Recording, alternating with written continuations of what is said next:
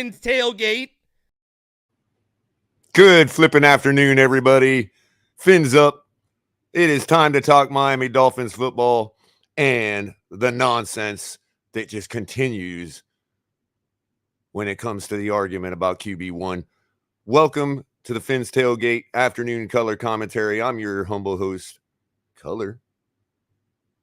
I will be humble today because it's not me that's got all the energy today, and we'll find that out pretty soon. But currently it is 3:49 in Southeast Florida, balmy 82 degrees, pretty humid out today, and I appreciate every one of you coming and showing up to check out the Fins Tailgate. We'll drop one in the middle of the day.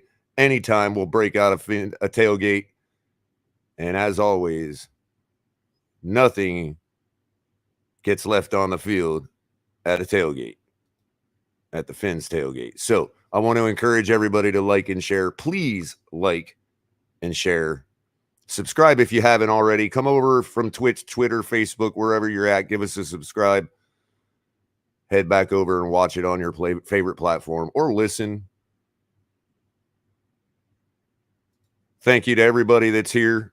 Lance, 88 the Hardaway, first one in chat. Marino's Goat, California. EM, how you doing, EM?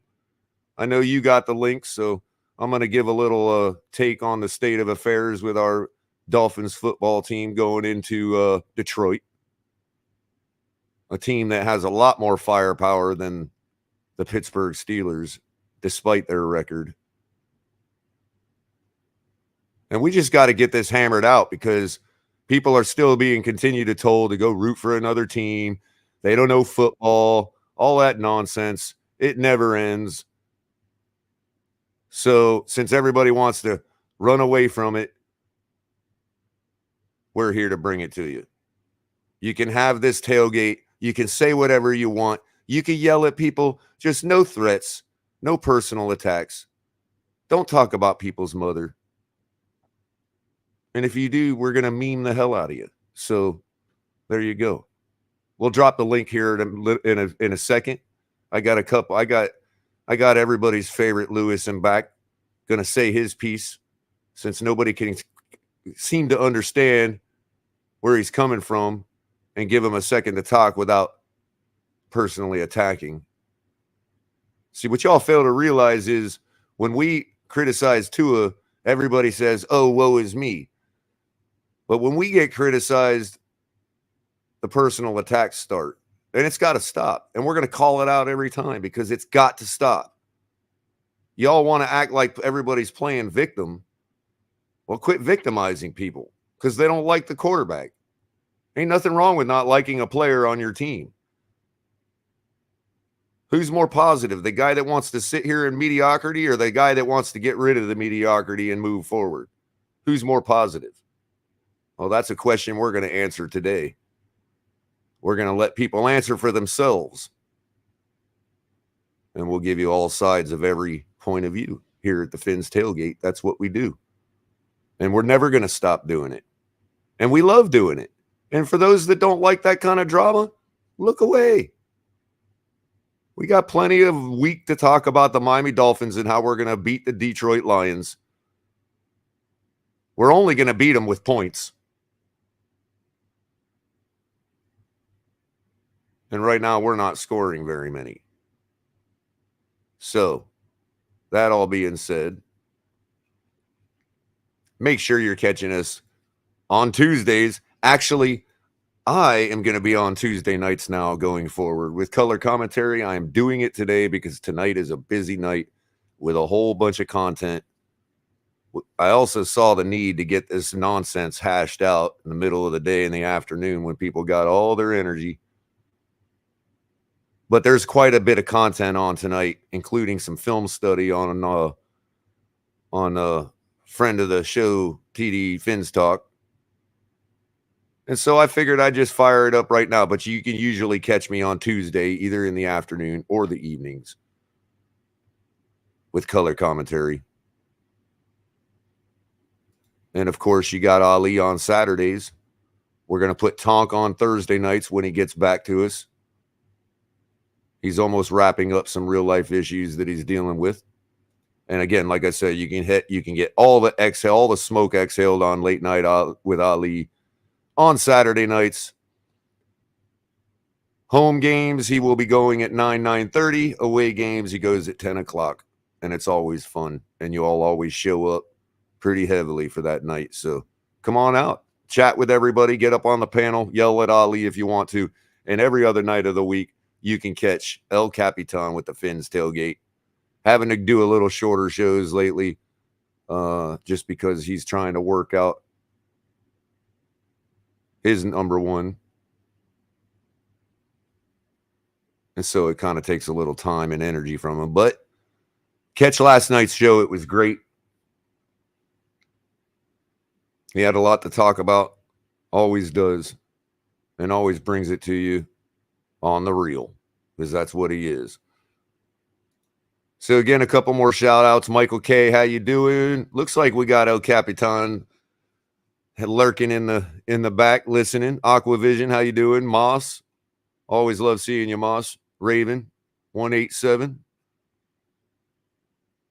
Adam, how you doing, buddy? I haven't made Adam a mod yet. I don't know why. He's a mod everywhere else. Red, White, and Bills, how you doing? Yeah, that'd be cool. We chop it up anytime, man. I don't know if I'll be coming up to Buffalo for that game, but you never know. I do got to get in a visit to Niagara Falls once in my life, so you never know. You might see Culler up in Buffalo one day. California. Pete, how you doing, Pete? Lance, trucking through the hills. Keep it going. Estefan, how you doing? I think that covers just about everybody for right now. We got, Green Rat just had to come in. We got 36 people, 20 likes. Come on, guys, hit that like button. It ain't hard. It's just as easy to hit the like button as it is your right-hand blinker. And we all know how we feel about them guys not using their right-hand blinker. It's just too easy and too courteous. Hit the like button, hit the dislike button, one or the other.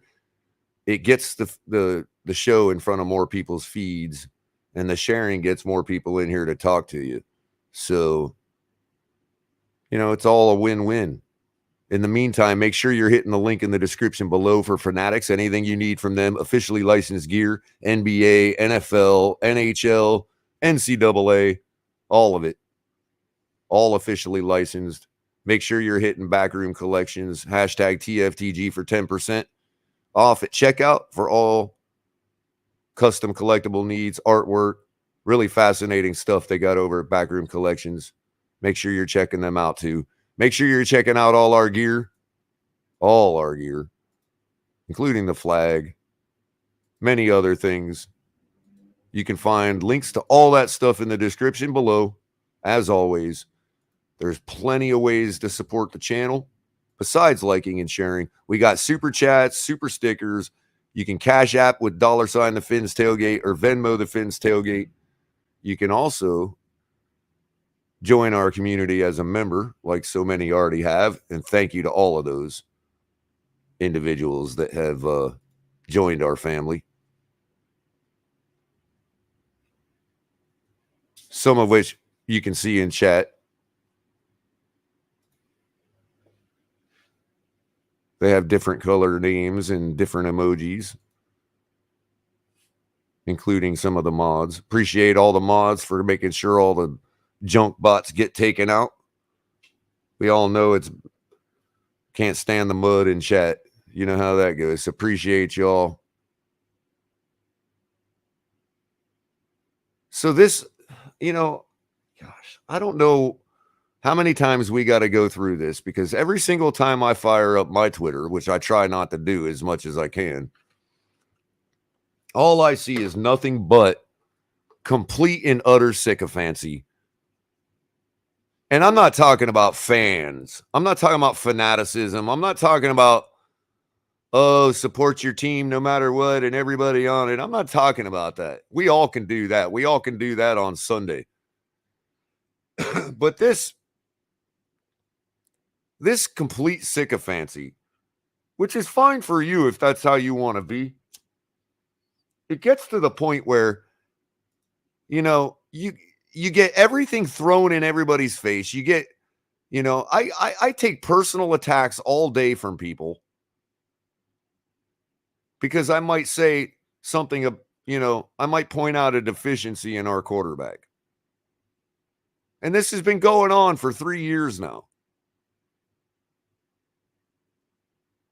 I joined up with the Fins Tailgate right about at the end of the last season. And we spent all off season hearing certain things, being gaslit, people trying to convince us that we got the next Dan Marino.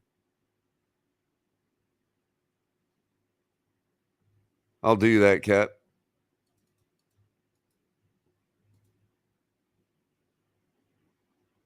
And you have to realize that there's no figurehead for a person that isn't convinced Tua is a franchise quarterback. There's no person that you can attack when that person's point of view aggravates you. There's no public figure you can attack. With Tua, there is. So when I say something about Tua, blah, blah, blah, deficiency, you can see it as negative. I don't really care.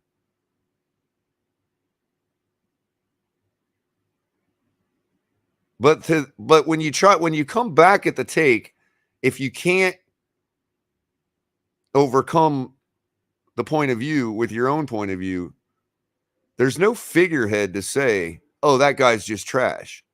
So what ends up happening is you say the person saying it is trash. And so on one hand, you have half of the fan base critiquing the quarterback, calling him trash, whatever it might be, whatever part of the spectrum you fall under. And you have the other half of the fan base calling that half of the fan base crackheads and don't know football. Let me tell you something. I never played professional football.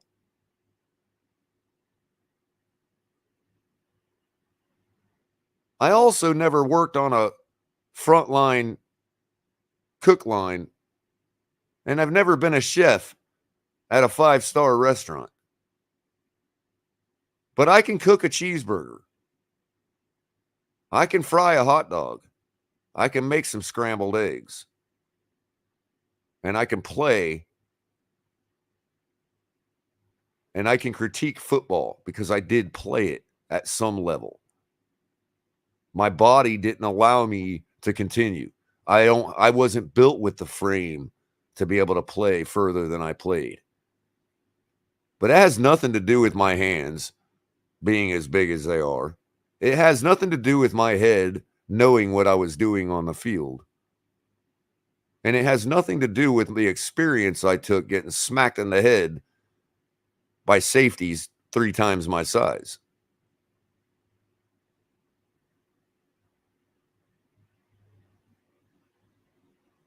You know, this notion that somebody knows football and somebody doesn't. Look, I challenge people to come up here. This is exactly why I do a show. I challenge people to come up here and tell me I don't know how to catch a football.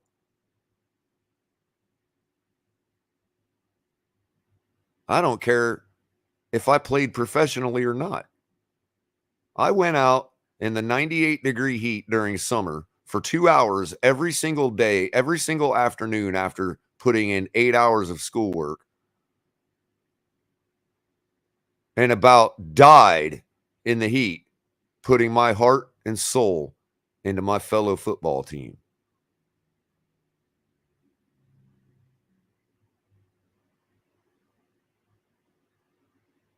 Having done all that, I don't go around here telling people that they don't know football. You've never heard those words come out of my mouth.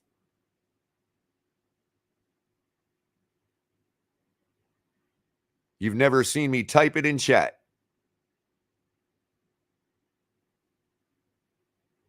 I am not going to stand for people telling other people that they don't know football.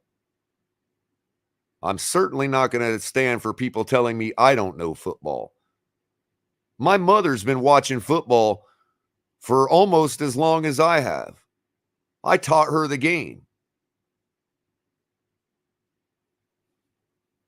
because nobody else in my family enjoyed it, and I didn't have nobody else to enjoy it with. So I taught her the game. I recorded Miami Dolphins football games on my Samsung VCR. Yeah, back then Samsung was a shitty brand. I don't know if y'all knew that or not. But back then, having a Samsung white VCR wasn't something you told your buddies at school. Now it's like a badge of honor. Everybody loves Samsung. Nah. Whatever. Anyway.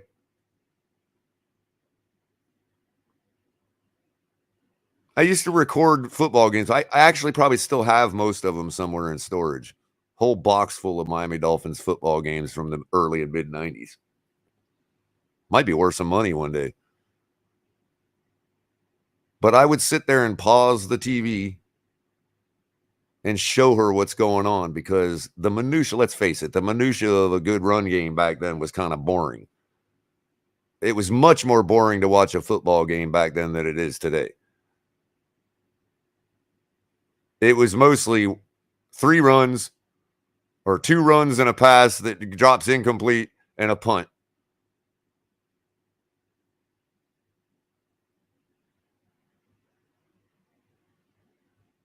I know, right? They'll raid my house for them tapes right on. You might be onto something there, Capitan. You might be right about that. I probably should shut up. That was back when fair use meant something. You didn't have, people going around trying to copyright you because, you're pointing something out with something they said. Finn's tailgate.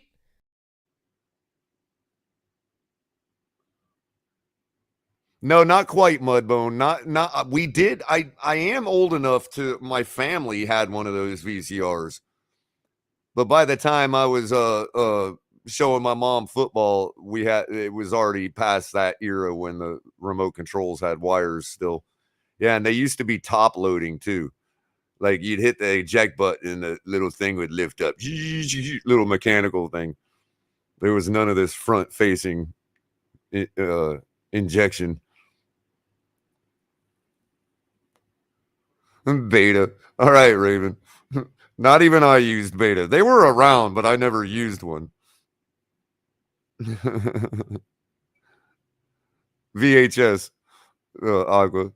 By then, JVC had already sold the rights to everybody for VHS and ruined Sony's Betamax market share. It's kind of an interesting story if you're into that kind of stuff about like American industry and all that whole JVC destroying Sony's Betamax offering. But well, Microsoft didn't make that mistake. They're like, nope, got to have a license to put my software on your computer. A lot of you might not know this, but that Windows disk we used to use to install Windows, you didn't even own that piece of plastic. But that's a story for another day. Look, it's, my mom knows football, is what I'm trying to say. My mom's been watching football for the better part of 35 years.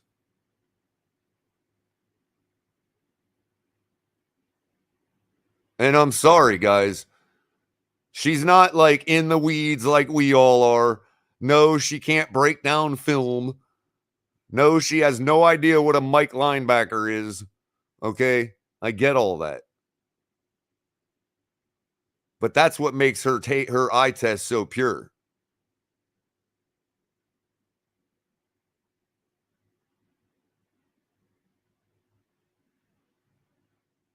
And so when I see somebody telling somebody else that they don't know football, I think that person is somebody's father or somebody's mother or somebody's brother who probably has been watching football a long time. And so it's not a big deal. I get it. The internet is a rough place. I understand. I totally get all that. But don't turn around and act like a little bitch when somebody calls you a two an ear.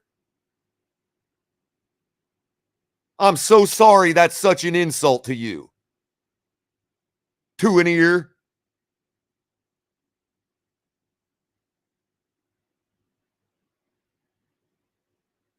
And whether you like to believe it or not, we have never had this kind of issue in our fan base until that guy joined our team. That's just the fact. And if you're upset with me for saying that fact, I can't help you. I'm going to keep saying it until it changes. This is not about Tua. This has nothing to do with Tua. Because Tua would be disgusted by the way you all behave. Y'all want to convince me that Tua is this well-raised. You don't have to convince me because I actually watched his father's YouTube video interview. I know how Tua was raised. And I'm telling you, Tua would be absolutely embarrassed and disgusted by the way Tua Nears behave. That's right. I said it. Sue me.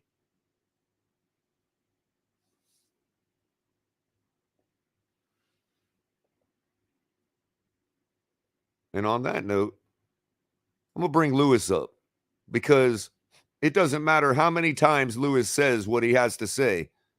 People still want to come at him the same way they do everybody else and talk over him and yell at him and tell him he don't know football. So go ahead, Lewis, man. You know what? Try your hardest. Try to reach deep and tell me where I'm wrong. Because I don't want people to just tell me I'm right. Well, you ain't gonna get an argument from me, Culler. I'm gonna be 100 with you. I completely agree with everything you said. But this show for me is for the people that you were just illustrating it about. And let me make it very clear: I'm not here for nobody but one person. So before I start on that one person, I just want to say my comments don't reflect nothing from the Fins tailgate. I don't want no feedback or comments going towards the Fins tailgate because these are my comments. But for bitch ass Russell to show his face after I tried to smooth everything out and even say, you know, hey, I see brothers in the chat and comment and stuff. He has the nerve to come up and basically say that I don't know football and that he's been right about a certain player that we don't have to mention. I think everybody fucking knows. See, this is my problem, Russell, you bitch, you hoe. You don't know that every day that once I get off work, I'm in a high school fucking football field coaching my ass off. Not only my son, but everybody else's son in the fucking community I live with. You don't know that every fucking Friday night I'm under the fucking lights, bitch ass Russell, coaching my son and coaching fucking high school kids. That I've put my coaching resume, okay, not to toot my own fucking horn, Russell, you bitch, right? That I don't know football. I've got players that have played in the NFL. I got players right now that are in college fucking football that have aspirations and dreams to make it into the NFL. You bitch. You hoe. So before you come at people and you start telling people that they don't know football because it doesn't fit your little Tua fanboydom, your narrative of your cock-sucking ass that wants Tua's fucking dick up Now, and well, around. wait a second, Lewis. Before you go there, because I know these are your personal thoughts and not any of anybody at the Fins tailgate's personal thoughts. Just to point that out. But secondly, I'm going to drop the link here in a minute after we get Capitan a chance because Capitan's in back. I don't know if he wants to say something or not, but I want to point out that Russell has been here several times and has been afforded the same respect as everybody else that has come to the Fins tailgate and come on a panel. And we certainly will continue to extend that respect and that invite. So, Russell, you know, hey, not my words, bro, but you know where you have full ability to come up here and speak your piece. So this is not anybody jumping or piling on to anybody, just to make so everybody makes that clear. Go ahead and continue, Lewis. 100%. I thought I tried to state that earlier. Yeah, I know. I just wanted to I wanted to say it with the Fins tailgate voice. That's all. Oh, absolutely. And I appreciate that, Color. Well, like I said, I'm not here for nobody. And hopefully if Russell's not listening, one of these other minions that be in and out of other people's chat listening for a keyword that strikes another person in this community the wrong way, they'll run and go back and tell. So please, one of those fucking minions that's probably listening to this now, go get fucking Russell. Because I would fucking love to have fucking Russell up here trying to debate. And look, Russell had a lot of energy to let out on Stephen D's show earlier. So this is really about, hey, there ain't no swear jar here. Exactly. Get it all out. That's what the title. That's what the title's about. Come get the smoke out. There's no hiding behind. We want to facilitate that here. We want to release everybody's pressure valve here. The last comments that Russell said, and we can start bringing everybody in, or however you want to continue the show, Color. But the last thing before I go, Russell's last comment on Stephen D's channel was, "Oh, Lewis, fuck Lewis, and I was right." Well, let me explain something to you, bitch ass Russell, so you can get it through your fucking skull. I've been right for 3 fucking years because your boy hasn't done a fucking thing. Right? He had one good quarter this year. As far as I'm concerned, he's failed this year as well. So I can't wait till this fucking season's over because I was the only one in this fucking community that said barring any injury or fucking no, I didn't want no benchings. I didn't want shit. I wanted Tua to finish out the season. And there's 2 gentlemen on this panel that can preach it because I said it on their fucking channel. So before Lewis, you have 17. I'm gonna run with Tua for this year, but I'm gonna tell you right now, so there's no more confusion and everybody can know where my energy is. I can't wait till this season's over and Tua Tagovailoa's fucking ass is out of this team and off of this team and out of fucking Miami. There, I said it. It's gonna be one way or the other, Lewis, because I will not stand for this. I will not stand for the uncertainty and let's have all the moral victories. Then we start with the excuses. It was a rookie head coach. Next year will be better. This type of gaslight and repackaging friggin' nonsense in the fan base. It's why I created the channel, Lou. It's why I 100%. made this channel and found like-minded individuals like Culler, like yourself, to surround myself with, not because we're haters, not because we don't know football, because the fact is, and I don't like the don't know football argument either, because you can think what you like, but just how Lewis educated people that how much football he knows, El Capitan played his whole life. From 7 to 18, I played football. I've forgotten more about football than most people will ever know. So I don't want to try to be that guy. You don't know football, don't know nothing, da-da-da. But I like to see these people that are middle-aged, fat, and fucking lazy, can't do shit. I'll shake and bake a bitch right fucking now, bro. I'm 37 years old, gonna be at the end of this year here directly, and I'll still put the my moves on a arthritis fool. might not let me back up. That's my all right, words Culler. these You got days. me, Culler. You got me. Lewis gonna fucking throw me a fucking bomb. I'm gonna shake and bake a bitch right now. So I mean, look, we're not Although gonna I go tell you all what, there. even with these arthritic hands, I can probably still make a catch if I had to. I got you. But no, I don't like the trying to totem pole who knows what or where, because ain't none of these motherfuckers ever played in the NFL. So don't tell me shit. Exactly. Yeah, that's really what Bro, the it's invite's ridiculous. for, Russell. I would really like to know what your credentials are, bro. First Since of you all, keep I throwing love around that nobody knows Russell. I football. love Russell. It surprises do me that too. Russell came at Lou the way he kind of did in a little bit. That's why I'm But I do know disappointed, this about Russell. El Capitan. That's why I'm disappointed, because I actually do love Russell as well. I highly I love respect Russell. his And takes. you know what? I like Russell's football takes for the most part. He is a little bit of a Tua lover and has Sure. rose-colored glasses Sure. for that. But Sure. I can stomach it. I can stomach it with Sure. it. But I will say Well, this you about can see how Russell. it's disappointing when we afford you the respect, and then it's like nobody else is afforded that same respect because they don't fit the Tua is God narrative. Well, and let me just say this, because I was backstage because I got kicked off, and I did call Russell a dumbass. So in that aspect, Russell has again, I said it the other night on y'all's fucking show. I expect motherfuckers to come at me just like I'm gonna come at y'all. And bro, I've came at Culler. I'm on Culler's show, and me and Culler have gotten into debates about Teddy fucking Bridgewater. How many fucking times in front of everybody that's watching these shows? Lewis, I argued with you for a week straight about Teddy Bridgewater. 100%, and Culler. I still got told I was a racist for wanting Skyler over Tua. Bro, it's God, bullshit. And the fact of the matter, this is what I'm saying. Me and Culler were disagreeing, like he just said, for a week. Did I ever tell Culler he didn't know fucking football?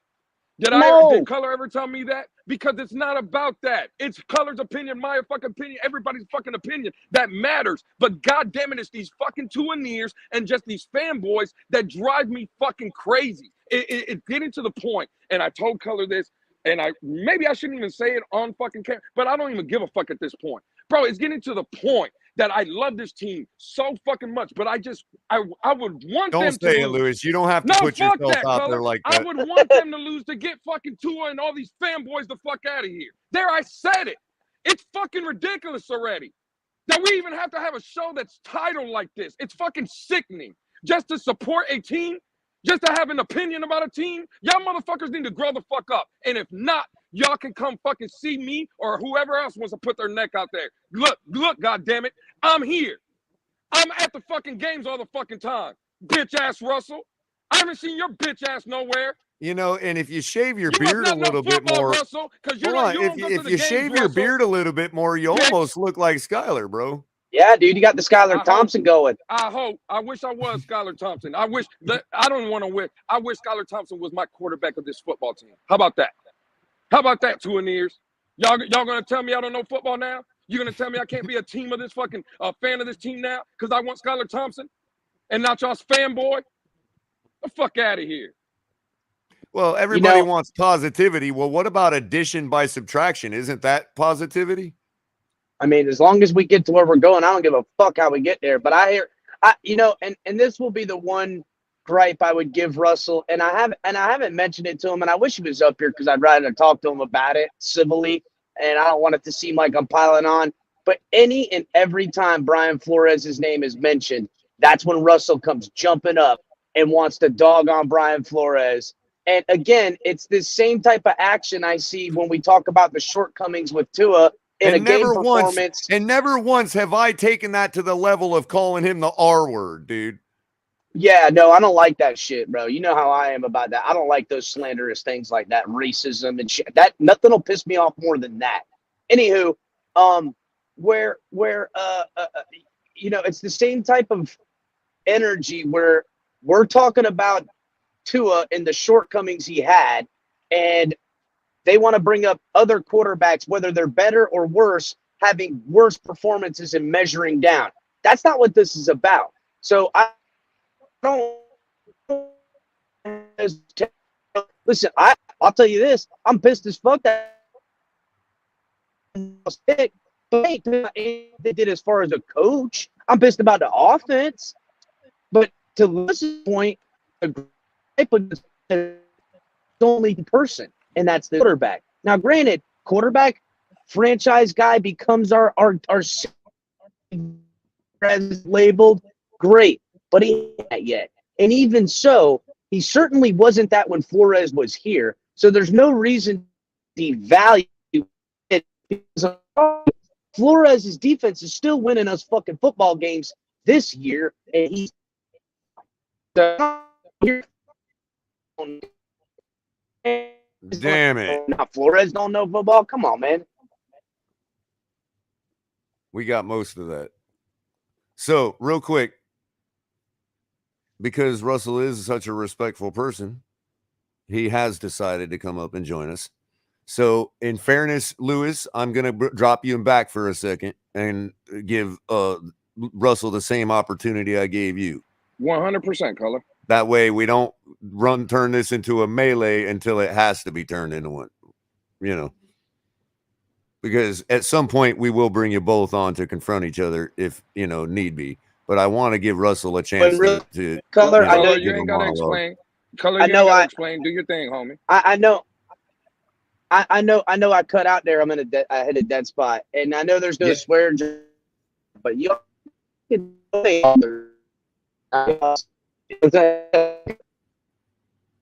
Damn, broke up again, but I think what Capitan is trying to say, it does nobody no good to just throw out the F-bombs and mom insults, you know what I mean? But we'll try to go from there. But we're not going to censor anybody. Even though there is not one. All right, well, try one more time, Capitan. We got you back. I said that donate like there is a swear jar, even though there isn't one. Oh, yeah. Definitely. All right, so I'm going to drop Lewis in back. You want to hang, El Capitan, or you want to come up after Russell's had a chance to speak? I'll hang right here because, but I might be spotty.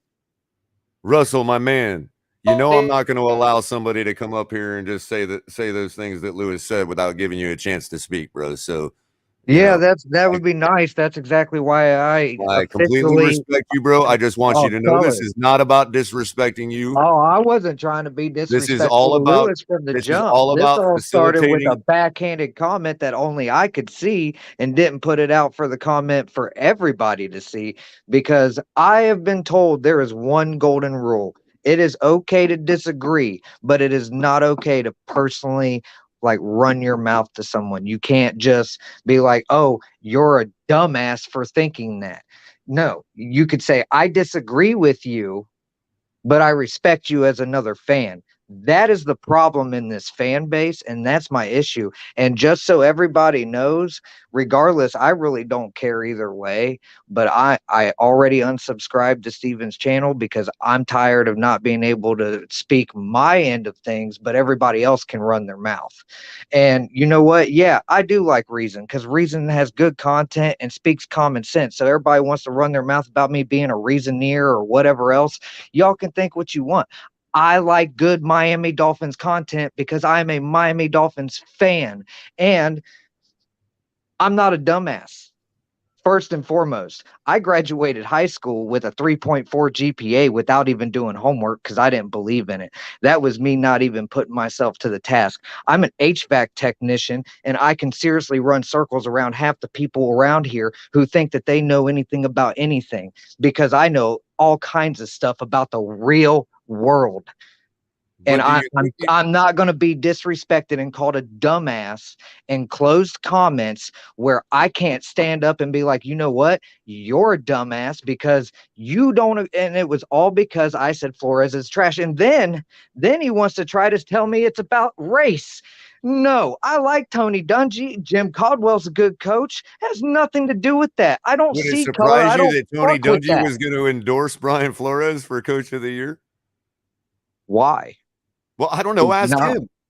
Because this is my viewpoint where when it comes to see- Brian Flores, and I'm just going to leave it at Pause this. for a It's this second. simple. Pause for just a second, Russell. But you see what just happened there? This is where it all starts. I said that Tony Dungy was going to endorse Brian Flores for Coach of the Year, and you asked me why, as if I know. I sure wouldn't, because, and this is the thing, okay? It has nothing to do. Yeah, but somebody you just said you respect would, and you asked me why. I mean, if I could ask Tony Dungy why, I would. But you don't see that as an insult to my intelligence by asking me why? As if I just made it up or something? Why would a respected Super Bowl winning head coach sign off and endorse on somebody who is? Because maybe he doesn't believe the propaganda. I'm going to make this simple, and this is my viewpoint, and I'm allowed to have this viewpoint. I know a self-righteous, entitled asshole when I see one, and that is exactly what Brian Flores is. Then apparently Tony Dungy doesn't, so you might want to reevaluate your respect for Tony Dungy. Well, so be it. But either way, the fact that the only reason why I brought up Tony Dungy is because the fact that he tried to essentially race bait me. Like, seriously, I'm a human being. I see other human beings. Like, I am cool with everyone until I am disrespected, and that is what happened. That's fair enough. I think we all called, Lewis, and then I lost my shit, and I got tired of it. And then Steven wanted to say I owe money for the swear jar, and that's why I was like, you know what? F it. F it, F it, F it, F it, F it. We're all adults. I had enough. And I was cool. I was trying to figure out what everybody was all hyped up about to begin with. And the only reason why I even brought up Flores is because I thought that's what y'all was talking about. You and Nando. I just hopped in. I didn't even hear the whole entire conversation. I was just trying to figure out why everybody was arguing. Then it got twisted around because I made one comment about Brian Flores and everybody loses their mind. He's not on the team anymore. Tua is. Mike McDaniel's our coach. Move on. Right. Why are we still even talking about this man? That's my point. Because there has to be a comparison made. How are we? Why is it fair for you to bring up Adam Gase? For what? But wait a minute. Why is it fair for you to bring up Adam Gase when comparing other coaches, but not somebody else to bring up Brian Flores? And the fact that I don't bring up Adam points Gase per game. I don't ever talk about Adam Gase. No, but what I'm saying is when somebody brings up the fact that we're only scoring 20 points per game, and that's no different than last year, that's not an invitation for somebody to come up and bash Brian Flores. That's not bringing up Brian Flores. That's bringing up the point and the fact that we're scoring less points per game than we were last year. Is that what you and Nando were arguing about? Maybe, maybe not. But if last year, if Brian Flores got brought up, Flores got brought up, it was in the context of comparing him to a improvement. I literally thought y'all were arguing over Brian Flores. That's what I told you. I did not hear the entire conversation. All I heard was Flores' name and y'all hollering back and forth at each other. And all I was trying to do is figure out what the hell y'all were arguing about. And I said, if it was over Flores, why are we still talking about him? That was my question. And then that's when the comment happened from Lewis. That's it. I was trying to figure it out of what was even going on because I was in the middle of work. I hopped on to say hey to everybody. Say fins up to my Fin family, and then, just see what everybody's getting into and then bounce because I work for a living. I work every day. So I can't be on here whenever I want Right, to be. I got you, and that's fair enough. You know, obviously you're a man enough to come up and say you misunderstood. Okay, fine. You know, Yeah, I just just thought keep in y'all were mind, flat out going at each other's just throats keep in over mind, Flores, and I'm just keep in like, mind, why? just keep in mind that there was actually one winner that was wearing a Steelers hat Sunday night that walked out of our stadium, and it is fair to say that Brian Flores beat the Pittsburgh Steelers last Sunday. It is fair to say that. What, because of our defense? Absolutely. But Josh Boyer was the one calling plays, not Brian Flores. Who He's brought not Josh on Boyer this, in? Who brought Josh Boyer in? Brian Flores, but guess what? McDaniel chose to Don't retain butt him. nothing. McDaniel chose to retain him when we could have got a They completely different They defensive literally coordinator. both came here because they both were in New England running the same defensive system. To me, it's not about Flores as the coach. I do not like Flores as the person, as a human being, because I see something that nobody else apparently does. That's fair. But your feelings about Flores, your personal feelings about Flores, do not negate the fact that his defense won us the game Sunday night. He's a great defensive coordinator. Fantastic defensive coordinator. Probably one of the best defensive coordinators. He's just not an NFL head coach. I've been saying that. That's very possible. Because guess what? I'm questioning the things he's doing here lately with his play calling. Do you think I agreed with him running Chase Edmond 2 times in a row on 3rd and 4th down? Hell no. Hell no. But I don't want to get too spun out on I want to make sure we're hashed out about our issues first. The only way I'm going to be cool is if Lewis apologizes for calling me a dumbass without context. That being said, Russell, I'm not going to bring him up here unless you're okay with it, because I don't want anybody to think that we're railroading anybody or anything or creating the drama. If you would like to have a conversation with Lewis, he is requesting one. So I will bring him up if you're okay with it. I'm absolutely all right with it. I do want to let you know, though, if it gets wild, it's going to get wild. Well, if it gets wild, I'm just going to meme the hell out of both of you. So, you know. I don't we got see, tools that's the here. thing. We got just tools here at the that's tailgate, the whole thing, Culler. Just because I disagree with Lewis on a lot of different points about this team doesn't mean that I don't respect the dude and call him FinMily. Well, but when you call me a dumbass, you cut the line. Save that for him. I just want you to know that when it comes to the melee and the wilding out, we got tools here at the Finn's tailgate. Finn's tailgate. You know, so we'll be all right. There just don't need to be any name calling, dude. That's just all. You could disagree with me, just don't be shitty about it. That's all I'm asking for. If you feel like throwing any name calling out there, just make sure you replace whoever your name you're using with Finn's tailgate. And you'll be okay. Bring him up. Lewis, my man. I'm going to let you guys talk out as much as I can. I'm going to moderate, but I don't want to interfere with two men having a conversation. You can have the floor. I really did speak how I feel on the topic. Well, yeah, obviously we'll let Lewis go first since he's been waiting and back listening. So go ahead. I'll even mute myself. Perfect.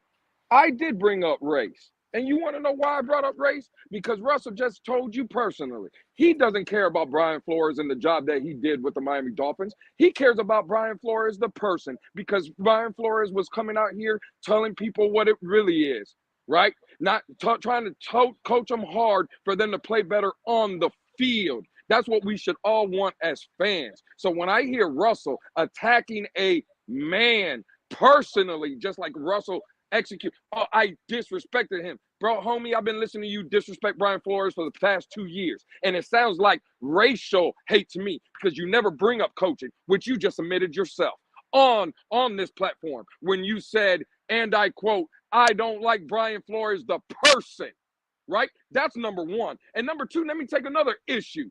Brian Flores, the reason you don't like him is because he's a self-entitled. The only person that I've seen in this entire organization that's been in self-entitled is Tua's daddy and Tua himself. That's the only person, because your fandom of this kid has gotten in the way of your fandom for this team. Because how can you sit here and say, what has Tua earned? You were screaming for Tua being the franchise quarterback last year when he didn't prove a goddamn thing. But you anointed him. That sounds like anointing means self-given, right? That's what you're doing.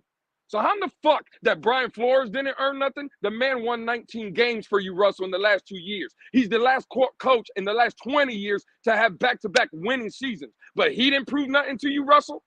But your quarterback that hasn't made a Pro Bowl, like EM has said about Mac Jones, because I see that shit going on in the comments too, and I agree 100% with that. Mac Jones has had a better NFL career than Tua Tagovailoa.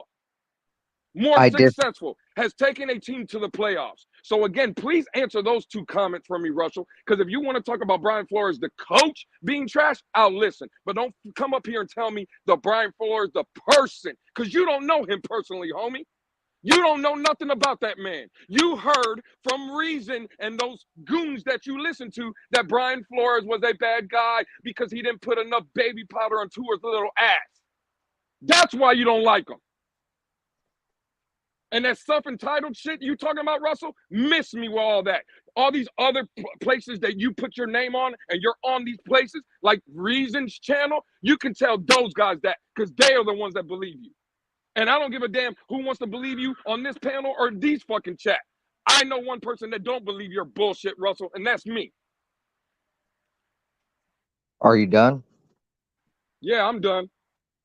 All right. So with that being said, what's Brian Flores' record without Tua Tagovailoa as a starting quarterback? I'll wait.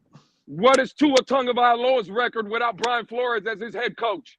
Before this year. Before this year, right? Right. Because the games that you want to give Tua credit for winning, played with Brian Flores was on the Flores. What are you sideline as a talking coach. about? What are Brian Flores made it through last How many season. games did Brian Flores miss that Tua started, Russell? How many games did he miss, Russell?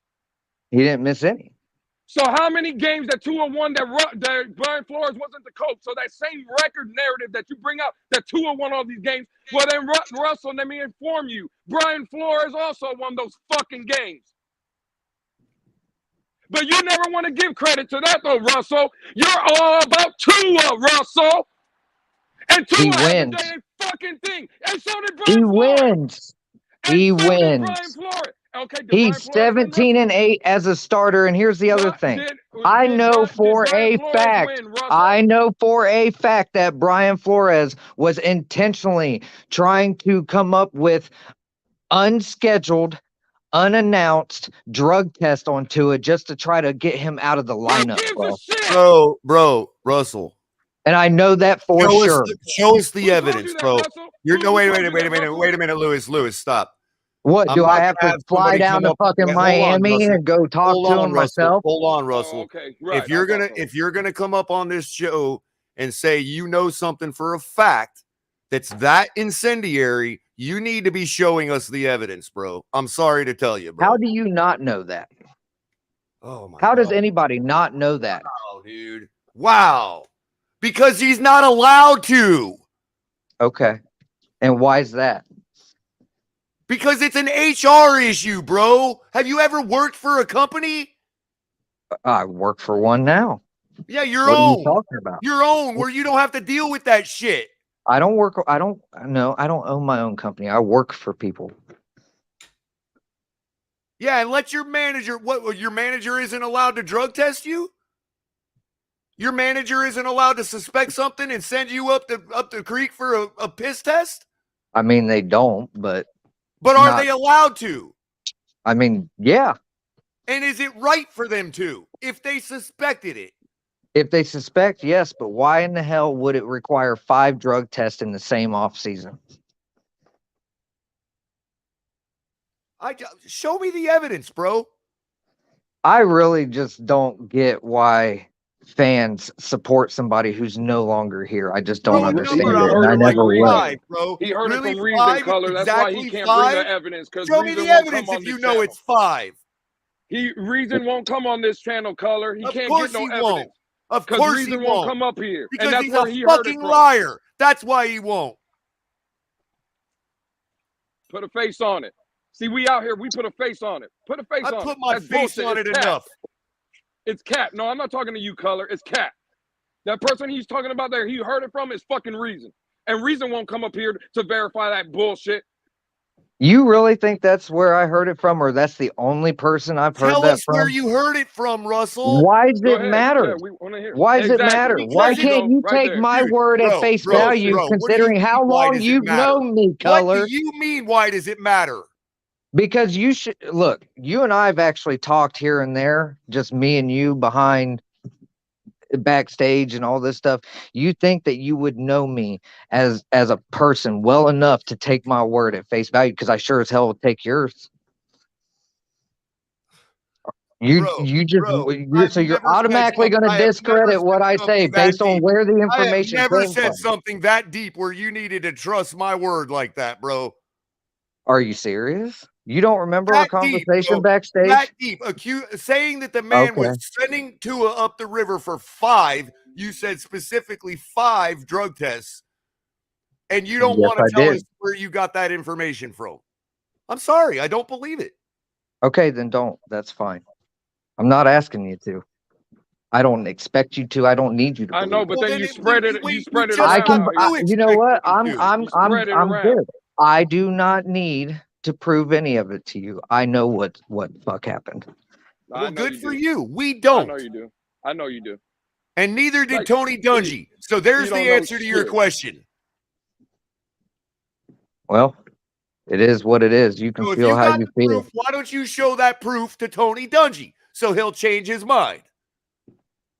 You really, then you know what? How about we just fire McDaniel and bring Flores back and watch what the hell happens? How about it? I'm about it. I'm about Are it. you guys serious? You're serious.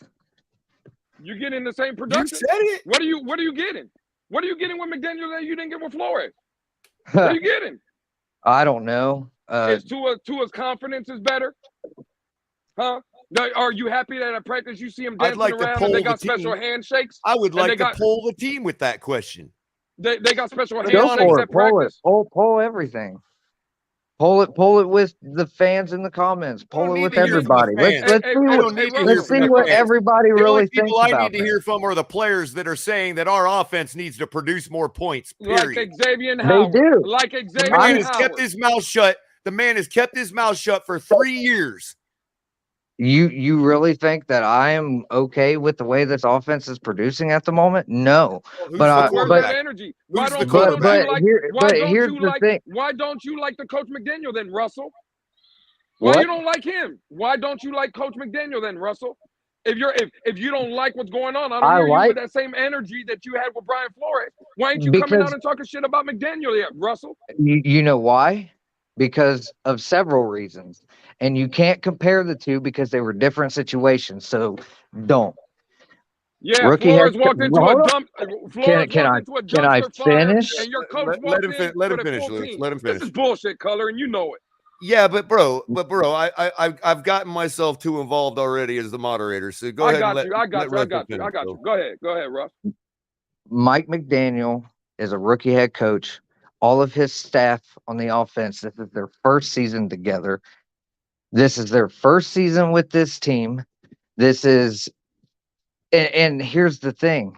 You have to understand that Mike McDaniel essentially inherited that shitty O-line, regardless of who's responsible for it, which I ultimately hold Greer responsible for that offensive line, not Flores. So with that being said, there's context behind that, because if you're willing to give Flores 3 years, why not give Mike McDaniel 3 years? If you're going to do one for one, you got to do one for the other. We never wanted to give Mike McDaniel 3 years. We wanted to give our coach Flores the rest of his contract. I didn't. I'm glad he's gone. Well, that's your opinion. And a lot of people feel that way. The fan base is sincerely split. Yeah, so who the hell are all those people to tell me that I got to keep spending my money for another 3 years? Then don't. That's your choice. There you go. And Culler do I right get here. to still be a fan, Russell? Hey, brother, hey, Culler, look at the comment section. I think that's Mark's the Bills fan. Look at the comment he just told me. Look, a Bills fan is gonna come tell me, I don't give Mark the energy anymore, bro. I'll say it, Culler. He tells me, a Bills fan, to go leave the fan base because I hate what our team is doing. Listen to this bullshit. Man, another team's fan base. Man that don't even live in Buffalo. Man that don't even live in Buffalo. A man that lives in our chat rooms and our platforms don't even go to the fucking Buffalo ones. Don't even see them because we watch the Buffalo ones too. We never see Mark up there, but we see him in the Dolphin chat. We see him in our fucking rooms all the fucking time. That's another. I'll say it because I like keeping the same energy for everybody. Mark's another hoe. There's another one. Yeah, but you know what? Mark is illustrative of something, Russell. I suspect Mark is actually a Dolphins fan that shields himself as a Buffalo fan so 100%. He don't have to put up with the stuff we're trying to tell you happens to us. He can say whatever he wants about our team because nobody cares. He's a Bills fan. Okay. That's a clever move. Maybe I ought to try it. I say exactly what's on my mind and how I feel. I'm not going to change the person I am to suit other fucking people. Well, we're just saying Mark does. I don't do that. I am very clear cut, to the point, blunt, open, honest. Not only does he not go to Bills panels, but he don't even live in Buffalo. Dude, telling us how our team is crap and how we got to have panel shows. Russell, Russell, when I asked him what the solution was for Miami Dolphins fans for this debacle, for our organization as a whole, he suggested I wait until Ross died. Well, that's not gonna.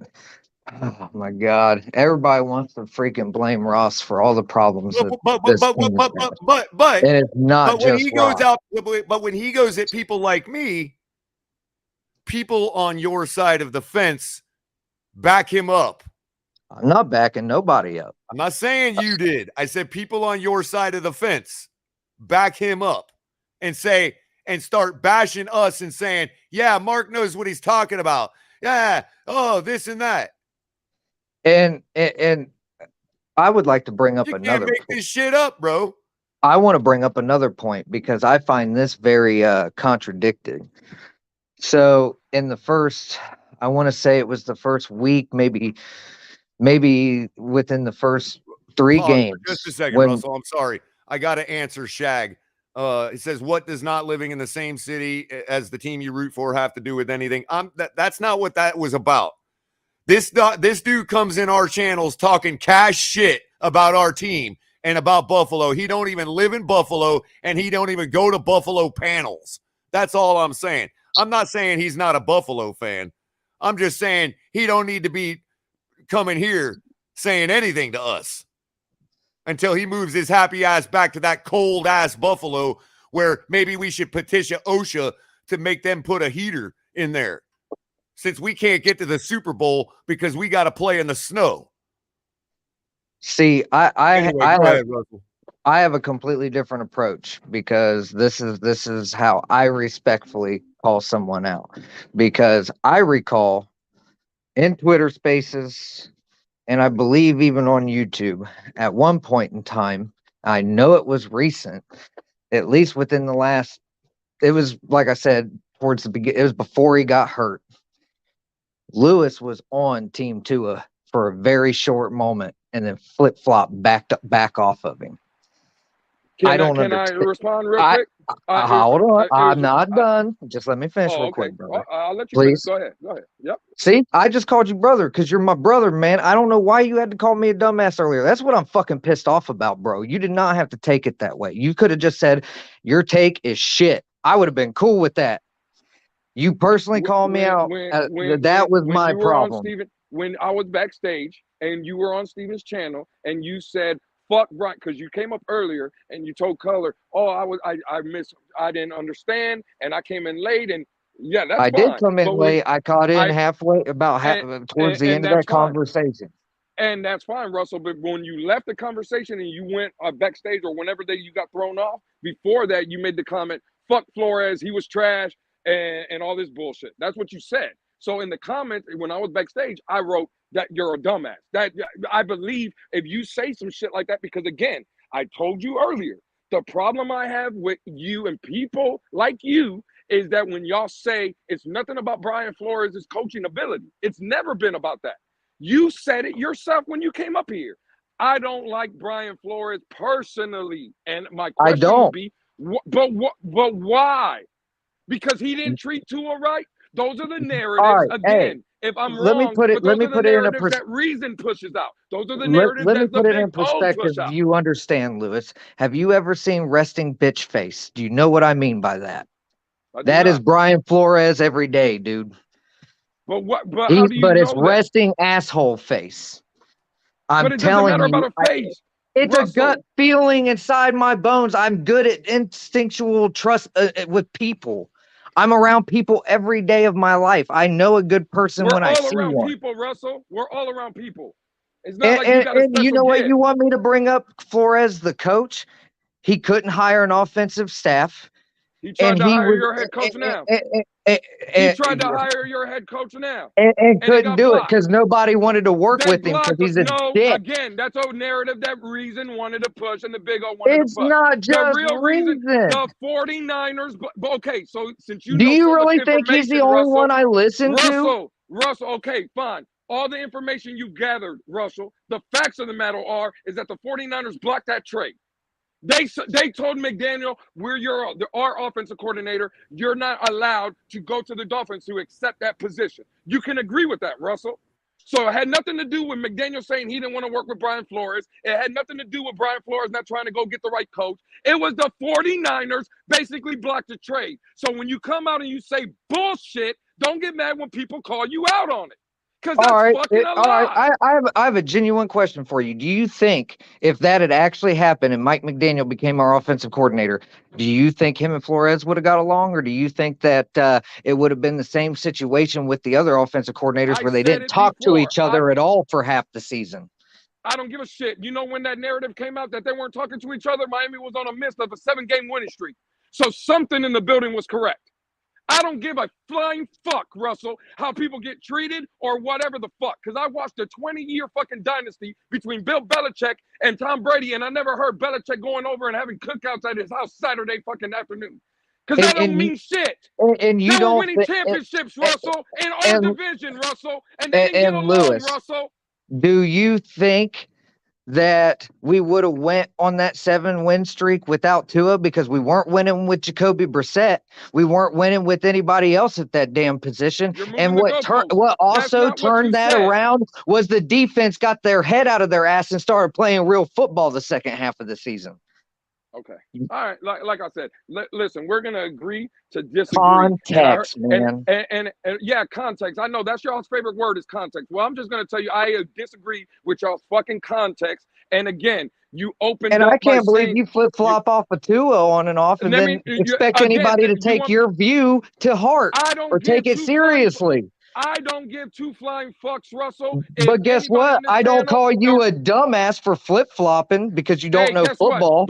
But there's no flip-flopping in me. What I said was, and what you heard on fucking Twitter and you heard on YouTube, because after the Braven game, I even asked you about it in Twitter, bro. Remember? Hey, Russell, guess what? After the Raven game, there's El Capitan and this great channel of theirs with Culler and Ali. I was the first one that showed my face on that fucking day. And guess what I said? Tua played fucking great. He showed greatness. So you think you're calling me out by being a flip-flopper. But the next week against Buffalo, he made one good throw to Jalen Waddle to seal the game.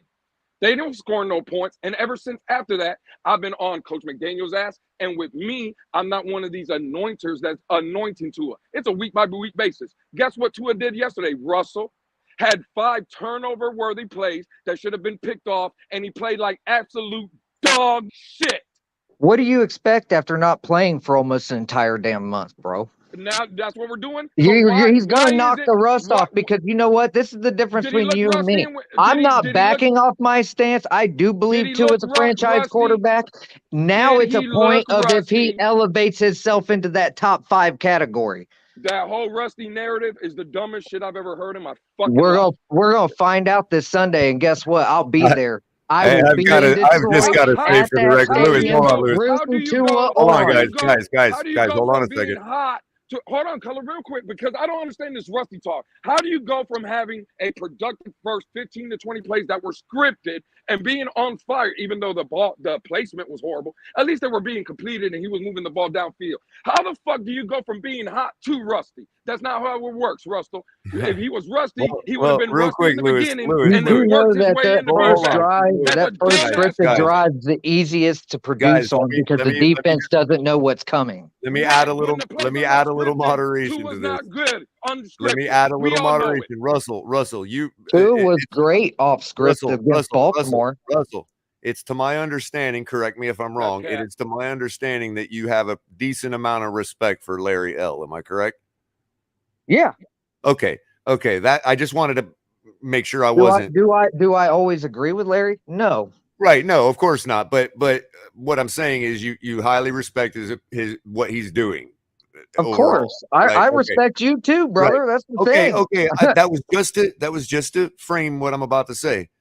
Last week, I jumped on his panel, his last one before the game, right? I forget which day it was. And we all agreed, a 5-person panel, Larry himself, 60 to 75 people in chat.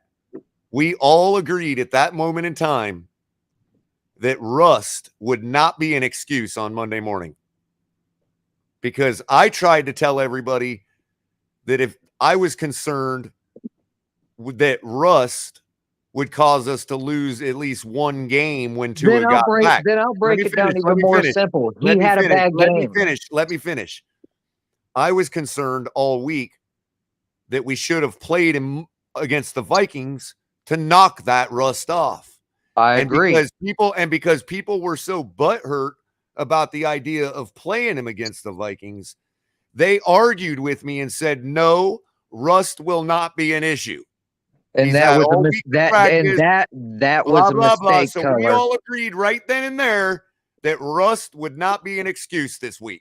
That was a mistake all on its own. That everybody even said that. In my did, personal opinion, they did. The only reason that kid didn't play against the Vikings was because of the media optics that have been put out there about him, because he's been under the spotlight from that concussion shit. Well, shame on Mike McDaniel for that. Shame on Mike McDaniel for that, because we almost dropped the game in Pittsburgh for that very reason. Rust, to your point, because I actually agree with you. I'm just pissed that we didn't knock that rust off against the Vikings and try to capture one more win. Yeah, because I already knew. Because here's the thing, Culler, I can't be too far off. I picked us to lose every game Tua didn't start. And I was right. And I know AKA is shout out to AK. We love you here, man. I know you don't care for Tua, and I've always respect your opinion around here. Franchise QB still have bad games. Wait a minute, Russell. That's not the point I was going after. I don't mean rust in the respect of like, oh, he's terrible. I just mean, yeah, you've been sitting out for 3 weeks, haven't thrown a ball in live action. There's gonna be a series or two. You know what I mean? And that could obviously, like we saw Sunday night, that could jeopardize a football game. And it almost did. Shout out to Noah. So that's all my point is, Russell, is that I was concerned about not getting out of that out of the way against the Vikings.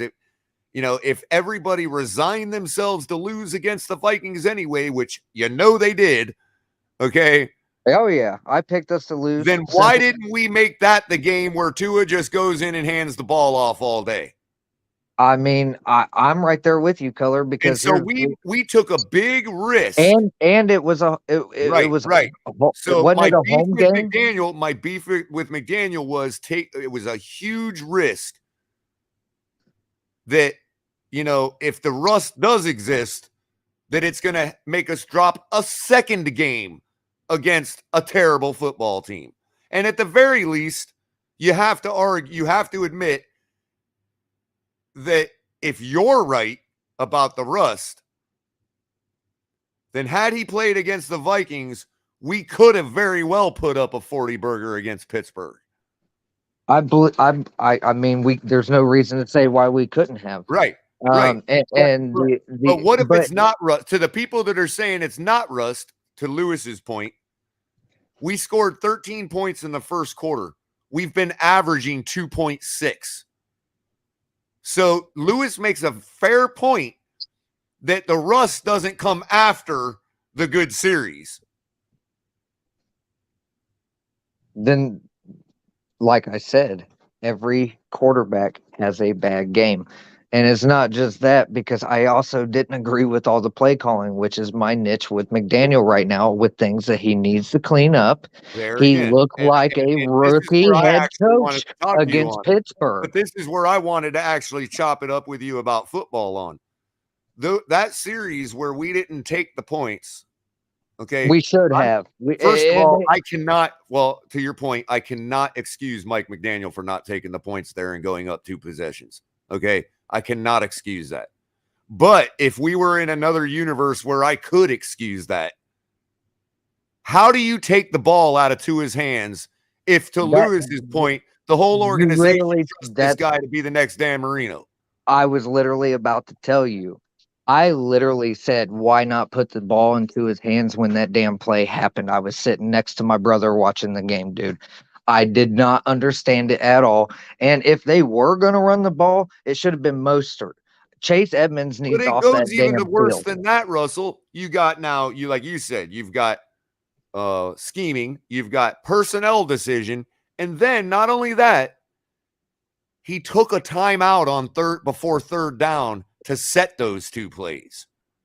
So you burned a timeout to gather your offense around in a big huddle for a timeout while everybody's squirting Gatorade into their mouth to tell them all we're going to run the ball twice and take the ball out of Tua's hands. And that's my frustrations with McDaniel right now. He coached a rookie coach's game against Pittsburgh. Easily yards, bro. You've been to football games, bro. You know how short. I'm going up to Detroit this Sunday. Right. Actually, so me and my brother. You know how short 3 yards is in real life, bro. Yeah. I mean that I do. And if it was me, I'm not speaking to. I don't want you just to say that it was a McDaniel mistake, because I don't personally believe it was. Hold on. I'm not hopping off. I got to answer this. It's a work call. No problem. Well, I'm going to let Lewis exacerbate my point because I gotta grab this phone call. But what I was going to say while Russell steps out was that I don't think it was a mistake on McDaniel. It was a mistake, but I don't think he thinks he was making a mistake. What do you say about that, Lewis? What is the reason Mike McDaniel took the ball out of Tua's hands? Because he don't trust him. That's a period. It's end of story. I think Mike McDaniel is starting to realize, and again, we want to talk about all this personal information and what we got. Listen, I've heard through the grapevine, right, that the game the Minnesota game where Skylar Thompson was going to be starting, I heard the full game plan for the first time this season was going to be in full effect. Not with Teddy Bridgewater, not with Tua Tagovailoa, with Skylar Thompson. You know what that tells me? If it's true, that's why I said rumor. I don't come out here and say, this is a fact and I know it's true. I state it's a rumor, something I heard. Could be right, could be wrong. Y'all take it for what it is. But if that is true, bro, the fact that Skylar Thompson, a 7th-round rookie that everybody likes to point out, has the grasp to have the full playbook, that's the biggest indictment that you can have on Tua Tagovailoa. Certain thing that would be certain aspects, right, of the fact that Coach McDaniel is admitting that there's certain things he can't get done with Tua. There's certain aspects of the game that maybe matchups, personnel, whatever the case may be, he just knows that Tua's limitations holds him back, right?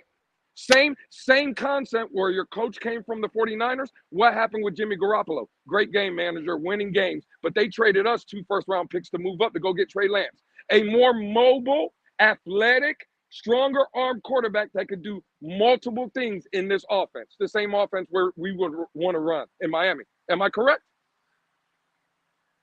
I'm just saying, since we want to throw out facts and shit out here like we know something, I'm just telling you what I heard. And if that's the case, that's the biggest indictment in Tua Tagovailoa. A 7th-round rookie has a a 7th-round rookie has the complete playbook at his disposal. You tell me, EM. Oh, Talk to me, damn. EM.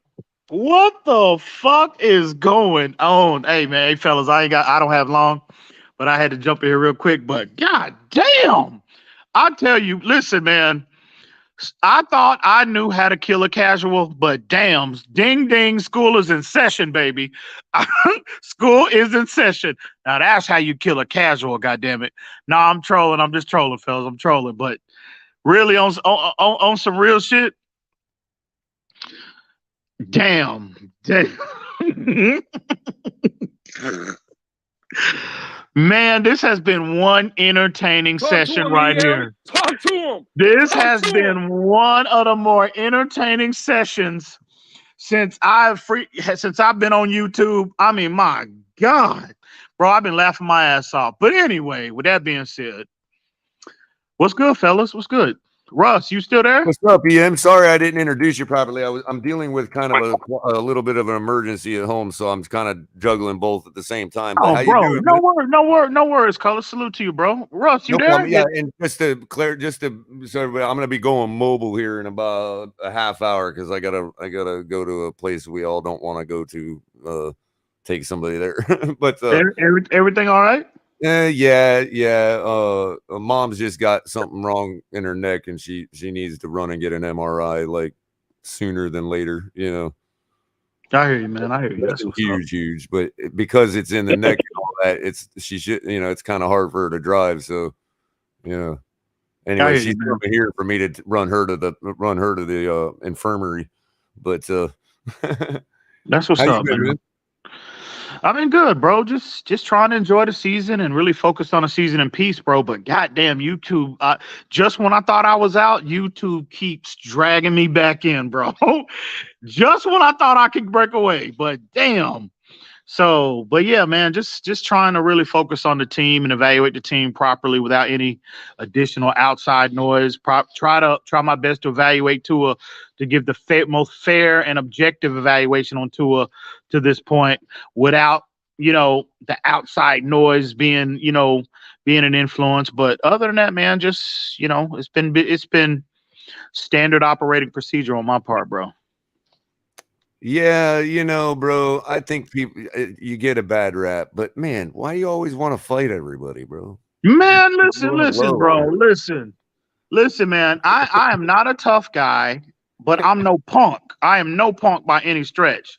And my only issue when I address people, and that, man, again, I'm just returning the energy that they're sending my way. They think they can get in the chat, talk punk people, talk about they gonna pull up and all this other shit. I'm just saying, look, bro, if you within 20 miles of Dallas Fort Worth, go. I'll be more than happy to drop that location, and we'll pull up and see who's really like that. That's all I ever say to people. But they're the ones. They're the ones always the aggressors. That's if you take it there, bro. I'm just saying to anybody. This applies to anyone. If you gonna sit there and you gonna talk that gangster shit on these platforms in the comments or whatever, well, like I said, I'm just extending the invitation. Nothing more, nothing less. Well, I will say this to be fair to you and to be fair to people like Pete. This is why, you guys are you provide a function for this fan base, and the function is, I don't feel like my speech is chilled when I make a criticism about Tua because I know that you guys are willing to say so much worse than me to people that I end up having a little shine on me, bro. So, Hey, man, look. No, Capitan wants to stir you up a little bit. He says, I have a question for the panel. How many more games does McDaniel have to win or lose before the Tuaneers turn on him the way they did on Flores? That's a very good question. That's a very, very good question. And my answer to that is I have no idea. I mean, I'm not going to even waste any energy anymore. I'm not going to waste any more energy on these Tuaneers more than I have to, bro, to be honest with you, because I feel I'm in agreement with Lewis, Culler, you as well. We've had conversations publicly and privately about this virus since we drafted Tua. Unfortunately, this virus came with him. And it's not me personally. I'm just saying me. I'm not saying anybody else, but me personally. I don't fault Tua for that. I'm addressing these idiots that came with him that have done nothing. They've contributed nothing positive to this fan base. You know, they've done nothing but spew, misinformation. They blamed everybody, for Tua's shortcomings to this point. And like a mind virus, dude. Absolutely. And also people that have been objecting. I'm not, and again, those are the Tua haters. Okay. If you want to go at Tua haters like that, knock yourself out. I'm talking about the people that try to be objective. They don't have any kind of personal feelings toward Tua either way. They are just evaluating everything from a film-based perspective. And they want to attack those individuals and call them out of their name, the consistent ridicule, talking about pulling up and yada, yada, yada, yada, yada. Those are the ones. That's the virus that I'm referencing right now. And they need to get up out of it. They need to get out of this fan base. I will be so glad when they get their ass up out of this damn fan base, bro. I've been saying that since day one, since 2020. Y'all know that. So, it's just something like, it's just always something with that portion of the fan base, bro. And it's unfortunate. It's unfortunate. How about that? Well, I can answer. I can answer El Capitan's question better than EM did because I ain't gonna keep it PC. Once Tua Tagovailoa and this Dolphin team starts losing games, and the reason is because Tua's deficiencies that he can't get the job done, that's when all the Tuaneers will turn their back on Coach McDaniel. That's when it will happen, just like it happened with Brian Flores. There you go. When Tua can't get the job done anymore under Coach McDaniel, that's when we'll yoke McDaniel's ass up out of here. That's because they're gonna blame everybody but Tua. They're gonna blame everybody. Deck my ass. We nailed that son of a bitch. We've already seen it. They're gonna blame everybody but Tua. Right. Oh, it's the offensive line. It's the no production of running game. It's it's the quarterback and his limitations. And I'm tired of holding back anymore. I don't believe. I ain't talking about the Fins tailgate. I ain't talking about no one on this panel. Let it be known. God damn it, I'll put my face. And we at the Fins tailgate invite. This looks heavily one-sided, but we at the Fins tailgate invite anybody up. We invite anybody up that wants to tell Lewis and EM where they're wrong. Yeah, damn. Oh man, I'm done with it. Damn. It's been 3 years of this bullshit, the same nonsense. Oh, and then we got to hear people in the fan base on every panel come up here and talk about, well, maybe next game, if Tua throws for 340 and 4 touchdowns, what will you say then? I won't say a goddamn thing because I've been waiting for it for 3 years and it never fucking happens. So I won't say shit. I'm gonna say this. I'm gonna say this publicly. Lou, we had this conversation privately yesterday. We was on the phone for as well as others. We was on the phone for 2 to 3 hours yesterday, having the same conversation. I'm not there yet. I am not completely out on Tua. This is where we differ. We part ways somewhat. I am critical of Tua. We all know that. And I take it on. It's on a game by game basis with me. But yeah. I'm not willing to say I'm completely out onto a night. I'm not willing to go. And EM, I know Michael K is going to be disappointed in hearing me say this, but I'm not either. But I get where Lewis is coming from. I cannot argue. Right. And it doesn't mean that his opinion is wrong. Exactly. And that he values what's in his bank account. I'm not out on Tua, though. I'm close to it. Right, hold on, guys. Before I welcome Lance, Crypto, DTA, and Estefan, man, Russell's gonna come back from that phone call and be like, what the fuck happened, bro? I'm like, now it's a real pile on. real quick. No. What I'm saying is what I was gonna say is the man has an opinion.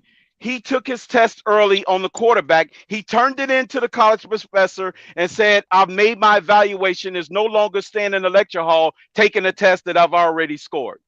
That's the evaluation that the man made. Don't freaking shit on him and say, I make more money than you. That's why your freaking your opinion is not valued. And the thing is, I hope that I'm wrong. I hope Tua proves me wrong so I can put this ugly face of mine up on these panels and say I was wrong. No, you don't. But don't try to feed. Don't try to feed me this.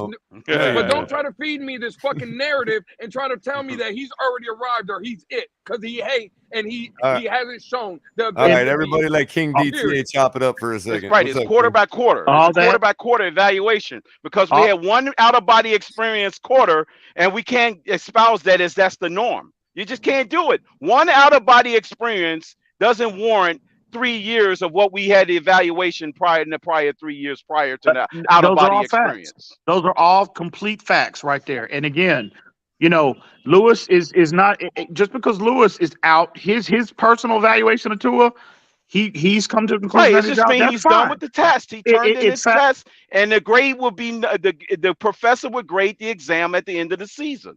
That's all. That level of concern with Tua is warranted.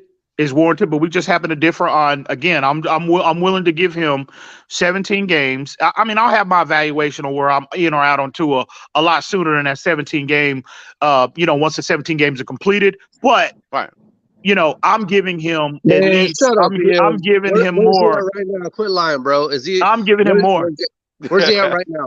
Where's he at right? If you had to do it today, is he a franchise quarterback or not? No, he's not. He's not. Okay. No, if you have to do it today, you have to say no. But it could change tomorrow. This is where we differ. This is where I'm not, bro. I've never said that. He is not. The evaluation's not over yet. Yeah, he is not at this point in time. Right. Again, the evaluation. We all know y'all know, bro. The idiots think that he's a franchise quarter. Oh man, I'm sorry. Russell said he was a franchise quarterback earlier, bro. My bad. Based on one out of body experience. That's you know what sucks? Exactly. I almost feel like fucking that we should have played a top 5 defense that last game. Because Tua would have had like 4, 5, 6, 7 picks in that game if it was against them. They're gonna look like one of the stats next week. So you know what I mean? I'm back. Yeah. I'm back. Everybody, was somebody asking for me? No, you breathe out. I went ahead and got. What we saying is no. First of all, we need to send early Christmas cards. What's up, everybody? Early Christmas cards to the defense of Pittsburgh. Hold on. Russell, I figured you needed more opponents to go at, so I filled the pen. Hey, real quick before you cook Russ, real quick. Okay, go ahead. I want to give some balance. So Batman just got in. Batman is definitely going to push back on us all. I'm almost sure of it. So go ahead, Batman. I got an easy answer for the question the Cap asked earlier. I thought I was live, but when I went on, I was just YouTube. I was like, oh shit, I was behind by a couple of minutes, I guess. So hey, how about if we miss the playoffs? I think everybody's in the hot seat. If we miss the playoffs, that's fair. If we miss the playoffs, it'll be a clean sweep. I agree with fair. That. Everybody, including Tua, everybody's on the hot seat. That's the way to do it. Yeah. If you want to do it correctly, yes, you have to do that. And I'm fucking done with Tua until I see otherwise. And his sorry ass offense. I'm sorry. Yeah, damn. What a disappointment. What a disappointment. Since people like to say, we win with Tua. We win with Armstead. Every time Armstead is in, we win. Because we're able to. There you go. So it's Armstead 4-1 as well, right? If you are easily impressed by that win, then I don't got nothing for you, bro. Oh hell no! That was monogamy is 4-1. They have not earned my respect, and that shit was a joke. And I agree. Until I'm proven otherwise, I'm going to keep that opinion. Like I just said, though. I wish we would have played against a top 5 defense, because that would have shut evering down. Lance, real quick. Don't worry, it's coming when we play. It's going to be 32 degrees in Stadium in December. Pause. Hey, Lance, don't worry, it's coming. Batman answered a different question. So let me go ahead and clarify something real quick for Batman. The question was, when do 2 ears turn on Mike McDaniel like they did Flores? That was the question. Not when do we give up on Tua. I got a response. Mike McDaniel. Not when we're all jump ship, rats off a ship on Mike McDaniel. Oh, when I didn't he wants to bench him. I didn't hear that question. Right. So yeah, that's what it was. All right, so that's a fair question. Well, look, I understand the concerns that the offense hasn't looked like what we all expected, regardless of the injuries, regardless of everything. It hasn't looked like we all expected. I'm not hitting the panic button, and that's kind of like what I said today in the morning. And it's not that you guys are wrong for it. You guys just want, you could care less about the wins and losses. You just want to make sure we have a franchise quarterback, right? And that's fair, and that's 100% fair. And No, that's not me. I can't speak to nobody else, but no, that's not me. I'm about wins. I'm about wins and losses. So that's the thing, though. We could win. We could. That's fine. We can take the trend these, differ approach. Nothing's wrong what with if the we trend get these differ ugly? approach. What if we But get just these let that ugly know wins that's the all the trend way differ through, though? approach. All right, but But what if we get all these ugly wins all the way through? The You'll be issue- satisfied with Tua? No. Here's the issue. So that's the my issue. point. No. Here's the issue, Batman. Were the Rams Sure, satisfied with Jared I Goff? think all What's of the us. problem? I think all of us are satisfied Exactly, with the 4. We're not complaining about the 4-3 record. The issue is that all we're doing, and again, for the most part, from what I've heard, based off what I've heard on different platforms, is that you can still be, I guess I don't want to say pleased, but we can be all, I guess, happy with a 4-3 record, but we can still highlight areas of the team that needs work. Because if we don't get them corrected, if we don't get those areas corrected, you can't hang your hat on what we've been seeing, bro. Win. Right, you can't win. You can't hang your hat on what we've been seeing. We're gonna pay right. for it. Once we start playing real competition. Another way to look at it. That's why this Another morning. way to look at it is, if I'm facing a Buffalo fan, I'm absolutely happy with 15 ugly wins. If I'm facing my fellow Dolphin fan, I ain't sugarcoating nothing. No, I ain't satisfied with that. Right. That's fair. Look, I don't know if y'all heard. Because if the team satisfied with Goff. If the Dolphins was looking at this the same way as being casual and saying a win is a win, then we're going to lose the next 11 games because they're going to constantly keep overlook next week's opponent and not looking to improve. And really, last year, what I liked too was nobody liked, with Flo, but I liked the way he changed up our quarterbacks. He'll put, he'll put a different quarterback in and then put Tua back in and then put another quarterback. Yeah, but I almost actually fault him for that because he didn't understand the dynamics of the political situation in the building with Tua, and he should have just stood his ground with one or the other. To be honest, can I ask that's almost like baseball. You know what I mean? Yeah, you get the chance. Like baseball. Why? I know. I'm just saying. Is not winning. Take him out. Put the middle of the pitcher in. Well, we saw that happen last night, and despite them losing the game, nobody can argue that Zap didn't come in and take care of business. Yeah, he did. He like right 14 away. Straight points until the defense crapped the bed again. They were in the same boat we are. Belichick didn't game plan with him beyond coming in a backup situation, so they had nothing for the fourth quarter. If they would have put, if he would have put Skyler in, we might have scored another, touchdown or two. No, what I'm saying is, I would love to see, supposing the NFL doesn't screw over Zap like they did Teddy or Skyler. And because hold on, Lance, hold on. Okay. What I'm saying is, I'm really anxious to see what Bill Belichick does, what Zap does, given a full week of preparation, because the last time they had that, they shut out their opponent 29-0. Right. When they had full week of preparation. Exactly. With Zap. What I was also thinking is because Flo schemed for Tua. You know that. If he would have put Skyler in it, he would have screwed up his whole scheme. So I want to let probably would have. That's probably why they pitched a shutout in the second half. By posing this question to Russell, is it possible that Tua and McDaniel have become entangled to the point where McDaniel can't win without any other quarterback? And is that a problem? No. The question was for Russell. Russell, my bad. Maybe he's back. I think we would have won that game where Skyler got put out in the first quarter. Yeah, he could I think we would have won that game by far. That's all he's shown so far. We have 3 losses. My point is, for those people saying that we're 0-3 without Tua, that could speak. Hey guys, I'm gonna jump off. I gotta get back to work. That means you need to fire the head coach. Just the same as Tua can't win without McDaniel.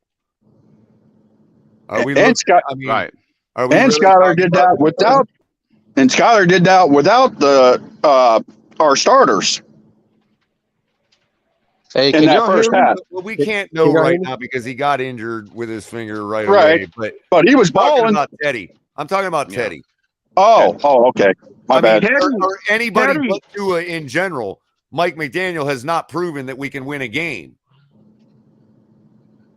Right. So how much of a genius are you if you can't win without you know, the other teams making adjustments, especially against when you, your whether quarterback he's your gives first you a string guy or not. sufficient enough performance to win the game.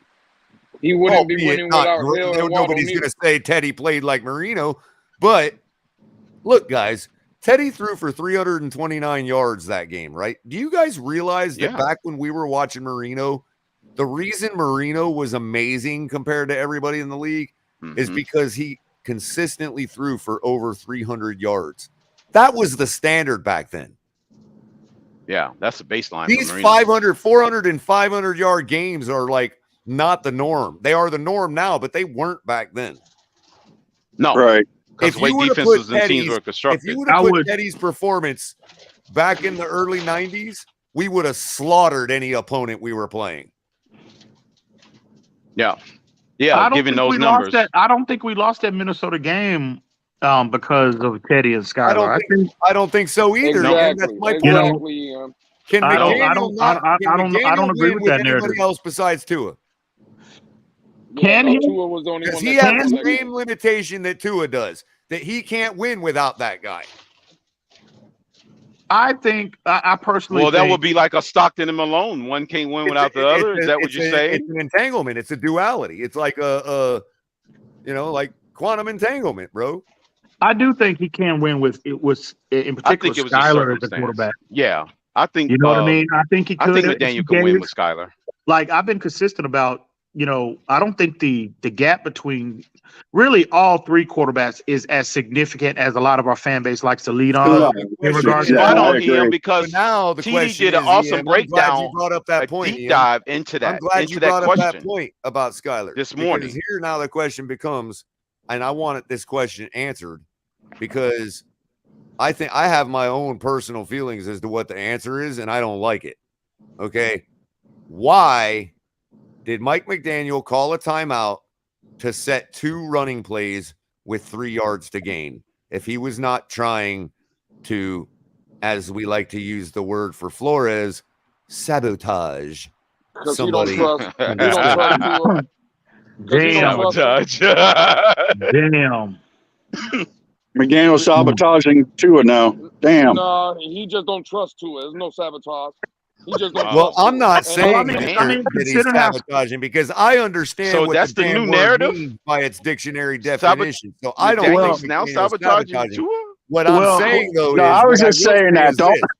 What I will say is this: McDaniel, that move right there is evidence that McDaniel does not trust Tua in those situations. Well, considering how careless Tua was with the football on Sunday, can you blame him? I mean, I can't blame him if that is the case. Well, yeah, you can't blame him. Yeah, But Tua was pretty careless. He was pretty careless. That's with credit to football on Sunday. McDaniel If that's for the doing case, that. and he's afraid of making Tua look bad, or we lose the game because of it, then guess who's not our guy?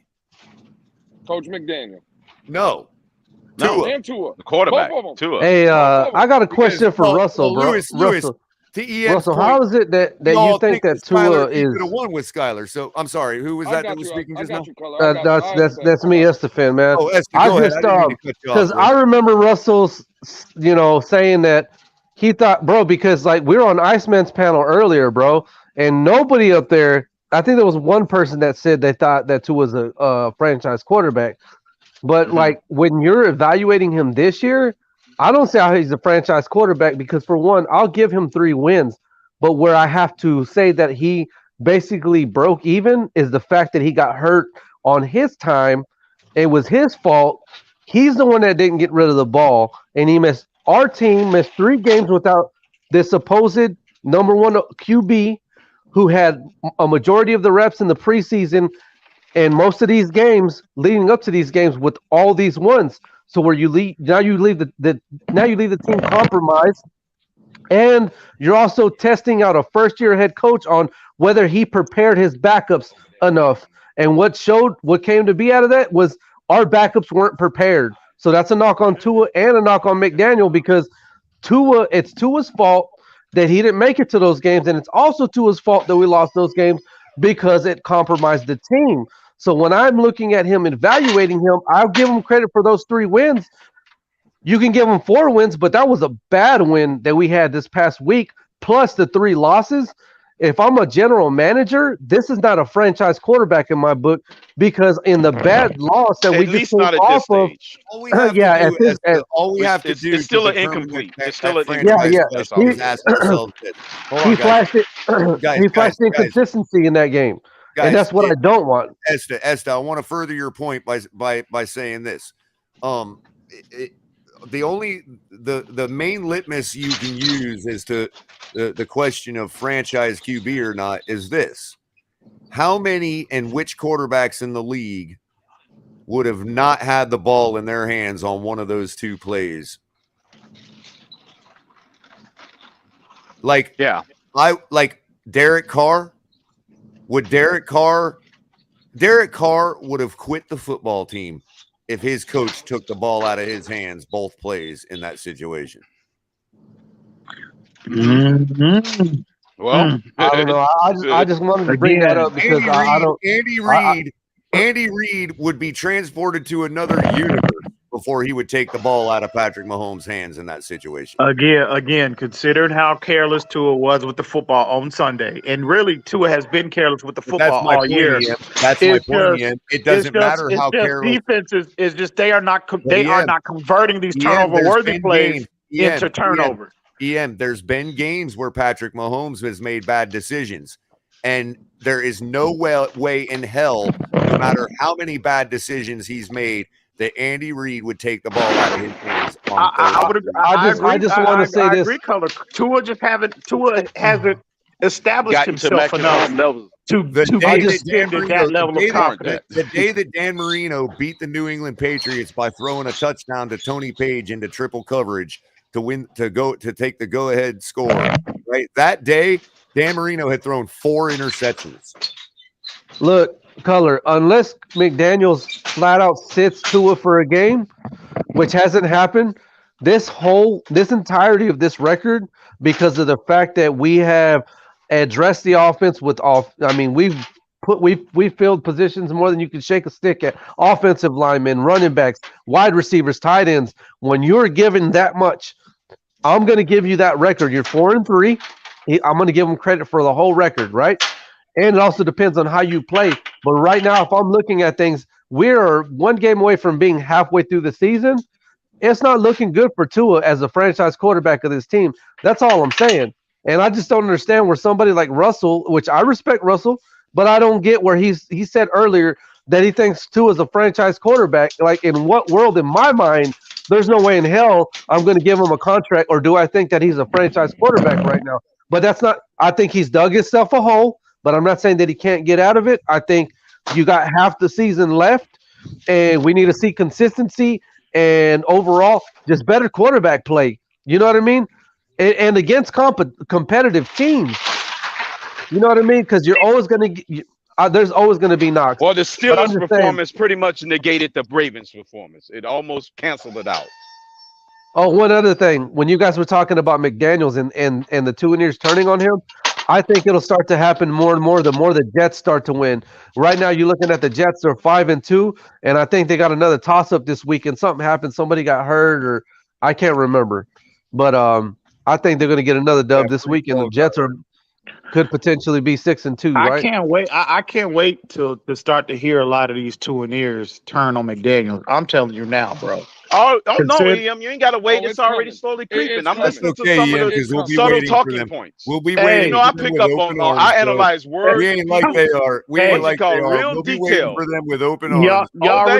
Y'all remember all them damn conversations we had before when they hired him? When everybody was they were so eager to anoint him this genius, and he's going to do this, and he's going to do that, and he's so much better than Brian Flores. Remember those individuals?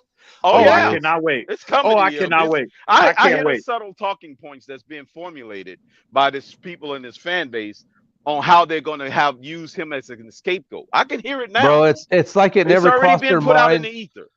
that clock management is a part of head coaching. There's a learning curve with the first-year head coach, bro. It never crosses these people's mind that you're shooting yourself in the foot right when you decide to fill holes on the team, but you want to bring in a first-year head coach, bro. Like, that made no – I mean, I get it to it. I mean, McDaniel had some kind of clout, but why did we get a first-year head coach, man? Why not Peterson or somebody? because Kellen Moore was a rookie and he thought he wasn't. Well, they tried to get Sean Payton. They tried. EM, for all of you people that thought, why not Peterson? He went to the Jags. For all of you people that thought Mike McDaniel lined up Boyer to be the first scapegoat, yeah, shout out to Noah. Exactly. Shout out to Noah because he killing that narrative right away. Yeah, he saved Tua's ass is what Noah did. He took that leverage away from McDaniel. He saved Tua's ass. Tua's about to lose to a first-year quarterback. I'm saying he saved Boyer's ass. He was. McDaniel can no longer use him as the scapegoat. You're right. Yeah, I hear that. And it's I can't believe I hear these individuals in his fan base are they're happy with the level of production we're getting on offense. Mike McDaniel said himself they are benefiting from what this is a paraphrase, but when he said we are a defensive-led team until proven otherwise, he is telling you I am benefiting from everything that Brian Flores has established as the head coach here. That's what the man is stating. And bro, that's why I got into it. And for these people to sit up here and be happy and complacent and pleased with where the offense is going, it is ridiculous. That's why I got into it. That's why me and Nando. Before you start simmering, I just want to point out, EM, remember the analogy I made last week about this being a medieval jousting tournament that God will never let the liar win? Mm-hmm. Yeah. Who walked out of that stadium a winner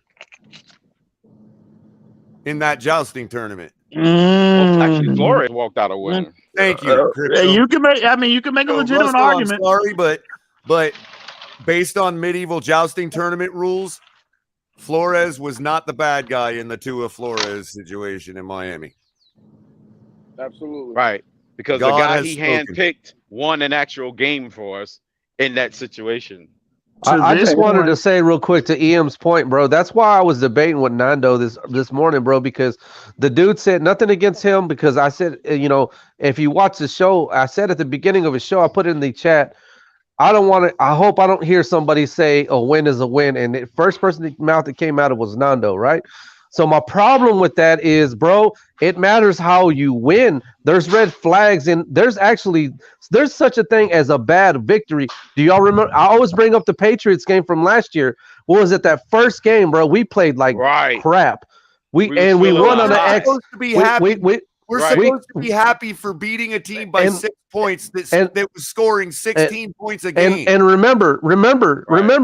Who saved Tua's ass at the end of that game? That was X on an INT.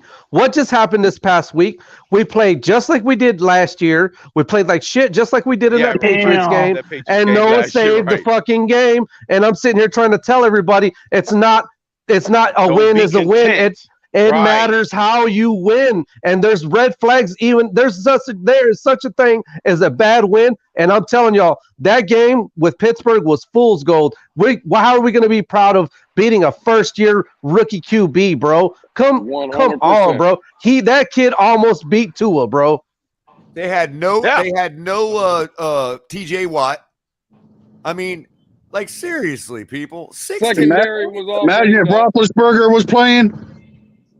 Oh, it wouldn't even. And what happened, y'all? What happened? What was the result? What was the result of that Patriots game? That our fan base was saying, "Oh, I'll take it. A win is a win." What was the result? What was the result, fellas? A 7-game losing streak. 7-game losing streak. That's where we're heading. That's where we're heading, bro. I'm sorry, bro. Tua's got to get his head out of his ass, and he's got to start. He got to show up, bro. I'm sorry.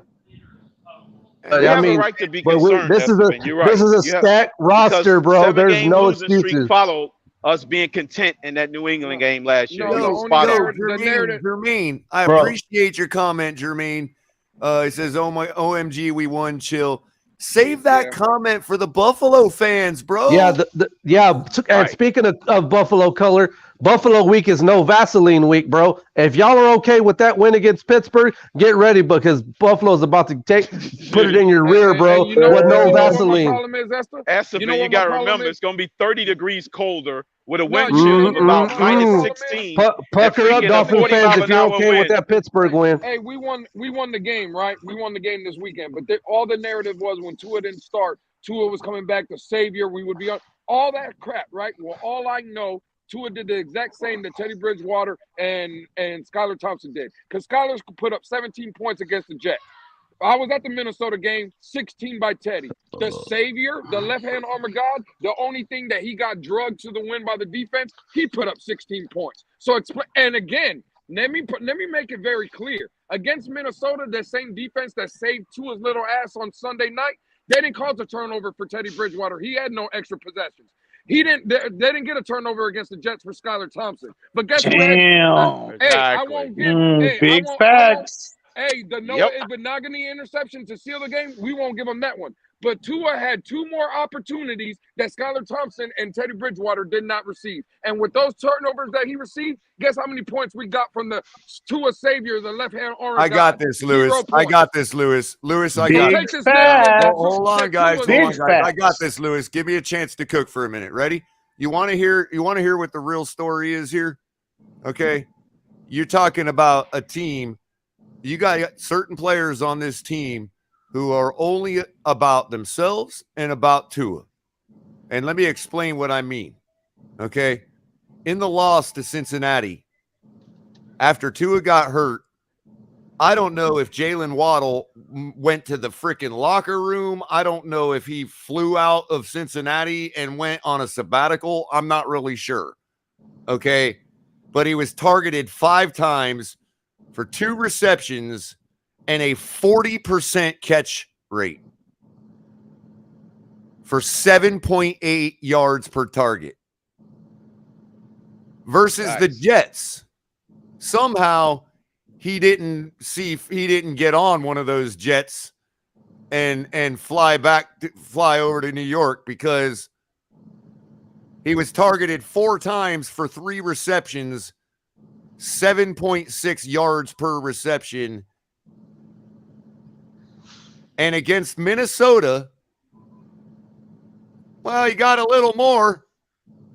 10 targets for 6 receptions, 60% catch rate.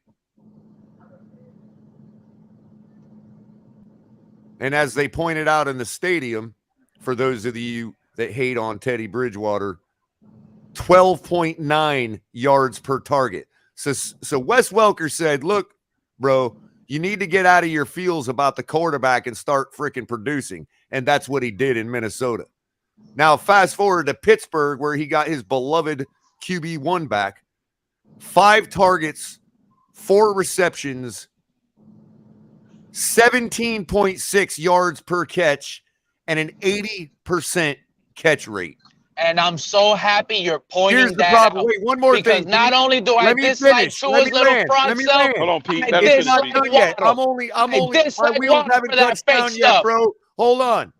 My wheels are. I'm coming in. I'm coming into PBIA. I see the runway. My wheels haven't touched yet, bro. In 7 games, he has 3 touchdowns. 2 of which came in the same game in the same quarter. Go ahead, Pete. He has no hands. The people that have those numbers, you like those numbers? The people that's all about numbers. No, Lewis, let me tell you what I don't like. Let me tell you what I don't like. How someone like Culler can actually come up here on a YouTube platform and shout out to the fans tailgate. But listen to this. How does another human being, see the exact same things that I'm feeling? This is what's driving me crazy. And I have been seeing this with Waddle. Waddle just wants to show up for his little roommate, Alabama near, Tua near. That's it. He wants to plague an injury and hit the sidelines as soon as Tua gets out. Like I don't catch on to these things. That's why, you know what? That's why. This is why I've been wrapped them up like a burrito. I said, send them out of here in a trade package and get both of these little fraudsters out of here. Tua has a weak arm that can't even help Waddle, bro. Tua has a weak arm that can't help Waddle's speed downfield. But yet Waddle's hands, he can't even catch everything Tua throws at him. Let's get this. Coming from the guy who said Jacoby Brissett was better than Tua. He is. Look what Jacoby Brissett did versus the is having a Steelers. pretty good season. Look what Brissett's Geno doing. Smith is actually having a a pretty good season. Everybody's crapping on Geno Smith. Oh no, Geno Smith is having a good season, but Jacoby Brissett is not better than Tua. I want to say one more thing. But what is with Pete? Hold What is with on, your Alex. Waddle Before you for, go, bro?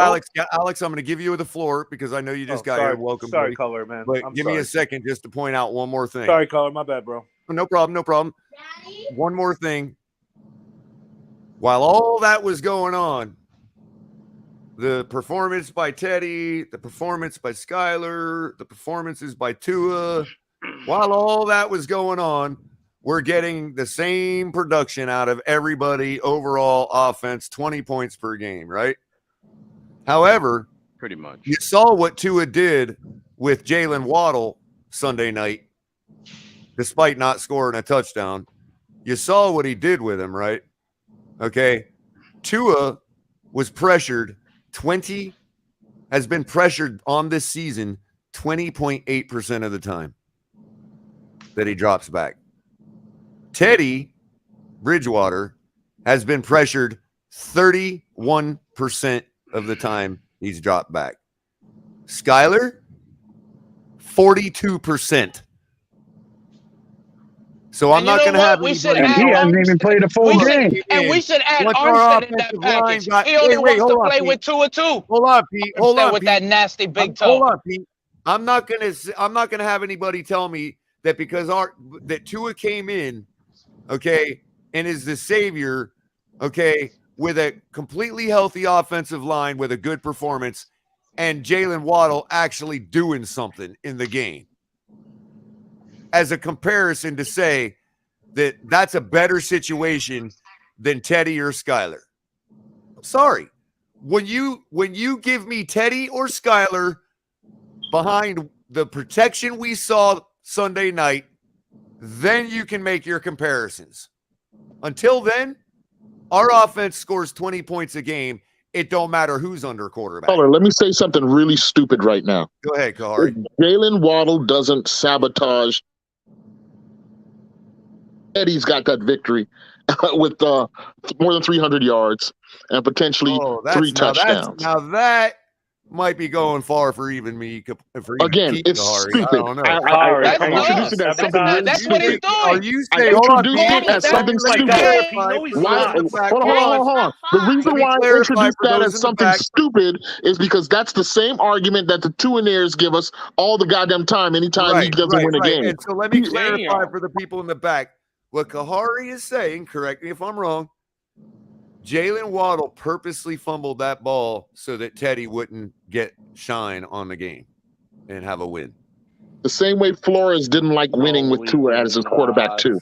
According to the Tuinaires, Flores didn't like winning because Tua was the quarterback. See, Kahari don't hold back. How mysteriously Armstead was able to come back to this game. Last thing, I did introduce it by saying I am going to say something stupid. All right. Both arguments are equally stupid. My argument there was dumb, but the 2 damn years of 2 excuses is equally, if not way more dumb than what the hell we're hearing whenever Tua loses a game or doesn't win a game. Anytime something happens where Tua is less than perfect, it's somebody else's fault. But you're basically saying is that both arguments are just as plausible or lack plausibility, either one. Exactly. No disrespect to Jalen Waddle. No disrespect to anybody else. I mean, you could say the same thing about Armstead coming back this week, too. Look, I can tell. See, y'all don't realize Jalen Waddle literally does have a problem with the way he catches the football. And it literally can be proven with special relativity. It's not even, it's like a literal fact in physics. The ball comes into him faster at a higher velocity because he lets it come into his chest. It just does. You're going to have to prove Albert Einstein wrong if you want to argue with me. The reason a receiver is supposed to attack the ball and reach out his arms and carry the ball in when they're catching it is precisely to slow down the ball's velocity. It literally happens. It's called special relativity. When you are running away from something or drawing away from something, that object will literally slow down. It's not kinetic energy. It's not ESP. It's physics. Exactly. Yeah, sometimes you have to give a little sprinkle of science just to put people down. It is hitting his chest at the same velocity it came out the quarterback's hand at. It is not slowing down because he is not reaching out his arms and carrying the ball in or taking it out of the air. It's not slowing down for him. It's basic physics. No, he's got to be a nothing hands to do catcher. with being a wide receiver. He's got to be more of a hands catcher. That's it. It's literally proven. Albert Einstein. Let me ask you guys a question. Do you guys know the Pittsburgh Steelers were rated dead last week as a secondary unit? So from here on out, it doesn't get any easier, okay? We just faced the worst secondary in the NFL.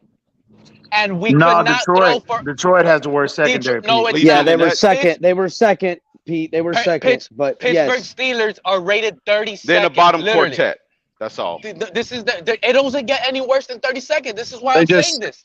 Let's just say they suck. They might be that now because I don't know if the rating hurts you. They were 32nd before because that would totally kill them right now. No, they were 32nd heading into the game. This Look, is why they were 30th in the pass and 29th in yards given up or something like that. But they were rated 31st. Once you're in the 25 zone, we're splitting hairs. Detroit's defense is the worst in the NFL, in my opinion. Well, I don't know. Detroit's defense kind of looks a little better these last 2 weeks. Though, well, here's what I'll say. Here's what I'll say. That's fair. That's fair. They had the Steelers rated 32nd on DraftKings when I was doing some lineups, and Pittsburgh was 32nd when it came to they spotted the Dolphins 9 points. The expectation from DraftKings to Vegas to us fans when we were going to torch that team. That's why we're here talking about it. Here's the thing. Here's the issue. Listen, Capitan. Let's say the Pittsburgh Steelers were 28. Forget that. They were 28. There's only 4 more teams, right? 4 more teams are worse than you. I said we were splitting hairs. The Lions are right there. They're one of the worst teams. Mind you, before Pittsburgh. Hey, Capitan, are you disposed right now? Like, we had fans. What is your point? What is your point? I want to hear what Pete's rounded to it. We had fans coming up saying we were going to score 40 against the Steelers. It was going to be an easy game. Tua was going to come back. Same bill of goods every week. We get and it didn't happen. I never predicted that. So are we going to hold on to more receipts? Put them in the bag because they're starting to fall out of the bag. The Lions are bad. Last week's performance was bench worthy. 6 to 7 dropped interceptions. How much further can this fan base take of this? This is what I'm saying. Top 5 quarterbacks throw the same amount of interceptions or attempted interceptions. God. No, stop it. Because they put the record up there. They put that on the screen saying that Tua has the most in the NFL. Here's the thing, okay? And what you guys shouldn't forget is that Pete, you just a Waddle hater. You're just a Waddle hater, and I don't. Waddle hater? Doesn't he lead the that. league with drops right now as a wide receiver? Actually, no, he does not. You were put on blast on a Twitter space with that. I hope you know that. You were put on blast with that. Let them keep putting. They're putting themselves on blast, buddy. But go ahead. No, because Waddle is not the reason why our offense is not productive. So real quick, I just wanted to hop up here because I have to give Kahari his props real quick. Kahari, what a fucking slam dunk earlier when you came in here, calling it out from one crazy scenario paralleled with another that is now given as fact. I gotta say, that shit was so good I had to jump in to give you props. I was like, I need to get up here right now. Kahari's on the whole other level, bro. And I was Kahari's well out here 40 To me, this is the real reason for disunity in our fan community. It's the outrage. It's one of the things I love most about Kahari. Whatever you want to call it, that happens in this community. This is what I figured out. This is what I figured out about this Dolphins community. It is so Tua driven that it gets crazy. They're so happy when Tua has a big game. Hold on, Alex. They go crazy. Yeah, when Tua has a big game, they call everybody and their mama out. But wait, this is the best part about this community. Tell them, Pete. Hold on. When the Dolphins win with a defensive game plan, they don't have that same energy. They don't sit here, go on their panels. We won. You see Bro, that the numbers prove it. Right. I mean, look no further than the numbers. They're not giving the same energy, giving credit to Noah Igbenogany. Hey, yeah, when we win with defense, Crypto, those Tua near channels are down. It's like their soul is out. It's They're crickets. not happy. It's crickets. They're not Pete. happy. Damn. It's crickets, Pete. It's Listen, crickets. Pete is not off at all. Pete. I got quieter. It is a quieter, absolute universe. Y'all ready for another one? I got one more. I got one more. Hold on, Alex. I got one more. Let him talk, Alex. Pay attention to the community and listen to the guys that are bringing up Skyler's name. The real people are not bringing up Skyler anymore. It's the Tuaneers. You know why the Tuaneers are bringing up Skyler more and more and more? Because he's living rent free. He's starting to be. They're starting to see it's a problem. Hold on, real quick, just real quick before we get into this topic from Pete. I know I want you to respond, Alex, and you're gonna. It's part of what I'm gonna say.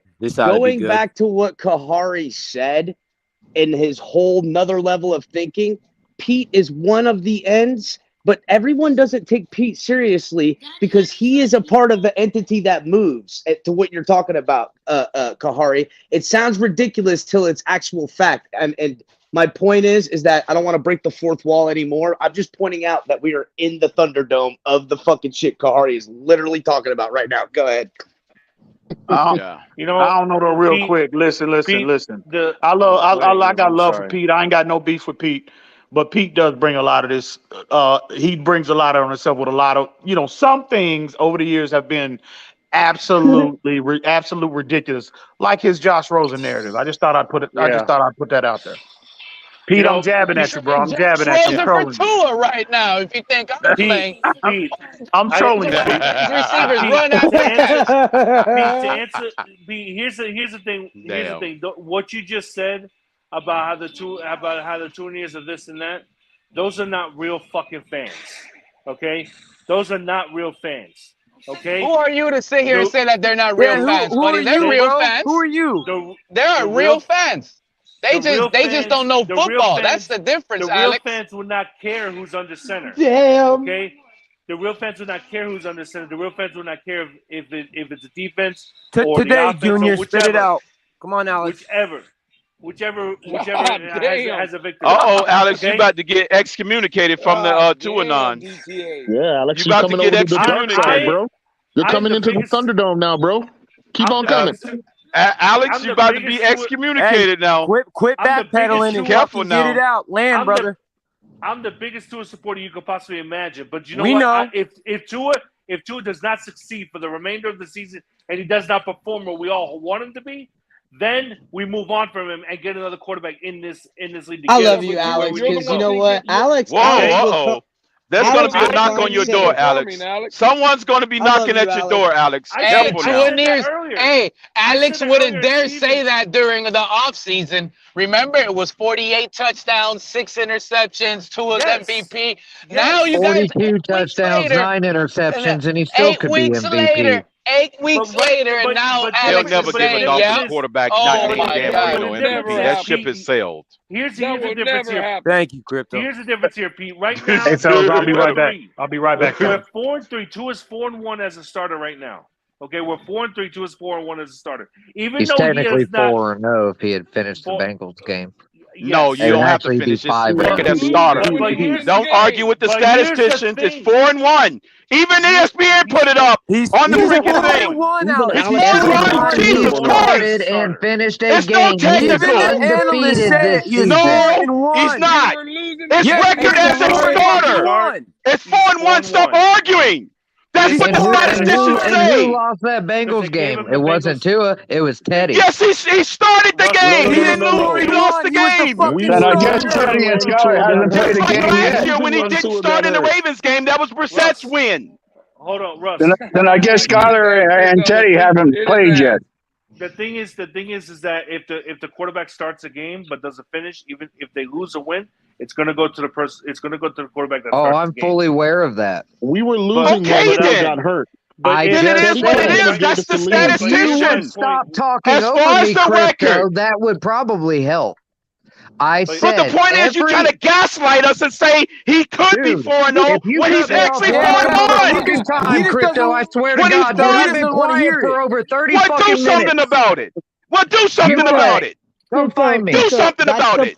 I live Do here in something Dayton, about it. Ohio. Last I week's live here in Okay. Dayton, Ohio. Well, do something Come about find it. me. I will. Well, yeah, I'll come find me. I'm in Maryland.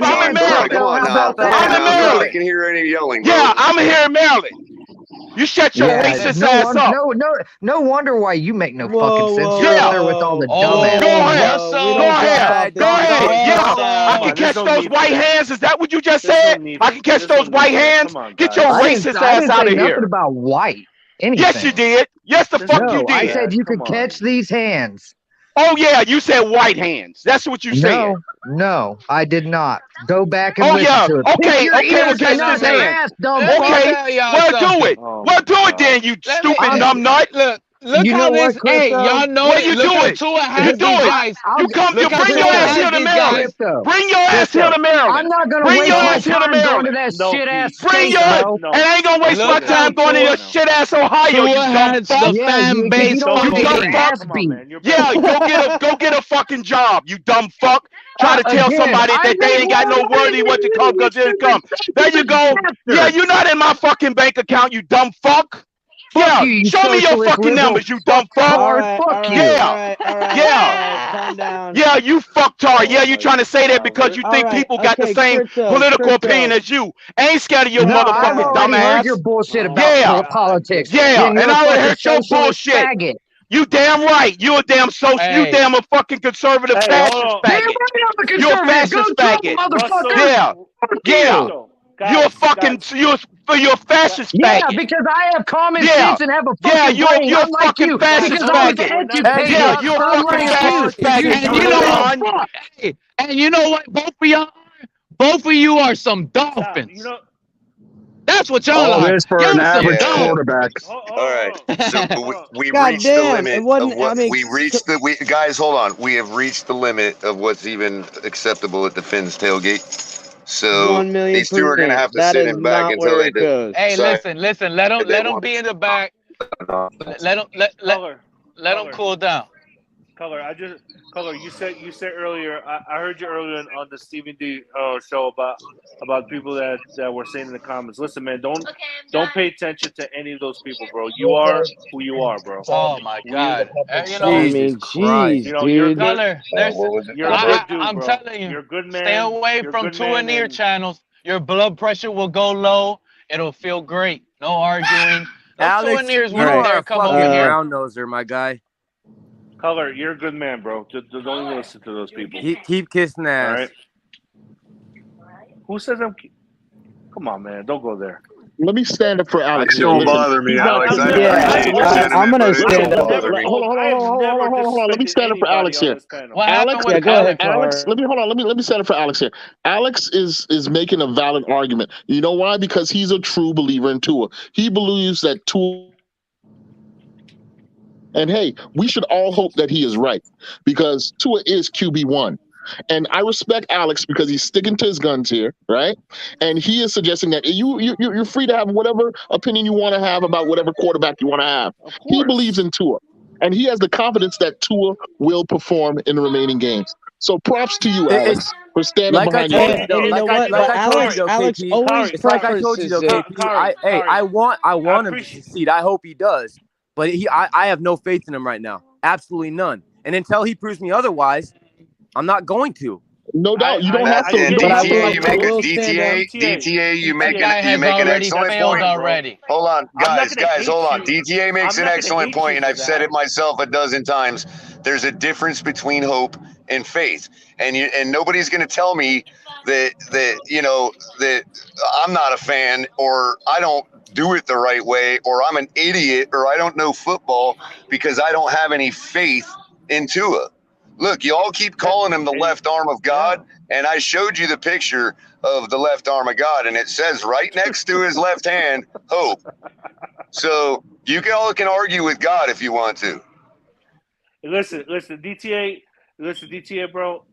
I'm not gonna hate you for that, all right? And I will never hate anybody for having their own opinion or whatnot. And I don't hate you, bro. It's nothing personal.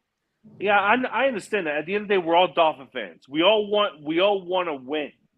You know, we've been going through this for God knows how long, for a long, long time, bro. And I even said it. If Tua does not succeed, then I was wrong. I'm wrong, Alex. If I may, I just want to ask you this because I'll stand up for Alex in this. Because although he has the hope, what we're talking about for Tua, and the belief, and that's cool too. And I mean, listen, I think we all hope, but he'll always preference it that it is his root of a Dolphins fan to move off, as you were just pertaining to. But Alex, I want to wonder something too.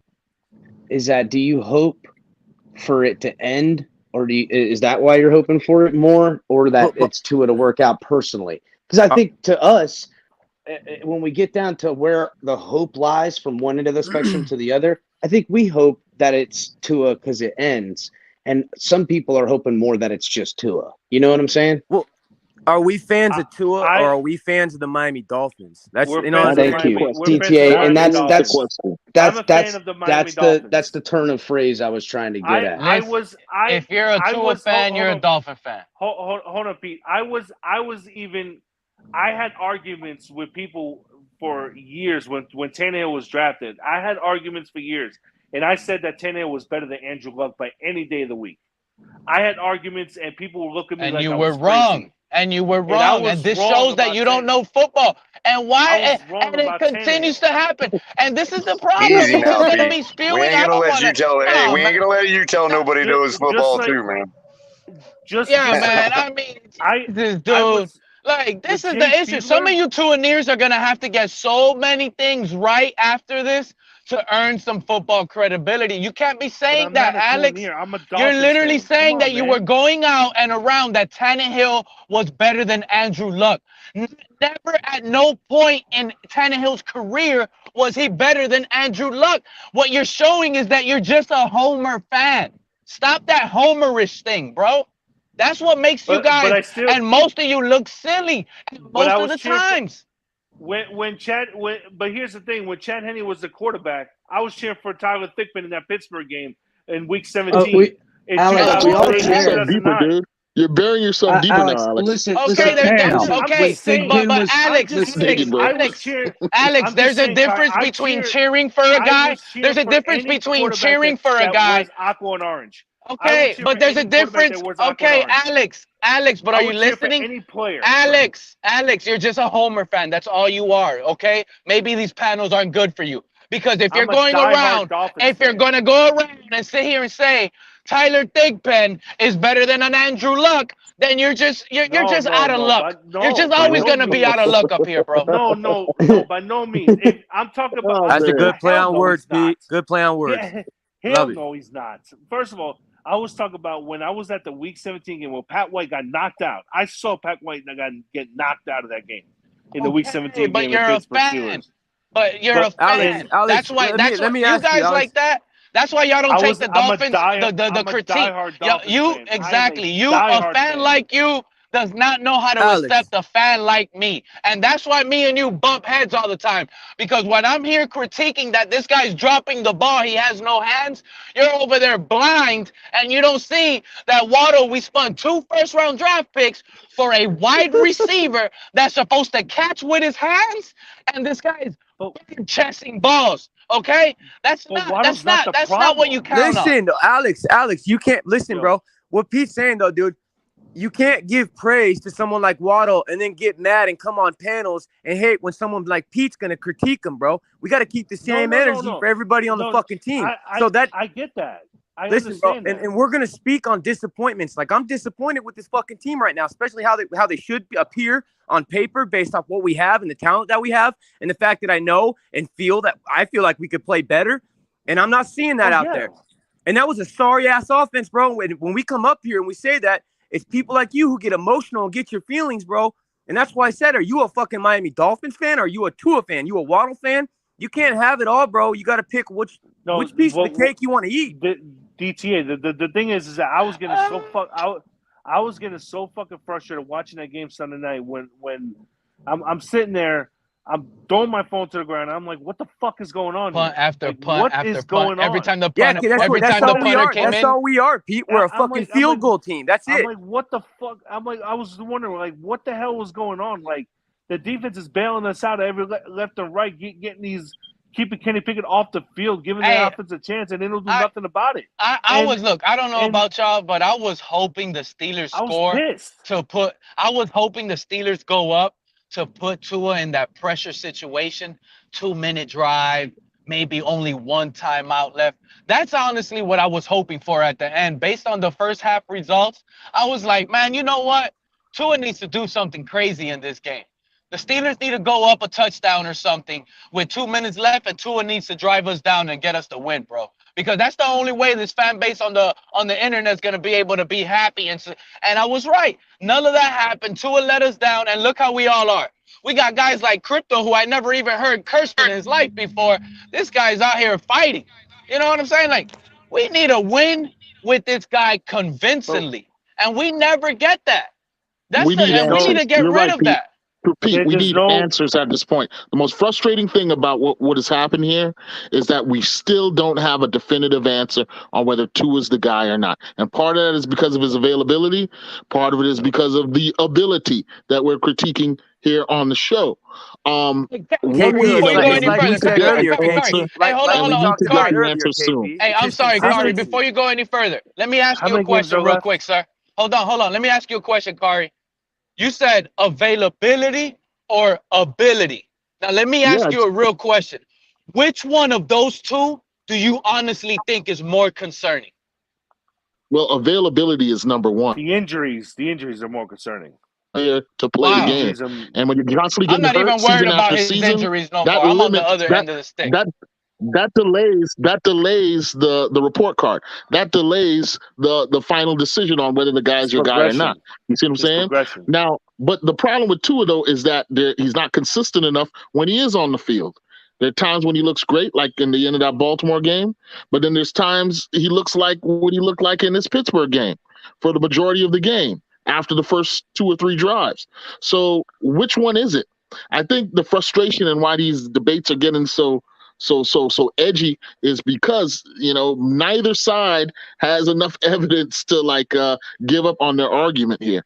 And so we're just getting further and further entrenched, and that's not a good thing. Let me ask you a question. Kari, let me ask you a question, bro. And I want to ask everybody a question. Have I disrespected anybody on any panel? No, Alex, never, for their bro. opinion? You never do. Yes, you did. Yes, you did. And you apologized to me, but don't worry. But don't worry. B was the only one I went after. I get under everybody, but he apologized. Alex is a real one. I love you, dude. But other than Pete, I don't think I've ever gone into any like arguments or cursing at anybody because you know what? At the end of the day, it's not worth arguing, cursing. Hey, Culler and Cap, there's people in the back trying to get a hold of you guys. We want this team to win. We're both mobile right now. Okay, Roger. Yeah, I'm working on it. Got you. No problem. Sorry, go ahead, Alex. No, I'm just saying is that we all want this team to win, bro. Like we're just frustrated. We're all frustrated, bro. Like that's what it is. We're all this is frustration coming out, and can this team do better? Yes, this team can do much better. They have the talent on this team to get better. Alex, the thing is, Alex, I guess we gotta see it. With me, Alex, personally, what I'm talking about is something like along the lines of you come out, when we go get these wins and you guys consider us playing really good, you guys will come out and christen them, and we hear all the praise. But then, let's take the Pittsburgh game, for instance. It's not even that is not an impressive win by any means. No question. And then it's silence. Like, how come you can't come out? Like, I want you to have that same energy and critique the man, critique Tua, critique when things go wrong. Keep that same energy as you do when you're winning. Q, come back up, Q, if you want. I got you now. I didn't realize you were back there. So let me know when you're back in. The whole season has been the whole season besides one good quarter in Baltimore has been a failure in my opinion though. Yes, Lewis. Like yes. when we come out here, let me ask you a question. When we it's not what we were sold, Lewis. It's not what we were sold. That's right. It's not even agree about with being y'all. sold. It's not even what I expected though. I didn't need anybody. I get it what you're saying, DTA. We were sold. But my opinion, right, just based on what I knew what I was going to get in Flores because he was a defensive-minded coach when he came to us. So I knew the defense was going to be taken care of.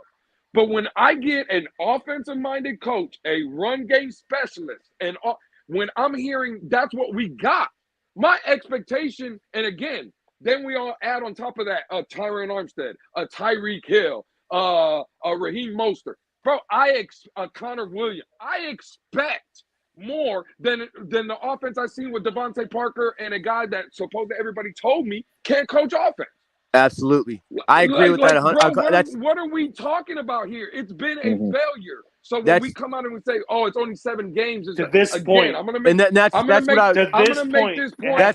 I was trying to say, Lewis. I worded it bad. I'm gonna make this point really quick. Again, because I've said it before, bro. This is not Major League Baseball where there's 162 games. You can go on a 2-3 week a slump or whatever, and you can make it up. Bro, in the NFL, there's 17 weeks, homie. 17 weeks to get this shit right. So this bullshit narrative that we can have throwaway games or, oh, don't worry, it was a bad game, we'll get it next time. Bro, that shit don't exist in the real world. I just cannot wrap my head, Lewis, to your point, I just cannot wrap my head around running the ball twice after calling a timeout to set your plays. Whether you should have gone for it on 4th or not doesn't really matter. They called a timeout to set 2 plays, neither of which included Tua. I mean, I don't understand that. I don't care if you're like, oh well, Tua had been making mistakes all game. Whatever the reason is, you're in the 7th game of your season. You know what I mean? You need to put points on the board. You decided to not put the easy points on the board for whatever reason nobody can figure out. But even then, you're saying that Tua's the guy, but we can't we can't include him in 2 plays in a 3rd and 4th down short yardage situation. Well, I thought that Tua was able to be trusted because of the fact that he has such a high completion percentage at short range. Exactly. I would have figured it would have been a no-brainer to have Tua with the ball in his hand on one of those 2 plays. There's no trust. The trust is over. All right. So here's the thing, though. Lewis, give me a chance. Here's the thing. Okay, number one, we can argue whether that's a mistake on McDaniel's part, whether he saw it as a mistake or not, or whether it wasn't a mistake. We can argue all that, but the fact of the matter is, we can't get around the fact that he decided for whatever reason that Tua couldn't do the job. We have to know why that is. It's not a small thing. It's a no-brainer. 100%. I would have never even thought for a second that you run 2 plays there and neither one of them include Tua. Nope. But the color, to your point, to piggyback off your point is this. I had no problem going for it on 4th and 2, 4th and 1, on their side, their side of the field. The thing about it is that, how do you not have a problem with that? Because I didn't have a problem with it. I just didn't like the play call. Okay, but how do you not have a problem with that, bro? I wanted. Do you not understand what 3 points there would have meant? Yes, I do. I wanted the touchdown. I wanted. Do you understand that they would have been in the same boat, whether we got a touchdown or whether we got a field goal? Well, it was 13. It was 16. It was 16. They had 16 at that point. If they would have scored, Right, and it would have taken them two possessions. 24. It would have taken them 2 possessions to retake the lead. Oh shoot! I would have gotten my prediction right if they would have scored the touchdown. Yes. Oh, nice deflection. You still haven't answered the question. Yeah, you noticed that. But I'm not going to deflect the question anymore. Damn. That was the most raw deflection I've ever heard in my life. That was like totally like, blatant. Hey guys, the sky's blue today. Because I predicted 24-10 on Batman show. That's why. But keep going with your point, Alex. I did. The thing is, Chase Edmonds ran the wrong way. It was supposed to be a run to the left. That was the You thing. still haven't addressed Culler's point though about why do you give the ball to Chase to begin with? Listen, there is no reason. No. Actually, let me answer that. Culler's pointed out to the pattern that we've seen. Hold on. If you combine it with the pattern that we've seen from the front office and going back the last 2 years, then it's obvious that the institution, the organization, does not have the same confidence in Tua that maybe you do. That should be the conclusion. That should be the conclusion that is drawn. Because that decision does not exist in a vacuum. It's not like the only time. And here's the thing, Kahari. Even if you use the logic that, he saw how our defense was performing, so he decided to trust our defense. Well, you still should have the equal amount of trust with a 9-point lead instead of a 6-point lead if you don't make it. If that's the trust you're basing it on, give your defense a chance and kick the field goal. Right. It's like if McDaniel went 180 degrees with that decision, not to kick the field goal. You're still trusting your defense when you kick the field goal to not let them come back and score 9 points. I have to agree. I actually can't disagree with you, Culler, on that. I really can't, actually. I can't disagree with you on that. Except with 9 points, they would have had to do it twice.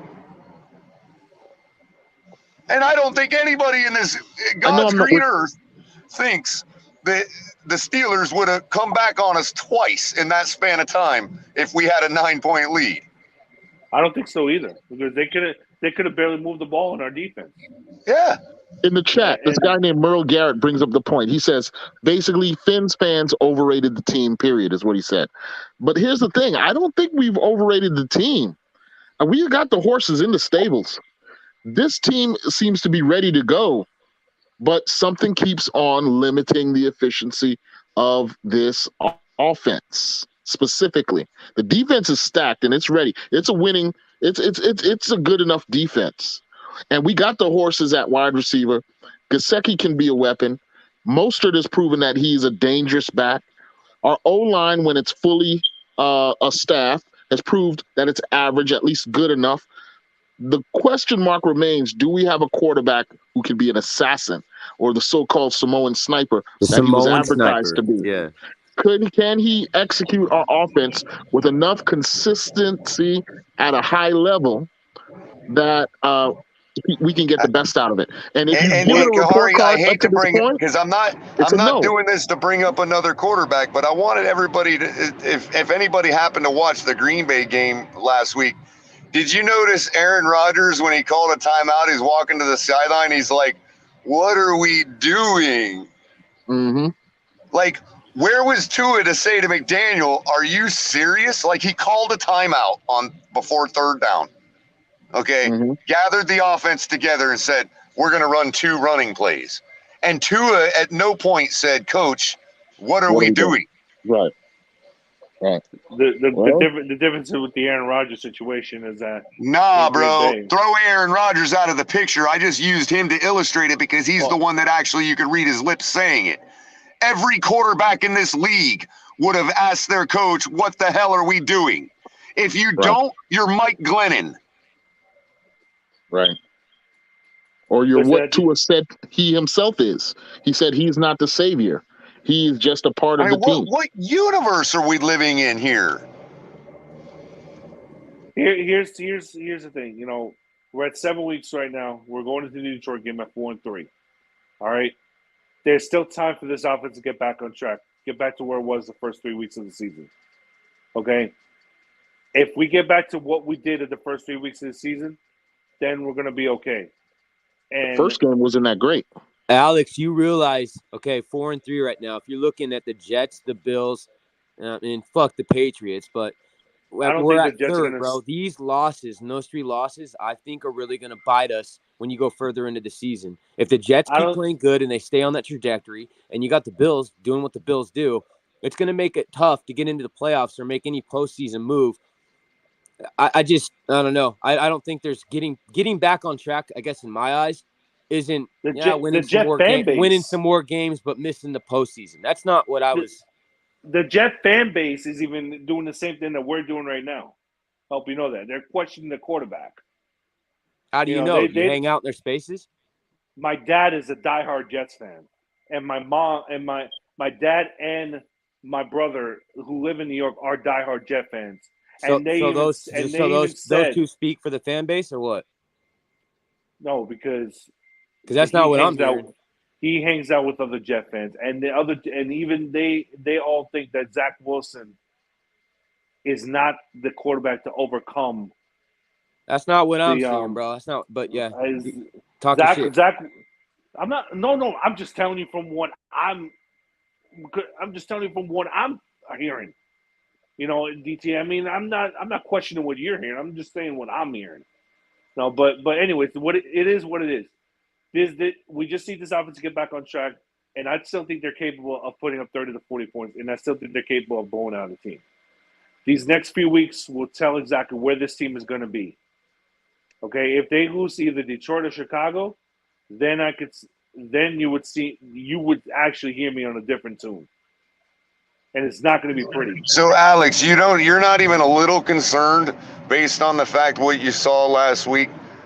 Sunday night. What I mean is because, well, I'm not trying to say about us. I'm saying, about us. But when it comes to like comparisons, like think about the fact that, you know, the Steelers as compared to the Lions when it comes to firepower on offense.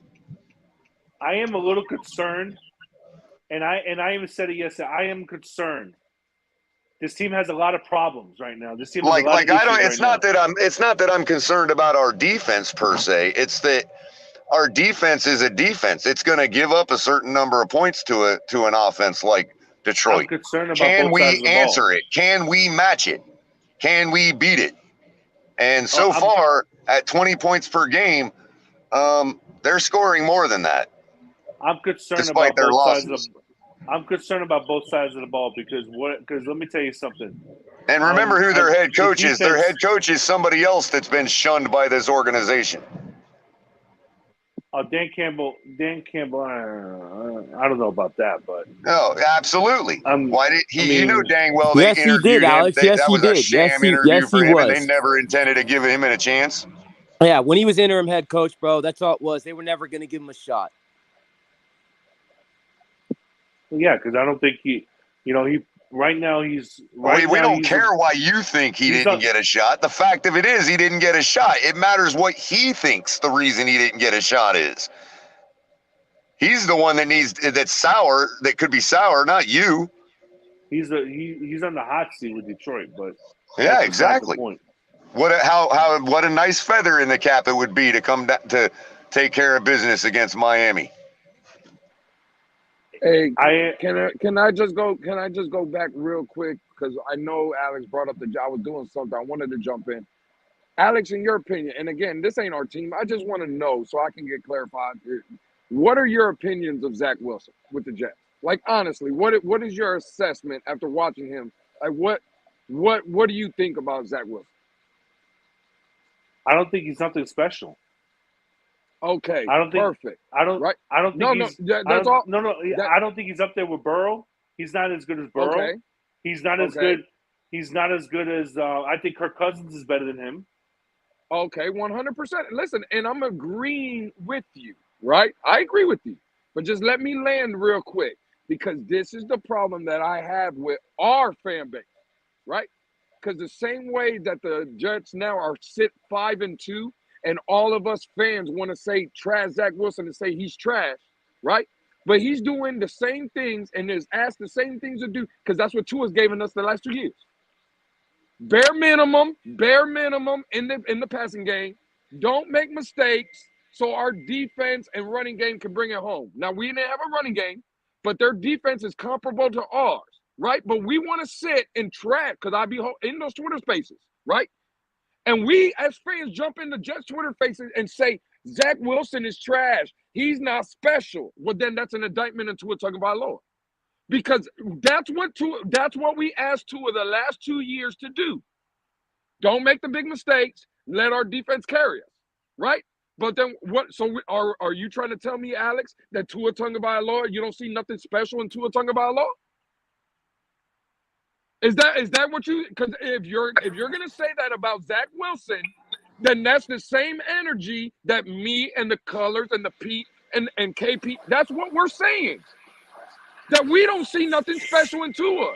Not that he's not good. Not that he can't make certain throws. That's everybody that's just in their feelings misses that point. What we're trying to say is Tua is okay, he's a guy. He can play in this league, but he's nothing special. The same things you just told me about Zach Wilson is the exact same thing we watched the last 2 years with Zach Wilson. You have the floor, Alex. Tell me I'm wrong. I got a question. I mean, I don't think Alex goes. I don't think you're wrong, but I don't think. Oh, okay. Oh, well, then how can you come out and be preaching and trying to convince and trying to convince everybody that Tua Tagovailoa is great then? No, I mean the thing is that Zach Wilson hasn't thrown a touchdown since the Pittsburgh game. He has 1 touchdown and 2 picks this year. Okay, and that's fine, but that still doesn't answer the question. Because I told you, I agree with you. I agree with your assessment that Zach Wilson is nothing special. But in the same token, why do you come out and feed me that Tua Tagovailoa is special if that's the same thing that we asked Tua to do? Because whether Flores or whatever, to Culler's point, we did it today, last Sunday night with McDaniel. McDaniel took the ball out of Tua's hands on 3rd down and 4th down, which I believe Robert Saleh would do the exact same thing to Zach Wilson. So and not one, and you know what? Maybe I missed it, but I don't think one person in the press room asked him why he took the ball out of Tua's hands. Exactly. They wouldn't be allowed to ask him that, Culler. Hey, Culler, I'm gonna be right back. I'll be right back. Right on, Alex. Be right back, guys. Hey, how y'all doing? Hey, hold on real quick. Culler, was I wrong with my assessment, or anybody on the panel, with what I just said? Nah, Lewis, you weren't. No, bro. Was I wrong? No, you were right. You're dead right. You're good on that one. But I got a question, because we could dog on Tua all day long. All day long, we could dog on this guy. It can't stop. But now let me ask you guys. The next, who do we play the next 4 games? I know we got next Detroit, then we play Bears. Who's after? The Browns. Bears, Browns, Detroit. Then West Coast. No. Okay, Houston and then West Coast. Hey, no. It's the Texans and Browns. Yeah. Okay, so that's the next 4.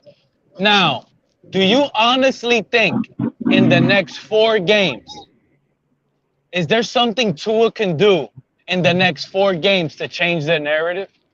And if so, what would it be? What does it take at this point, man? You guys tell me. Touchdowns. It takes touchdowns at this point.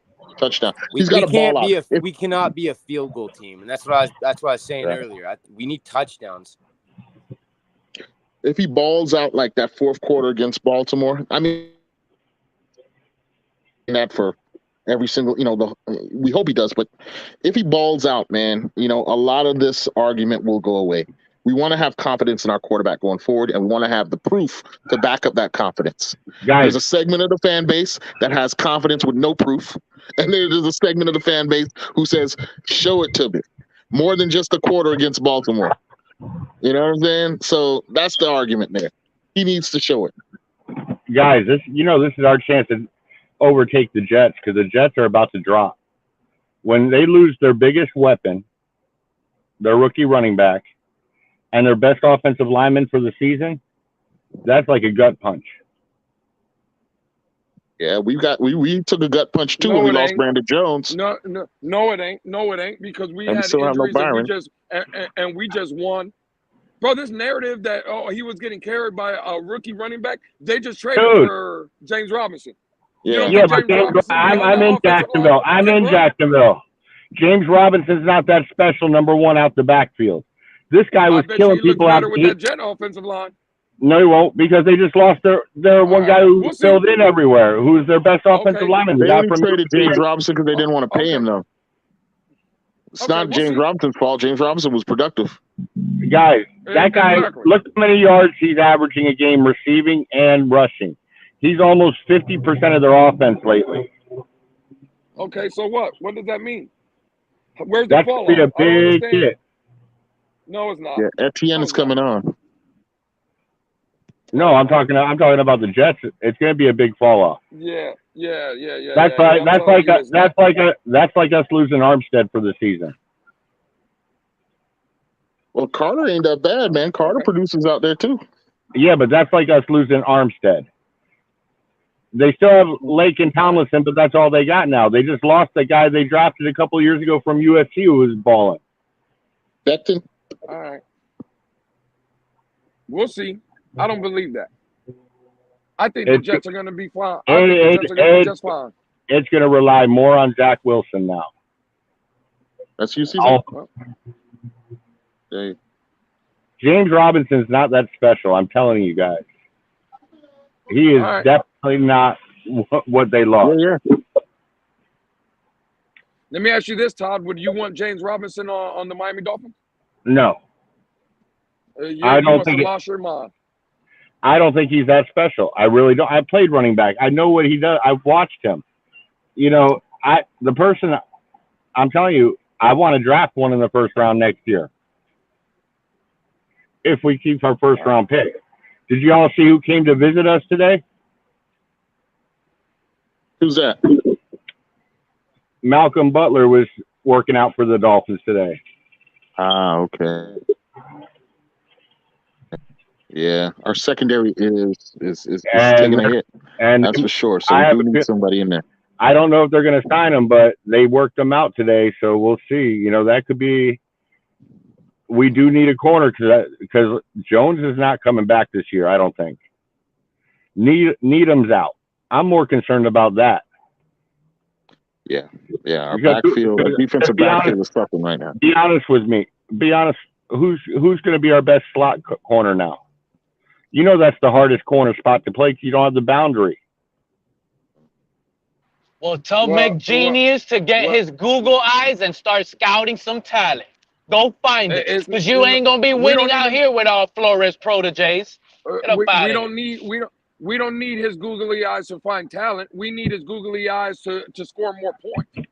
Because again, there's Todd, you're missing the narrative. Or you ain't lying about that.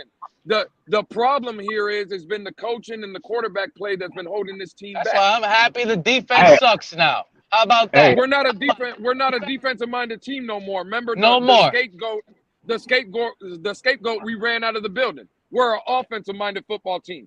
I hope we allow 25 points per game. If our slot corner is playing like trash, well, guess what? Just outscore the other team. How about that? Hey, McDaniel actually. Hold on, I'm gonna wait for this ambulance to go by. So. Hey guys, I'm not going to be able to hear you guys for a second, but keep chopping it up because you're doing really well. Hey, I agree. McDaniel actually coached the game like a rookie for the first. You know, he had his mistakes because that field goal needed to be kicked. It wasn't his mistakes were only not in this game though. He's been making mistakes all season long. If anybody was bailed out last game, it was McDaniel. Because if we would have lost that game. He's been making mistakes since the first week of the season. Go ahead, Pete. You got it. He should have Tyreek Hill and Jalen Waddle on every single punt return. Every single one. One of those guys should be it. If Tyreek Hill already has 80 yards, put Waddle back there on punt return, and vice versa. If Waddle's doing good early in the game, then have Tyreek Hill punt returning. That's what needs to happen. With the way the injury bug is hitting us, you really want to do that? with the way the injury bug is hitting us. No, I'm sorry, Todd. Yes, I really want to do that. We need to score more points offensively. We really do.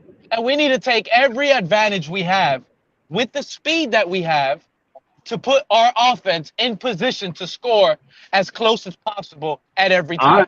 Honestly, we need to find a punt return and kick return specialist like some other teams do. We have two of them. What? We have two of them. What are we need talking a about? damn line. What are y'all talking about? We need a damn linebacker that can tackle, man. What are y'all talking about? Yeah, this is Oh a my special God. team. Come on, man. You know what I saw last week? I saw last week that hurt my heart on Jerome Baker? And this, you know what? This almost guarantees that this defense is soft. These guys don't fight for one another. They really don't. I think it was Brandon Jones or Bethel that had Najee Harris wrapped up near the sideline off of a catch. Kenny Pickett threw them the ball, and Najee's there on the sideline wrapped up with one guy. And you know what? Jerome Baker could come in and clean them out, hit them hard. And you know what? Jerome Baker, he runs over there, he just pushes them. Can you believe that? Like, here, just get out of bounds. You know what Buffalo did to Mostert when he was on that sideline? You think they pushed us? Do you think they pushed us? No, they hit us. Why can't we play like that? With that physicality, with that toughness, with that anger. Because they're called a penalty on us. Yeah, because we get penalized for it. We're the only. That wasn't no penalty. That guy was inbound. He was infield. Is all play. I'm not saying if he you're could wrong, push Pete. him, he I'm could not hit saying him. you're wrong. I'm not saying you're wrong, Pete, but the NFL may have another opinion. Hey, that's Jerome Baker. Jerome Baker's the problem. He don't have that toughness in him. He got paid, and now he wants to sit. We get penalized for every little thing, and we do. And you know what's even worse? I ain't gonna lie to you. Listen, again, I'm so pissed off. I'm coming at everybody. You know the problem? That our fan base is now turning like our team. We're soft and sensitive as a team, and now we're soft and sensitive and working with feelings in the fan base too.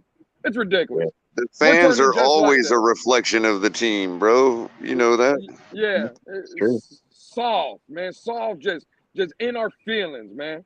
It's crazy, man. It's absolutely crazy. Listen, I had that same discussion on game day with Steelers fans. Steelers fans are like nice, peaceful people. We're giving them a little bit of razzing, and most of them took it, well. But don't get into a fight with some Steelers fans. They're some tough ass people, man. They will beat your ass just behind that smile. Hey guys, you notice I'm not coming on to argue the Tua situation. Right now, he's our best quarterback on our field. On our sideline. I'm going to see how it is at the end of the year, and I'll make my personal decision then. I'm not worrying about it because there's nothing we can do about it right now because he's better than Bridgewater and he's better than Skyler right now, and that's how I'm just gonna roll with him until the end of the year. While I think that is debatable, I'm right where you are, Roberto. Hold on. You know what, Todd? I don't care where you guys sit at on this. The best quarterback right now on the roster is Teddy or Skyler Thompson. It is not Tua. I'm sorry to tell you guys. And I'm Pete, sorry. I hate to say it. You might be right, Pete, I hate to say it, but I don't think you have any football knowledge since you said Cam Newton was the best quarterback in the division 2 years ago. You lost all credibility with me on that. Come on, bro. Really? You're gonna hinge your opinion on Pete's football knowledge off one thing like that? Really? There's been more than one. I would reciprocate the question. I would reciprocate the question. Had a bad take? I already let those ride. I don't care what they say, because you know why? He can't go back and get that receipt and clip it and show the fan base. You know why? It is a bold lie. But even if, bro. But even if. Hey, no. It's a bold lie. Really? You know why guys like Todd is mad? Yeah, that's what I'm telling you. Go find it, clip it, and show it. Hey, you know what I told them, Culler? And I think it was on Larry's show. I dared them all week. I told them, Cam Newton is going to beat us week 1. And I guaranteed it. And I guaranteed it all week. And what happened? Cam Newton beat us week 1. And they had a bunch of excuses. And now, ever since that happened, and now I claim that Cam Newton is the best quarterback. No. What Cam Newton did was beat the Dolphins week 1. That's what he did. But even if, bro, like, I don't think that saying Cam Newton is the best in any division is like that crazy a take where I'm like, oh, that's it.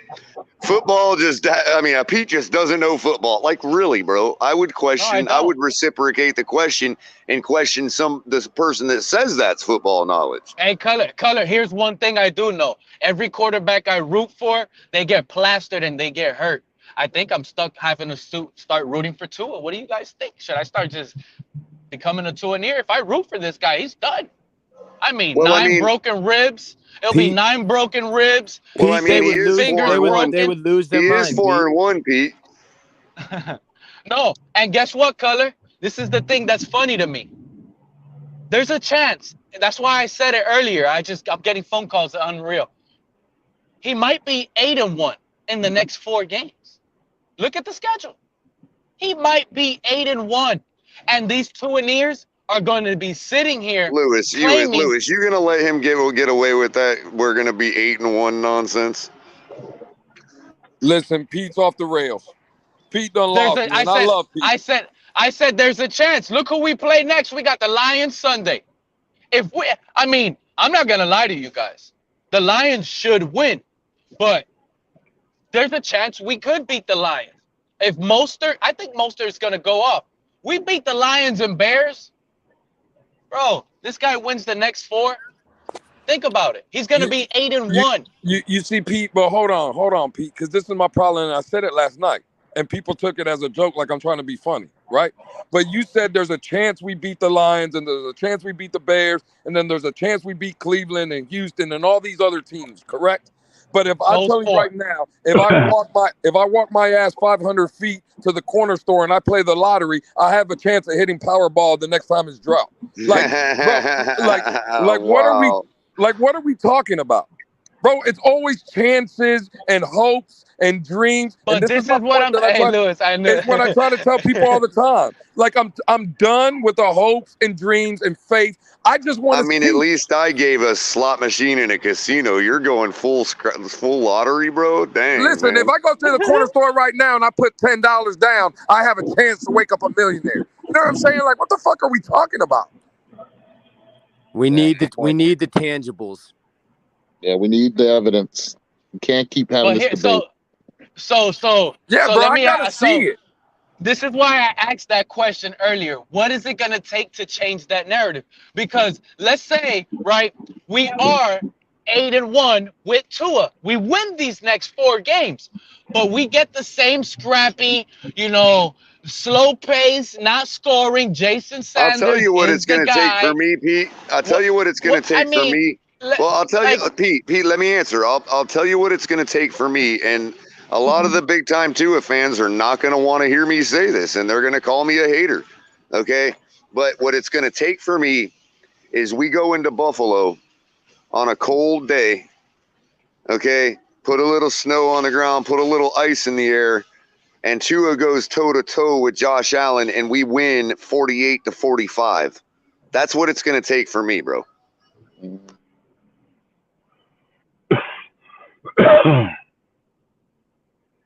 Last time there was a lot of because until we can go toe to toe with anybody like that, our quarterback is nothing. Our team is nothing. The last time there was a lot of snow and ice down on the field in Buffalo, Josh Allen scored 3 points against New England. Okay, that's great. Thanks for the history lesson. Hey, does that have anything to do with what Tua does? Check this out, Culler. So since Josh Allen scored 3 points, watch this. He scored 3 points in ice versus the Patriots. Josh Allen is no good. You think Tua's going to do better?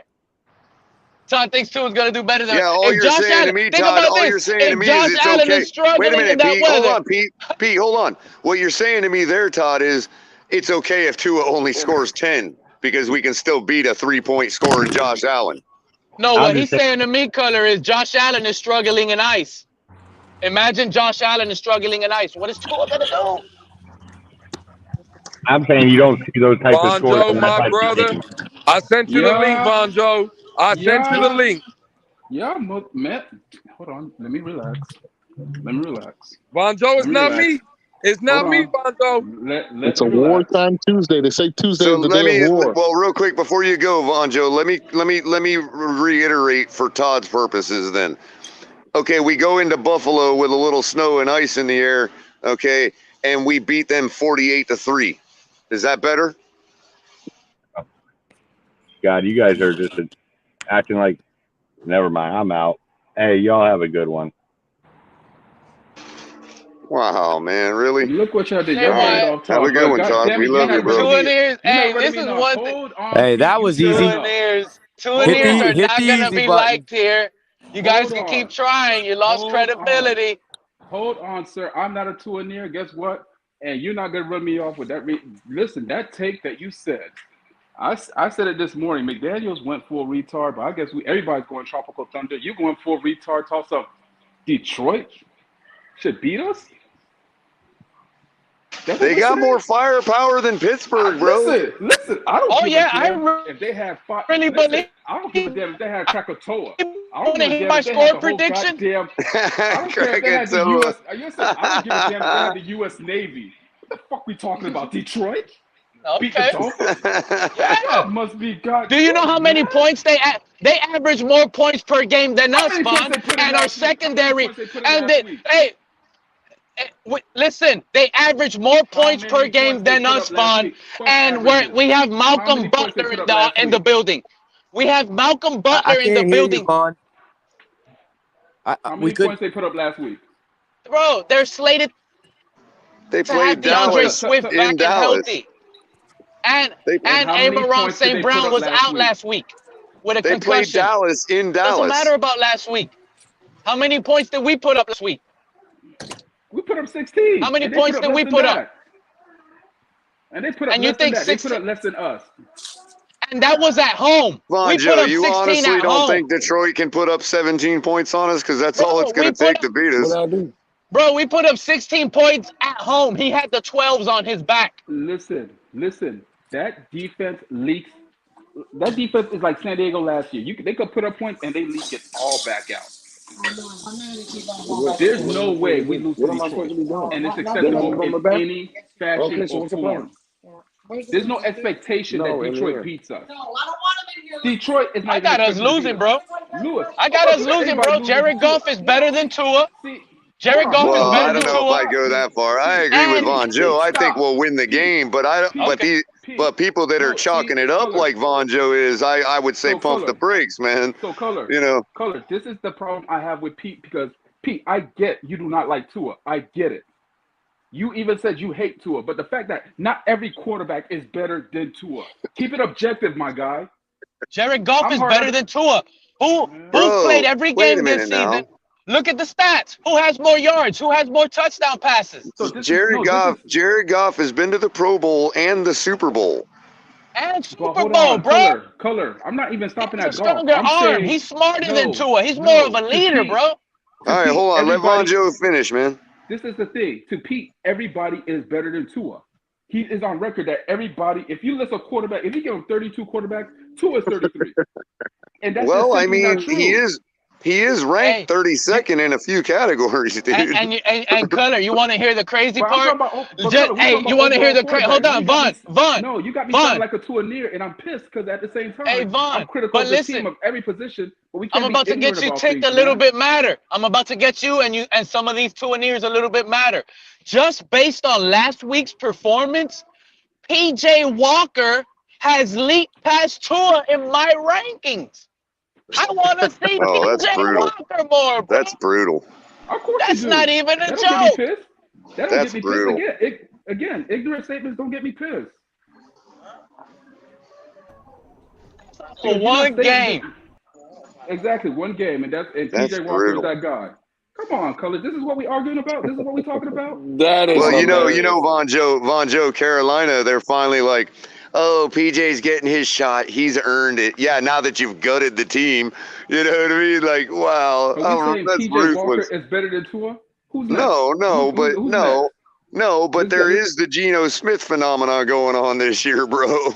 Hey, when is the trade deadline, guys? When is the trade deadline? Forget trade deadline. I can't wait for the season is over. I can't wait for the new rebuild. KP trade. Trade, bro. The fact that they're bringing in Boy Butler, that shows me that they're not making any trades, my guy. They're trying to avoid trade. This shows me that they're trying to avoid making a trade at all costs possible. And what does that say? What does that say about their confidence in Tua then, and the chance of our team going deep in the playoffs? Oh my God, I said this, that if they don't make the trades, I said this, I think, on Batman show. Is that Batman? Oh, hey, what up, Batman? It's November 1st, I think, KP. Okay, November 1st. Okay. Yeah. Monday. But I said this on numerous shows. If they don't make a trade, this could show that they could be, punting on this season. Yeah. And they're pretty much saying, hey, whatever we get is whatever we get. So Von Joe, your answer to is that your answer to my question earlier about the 3rd and 2 and 4th and 2 running plays? You think that might correlate there, or what? No. I didn't get the question. What was the question, my guy? So just now, you kind of put out the thought that maybe there's some punting on the season going on, and so what I'm saying is, do you see a correlation with my question earlier about why, on God's green earth, would he call a timeout to set 2 running plays? Oh, no. That's just based off him. It's based on 2 things. One, trying to be a little too creative, and not truly having. It could be truly not having faith. That could shows like you don't truly have faith in what you have, because if you're gonna go for it, right? But who called timeout, Culler? Jeez, for Pete's sakes, man. Let me finish. So, if you truly have faith in what you have out there, you call timeout and you go sit there, and you sit there and say, hey, we're going to run it anyway, and you get the proper personnel in. The fact that he didn't put the proper personnel in on those 2 plays bothered me, because Lord knows Chase Edmonds has been atrocious. Okay, not atrocious, trash. All right. Or my really, only really problem. bad. But are you guys aware that the one that caught? So, are you guys trying to? I'm sorry, I didn't understand the question, Vanjo. Real quick. Culler, can you ask the question one more time, because I think you're putting the blame on Tua. I mean on McDaniel, right? And that blame should be on Tua. What I'm saying Tua was is the one that called timeout. Well, what I'm saying is, to take the ball out of Tua's hands in that situation correlates with the idea that maybe somebody is punting on the season.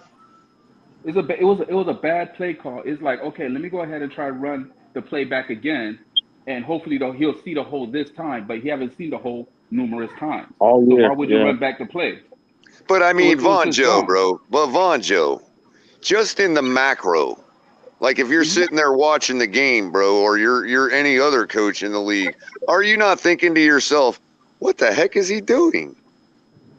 Yeah, but the thing is, at the same time, it's one of those situations where what I'm thinking is, where's that dark pass that we've seen 20 times? Exactly, El Capitan. Where's that short range, perfect accuracy? Where's the drop and dive quarters in a bucket we've seen for 3 years? So here's the thing: if you call that play, you're like, okay, maybe they're expecting it. So it's overthinking. Oh, yeah, you're exactly right. It's overthinking, because at some point you just got to line up and do what you do. Von Joe, it seems like he's overthinking. You just got to dumb it down and go. Well, that's what you do when you're trying to get in your bag of tricks and be cute.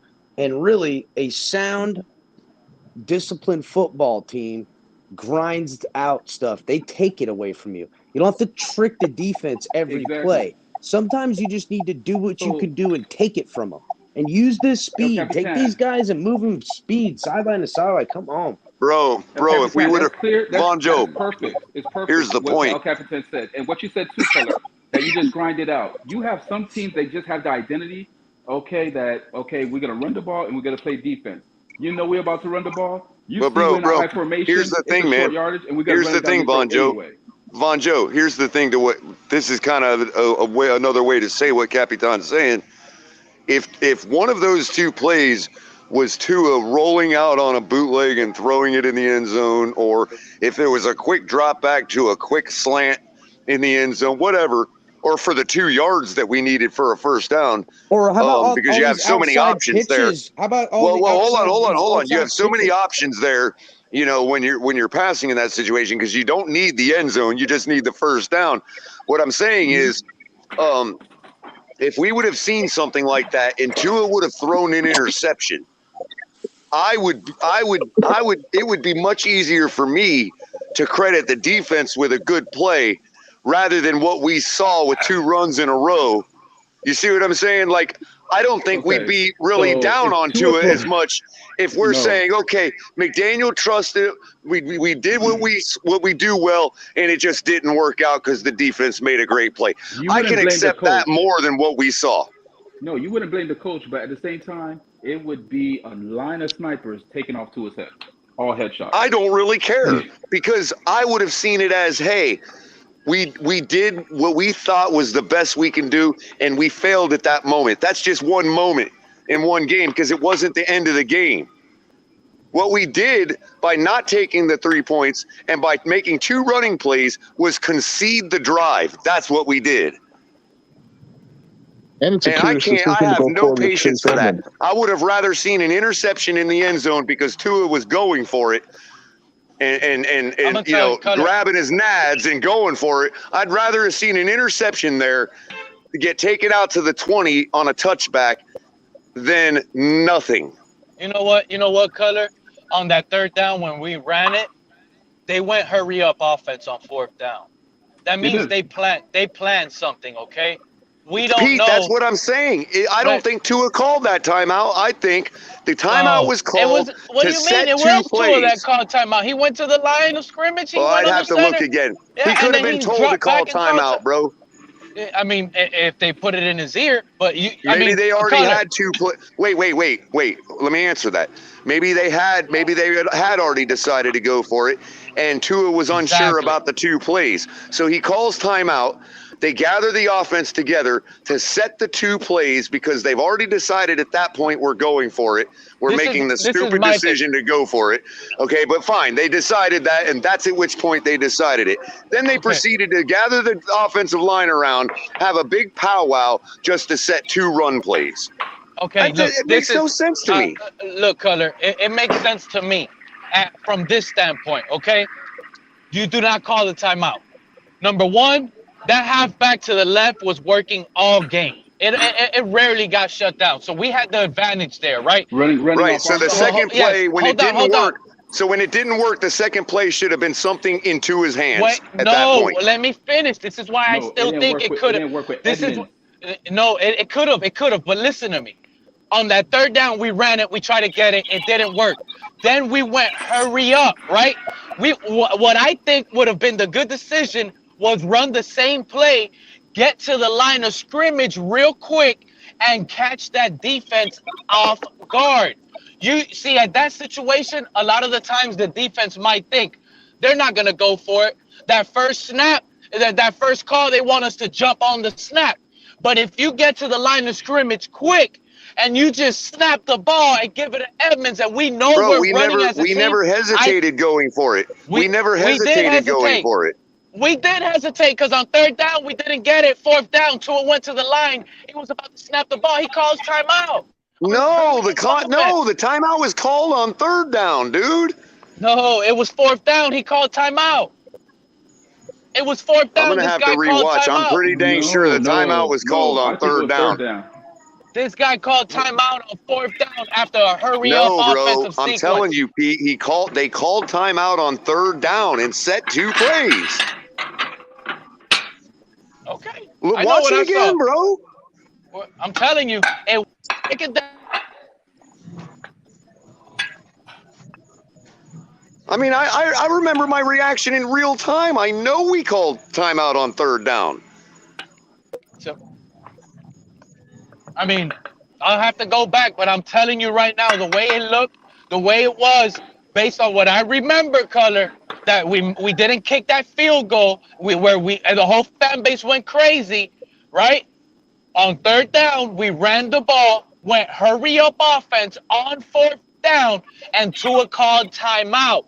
And then we came back out and we ran the ball. No, I could be loud. I'm telling you, I'm telling you, bro. We called timeout on 3rd down. Play that we set 2 plays, and we did not even hesitate to run the second play.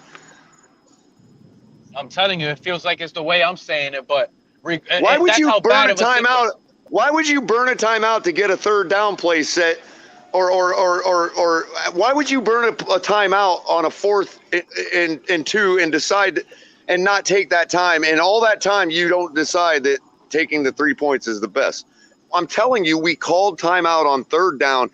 McDaniel had decided from the get-go on 3rd down that we were running 2 plays.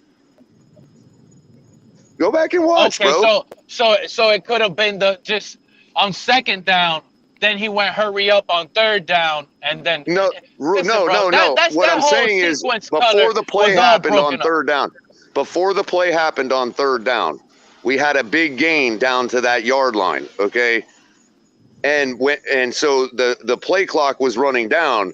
We called timeout before the 3rd down play. Okay, and at that point, this is where my speculation comes in. McDaniel had already decided at that point that the field goal was not in play. And he set 2 plays with the offense. Culler, can you just do us both a favor, please? Play that sequence real quick. I don't have the ability right now because I'm on my mobile, bro. I don't know if Capitan is back at his desktop yet or not, but okay. You'd have to ask him. But I could be loud and wrong. Bro, if I'm wrong, I'm wrong too. But if I'm wrong, I'm wrong too. I'll admit it. But what I'm saying is, I just have the distinct. Pete, I have the distinct memory of in real time of being upset about that during the game. Me too. And I even commented on the show. So one of us has the game, Mandela effect. Right. So it's okay. One of us has the Mandela effect going on right now. We'll find out which one. It's no big deal. That sequence I've been wrong hurt before. me so much. Maybe I'm picturing. Maybe I'm picturing of what it should have been. Sunday is still probably in my short-term memory registry. So I could be wrong.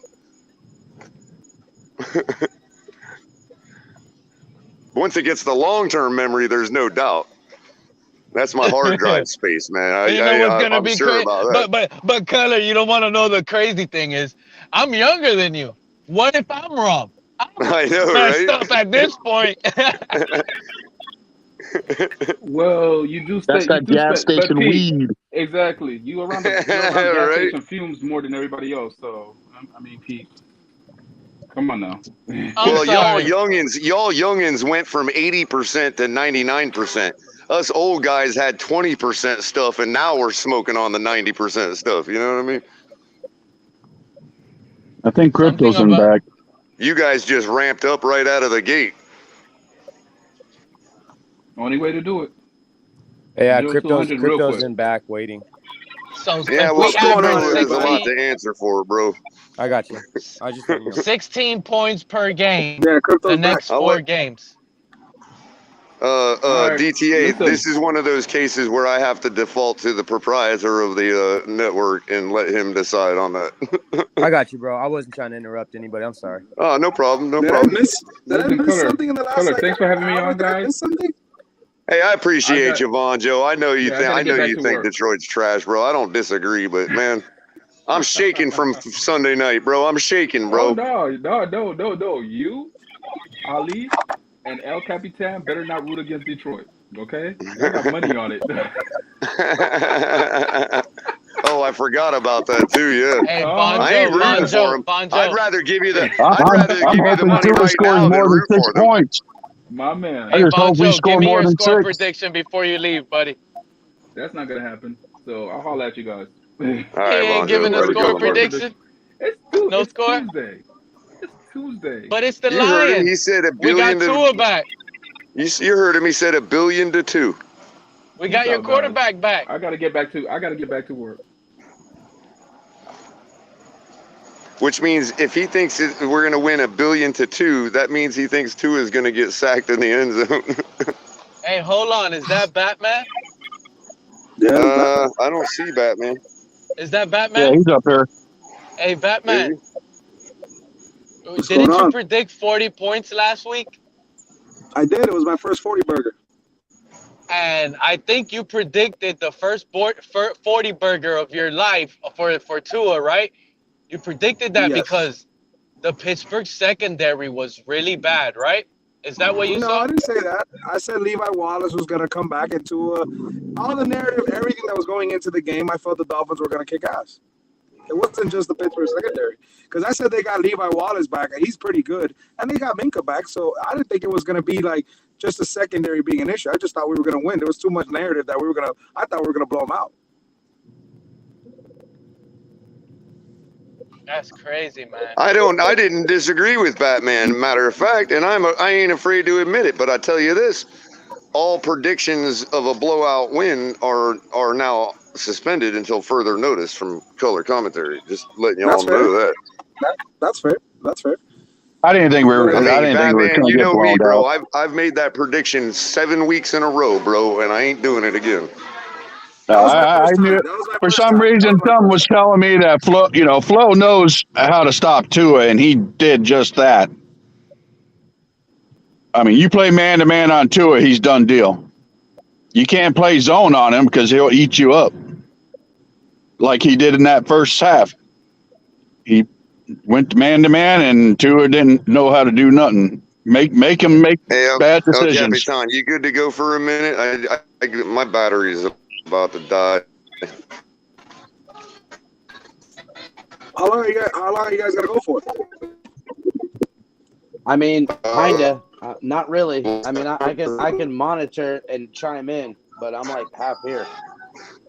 Yeah, I can get on as I get it on the charger, I'll be all right. But it's gonna take me a minute. All right. Yeah, I'm monitoring in case there's. My mic on? Yeah, you're good, Lance. Yeah. I'll stay on as long as I can.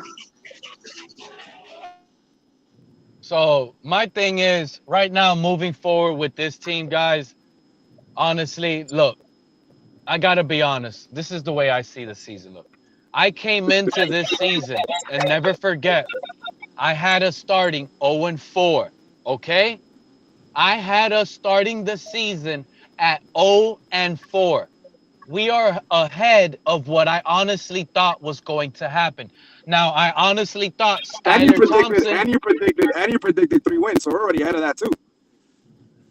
100%. No, I said we were going to win a max of 3 to 6 games. That's what I said. No, you did not. I said between... Yeah, I said 3 to 6 games. That's what I said. Yeah. Listen, because the whole time, I still think Skylar is still going to come in. And what I honestly like is, look, yesterday's night's performance, fellas, or Sunday night's performance, I honestly believe Tua's in trouble, okay? He is in deep trouble with all those interceptions. That is bad. And a coach can't... Look, it's a joke to you, Batman. It might be funny, but it's not funny to all the Dolphins.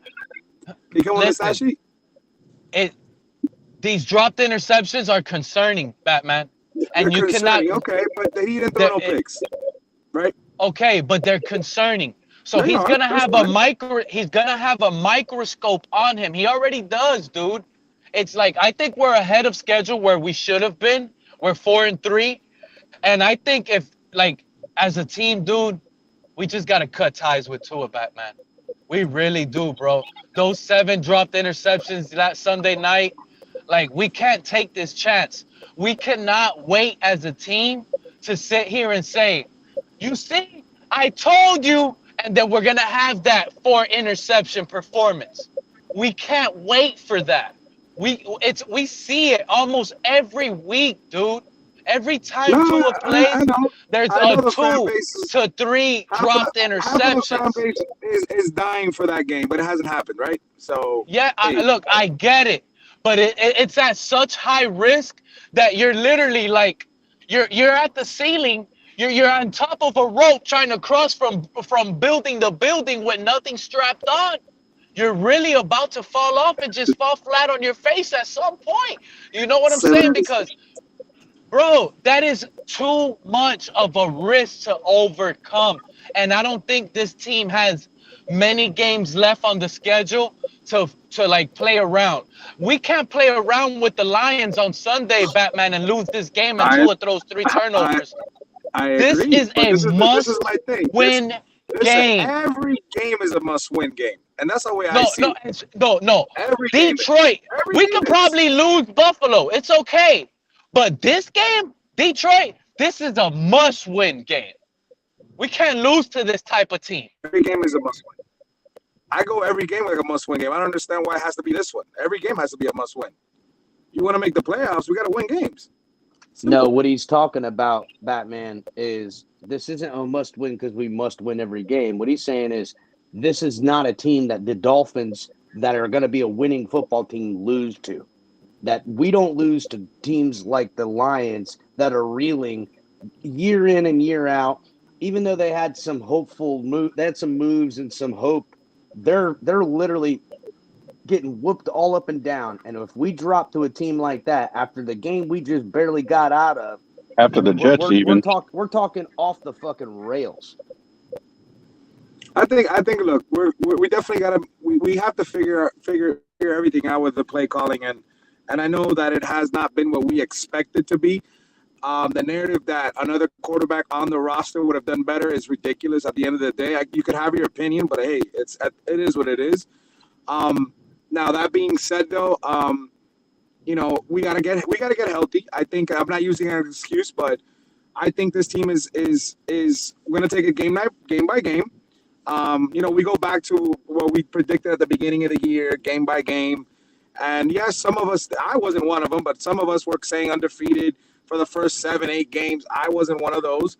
I was realistic with my 11 wins for the season, but the way Buffalo's playing, we're going to need to have a better record than 11 as far as the win category. Now, I think this team has what it takes to turn everything around as far as a high-power offense. I know that we haven't seen it only until one second half of a game on both sides of the field.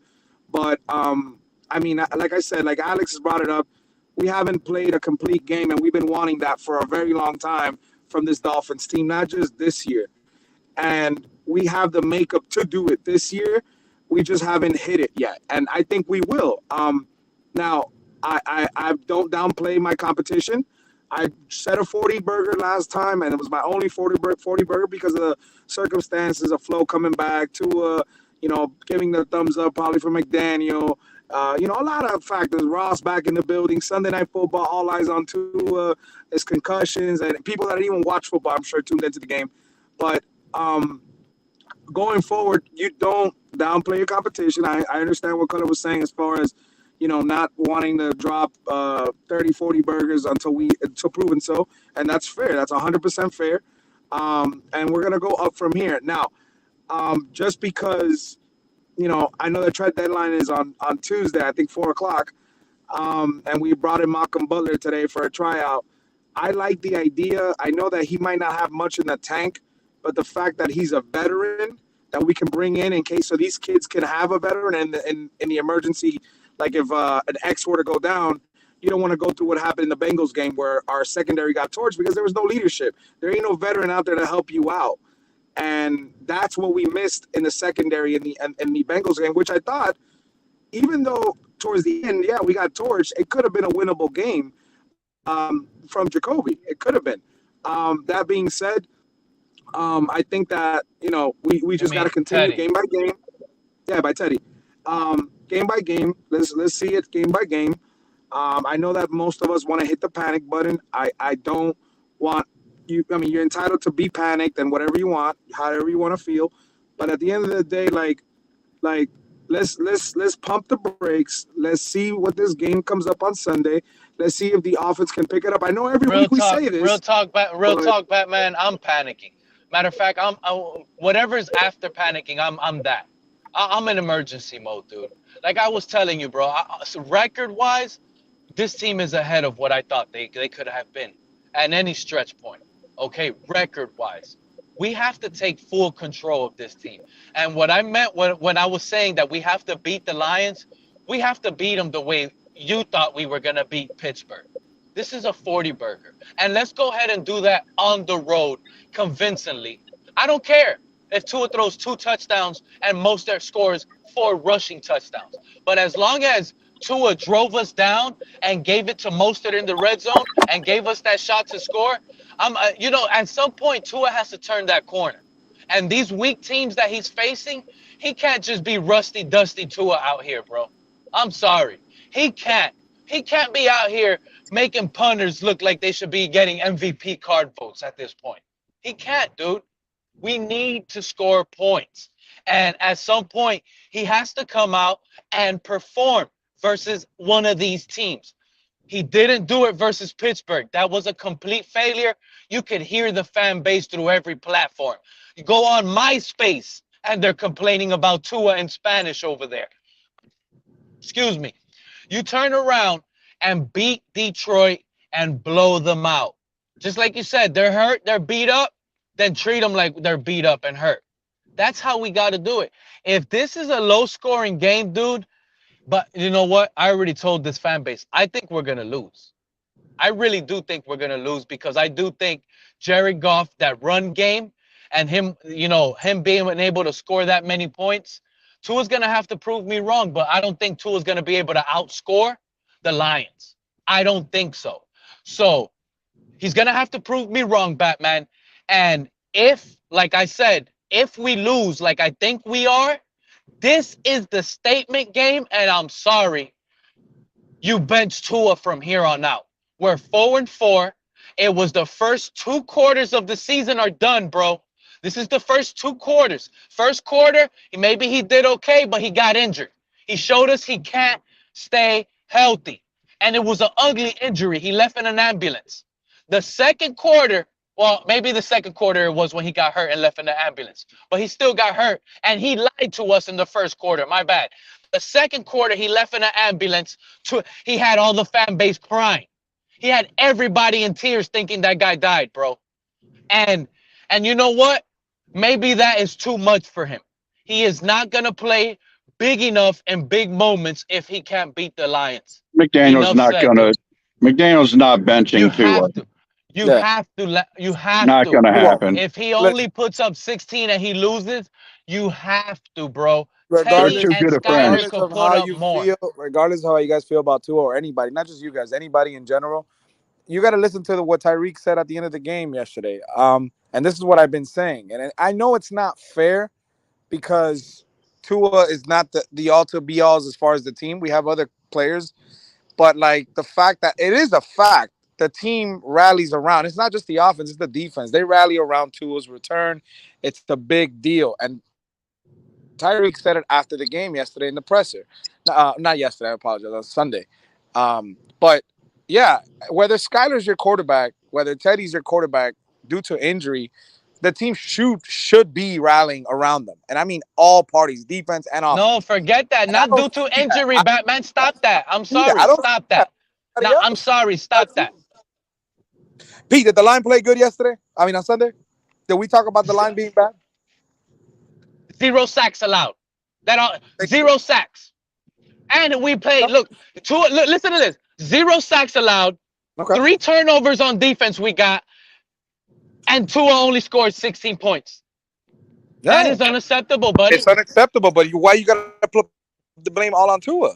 Why can't it be the play call, McDaniel? Why can't it be the adjustments that they made in the defense and McDaniel didn't make the proper adjustments in the second half when they went man? Why can't we address that? Are we just gonna say it's Tua? No, that's all we can't. Say. Yeah, because guys were open. And Tua wasn't making the decision correctly. That's fine. You can blame it on that. TD should literally, the Fins tailgate should literally do a weekly segment called Tua is continuing to leave meat on those bones. If you do all 22 every week, and it's not out yet, you're going to see Tua left meat on those bones. Guys are open. But not as much, bro. Not everybody has Tyreek Hill and Jalen Waddle.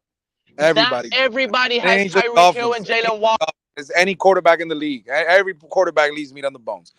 But look, I'll catch you guys later tonight, man. Appreciate it, Capitan Culler. Appreciate y'all. You all, Batman? Not everybody's leaving that much meat, dude. There should be a segment.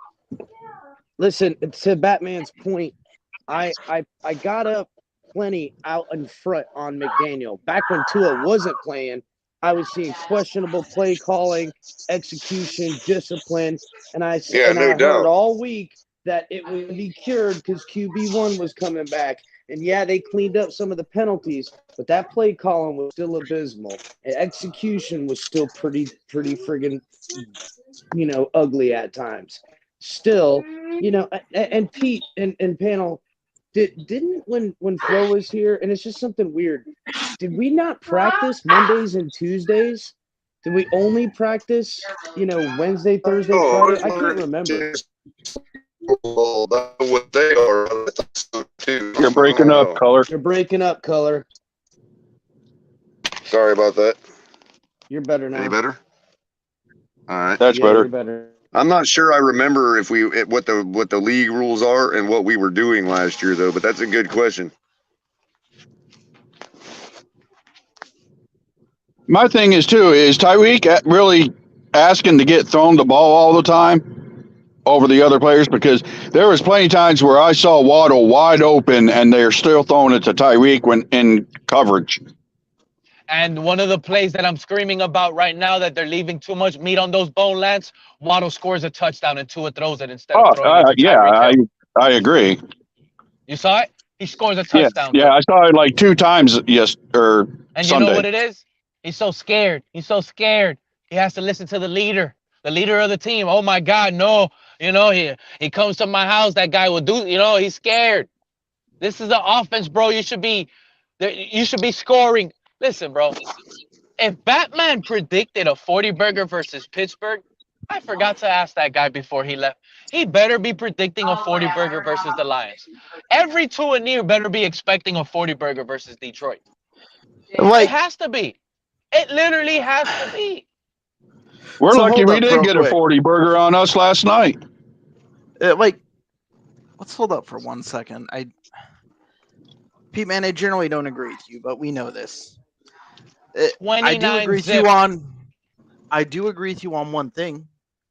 There's more meat on the bone, but it's not all on one person. You have players dropping passes, you have some questionable play calls, and then you're also making assumptions about what someone is thinking. The only person to legitimately sit there and say, you're responsible for running this, so this is on you, is Mike McDaniel. And yes, I expect better. But to put everything on an individual player isn't really a fair statement. I do, because you're the quarterback that's supposed to take the most of what the defense is giving. And you're the one scanning the field. And you're the one scanning the field. To Pete's point, real quick, guys, I think it'd be nice if every once in a while it was Tua that, against all the things that fell apart, he was the guy that stitched it all together. He was electric, and he won us the game. It's never done alone, as we know. But he takes command. He comes alive. He is audibling at the line, picking apart the defense. Just stuff like that. There's been very few moments where I've even gotten that. And yes, in Sunday's game in prime time would have been great. McDaniel's doing this, doing that, but Tua it was just too inconsistent. And I think we need to really see where he's the reason we can say, man, Tua is going to win this game, and that he won this game because of nobody else did him favors. Bad play calling, dropped passes, didn't matter. Tua raised the level of the offense, and he got us the victory. I have a question for you, Captain. So what is your take on the Bills game? The Bills game, okay, I would say this. The Bills game, first of all, what Tua and the offense, great play calling, great execution. The only criticism, and it's a stupid criticism, but I will give it to context, is you almost scored a little too fast that didn't help your defense out. But whatever, I'm not going to cry over spilt milk. You know what I'm saying? Mm-hmm. But to be real, that's a good game. That's a great played game. It's one of the best games as far as offensive efficiency and everything else goes. What I'm talking about is Captain. I just want to comment on what you were talking about Tua being electric and taking command and being the guy that stitches everything together. He kind of did that in the fourth quarter of the Ravens game. So Yes. and we need to see more of Yes. that, and that's the part I do Yes. agree with.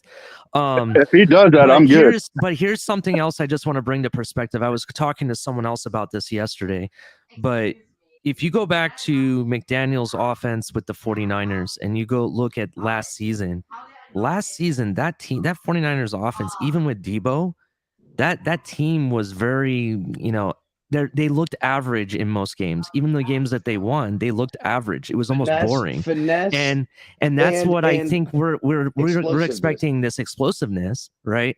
And even though we win games, I think at times it's going to look very boring, to be honest. And to piggyback off what you're saying, look at the playoff wins. They weren't by big scores. They were boring playoff wins. Exactly. Last year. But to piggyback off both y'all's point, because we're jumping a little bit piggies over here. Sorry, apparently. Captain. Sorry. You know what? If you're gonna grind out close football games with a running game, fine. But if you think you're gonna get away with this because it's a passing league and you're gonna throw it all the time, if you're asking for too many things to not go wrong in that scenario. Not for nothing, but just getting 3 and outs. Put so much added pressure on your defense. It's asking too much. And late in the year on a team, and I wish Batman was still up here and I would have jumped on when I got there. Fucking dad's pissing me the fuck off. He's over here fucking eating some supper and he's being an asshole. Anyhow, fuck, I totally lost my point. Oh, if God damn it, I lost it. By the way, did you see my comment? By the way, last year, what happens is Monday, unless they play a Thursday night game, they have off. Tuesday is they study film and they do a film study, and then Wednesday they start the physical practice. That's around the league. Okay, so that's a league-based thing. So I'm not saying I don't want more production. I absolutely do want more production. But I'm not ready to put it all on one person. And I'm not ready to give one person all the credit either. As an offense, they haven't executed up to snuff. We've also had games to where defense didn't execute. If you want to blame anybody, blame Chase Edmonds, bro. That guy needs to walk himself off my team. I can't get over that, dude. I'm sorry. How many times are you going to throw it to the guy or hand the ball off and he does shit? You would think they'd learn by now. This guy was wide open in the end zone. My grandmother from her grave could have caught the ball and he dropped it, bro. I mean, come on. And what's funny is last year, Myles Gaskin had a lot of chemistry with Tua catching the pass out of the backfield. I don't understand why they freaking have him as a healthy scratch. Culler, I should have listened to you, man. I don't know why we signed this guy. I'll take that W. Can we just get Gaskin back up? Exactly. I agree 100%, bro. Not that I want to get rid of Gesicki, but put Edmonds and Gesicki for Morton. I'm down with that. If that's Actually, what we're getting. I said this on another platform. Hi guys, how are you? Can you guys hear me? Yeah, I can hear you, Tony. How you been? I Anyway? can. Tony, long time no talk. Tony always comes in. He's all loud and he immediately fades off down into a tunnel. I don't know what happens all the time, but we couldn't hear you very well, Tony. Dude, I'm struggling with a sore throat. That's why I sound like this. I'm sorry, Tony. I got hope you. Feel better. Well, dang, man. I was talking about your volume, not your voice. Yeah, no, and I said this. We should trade Gesicki to a team like the Packers, who is desperate for a receiving threat in their offense and stuff like that, for a first and a second round pick or something like that.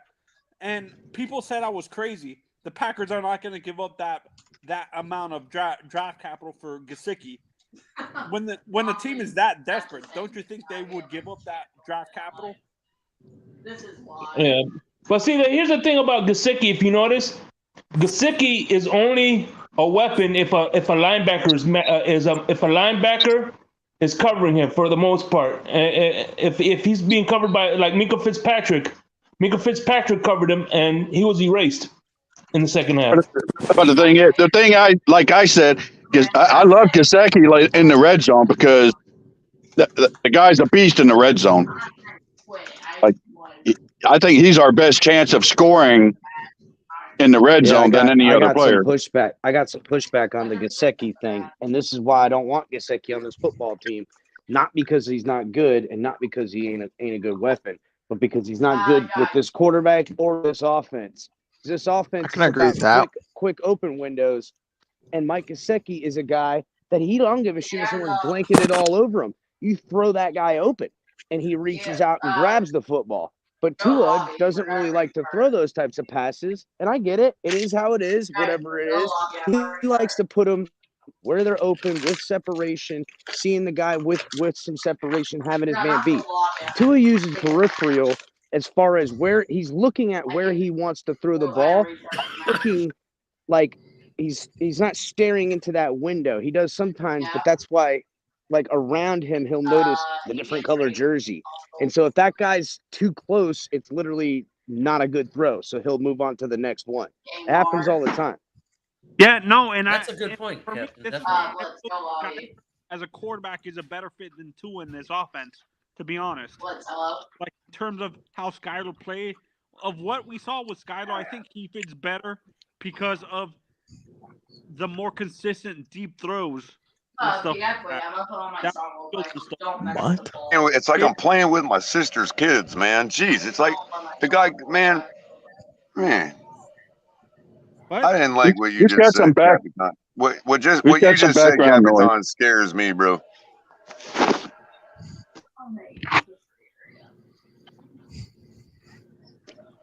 I cannot believe Gesicki had a ball hit him in the face and he didn't catch it.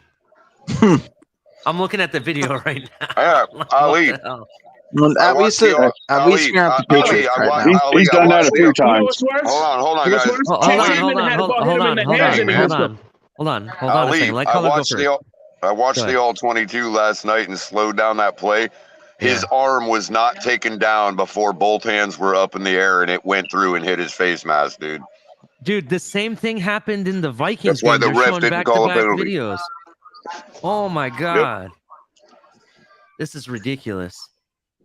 And what's worse than getting hit in the face and not catching the ball is Chase Edmonds hitting the ball in Chase Edmonds' hand and he's not catching it.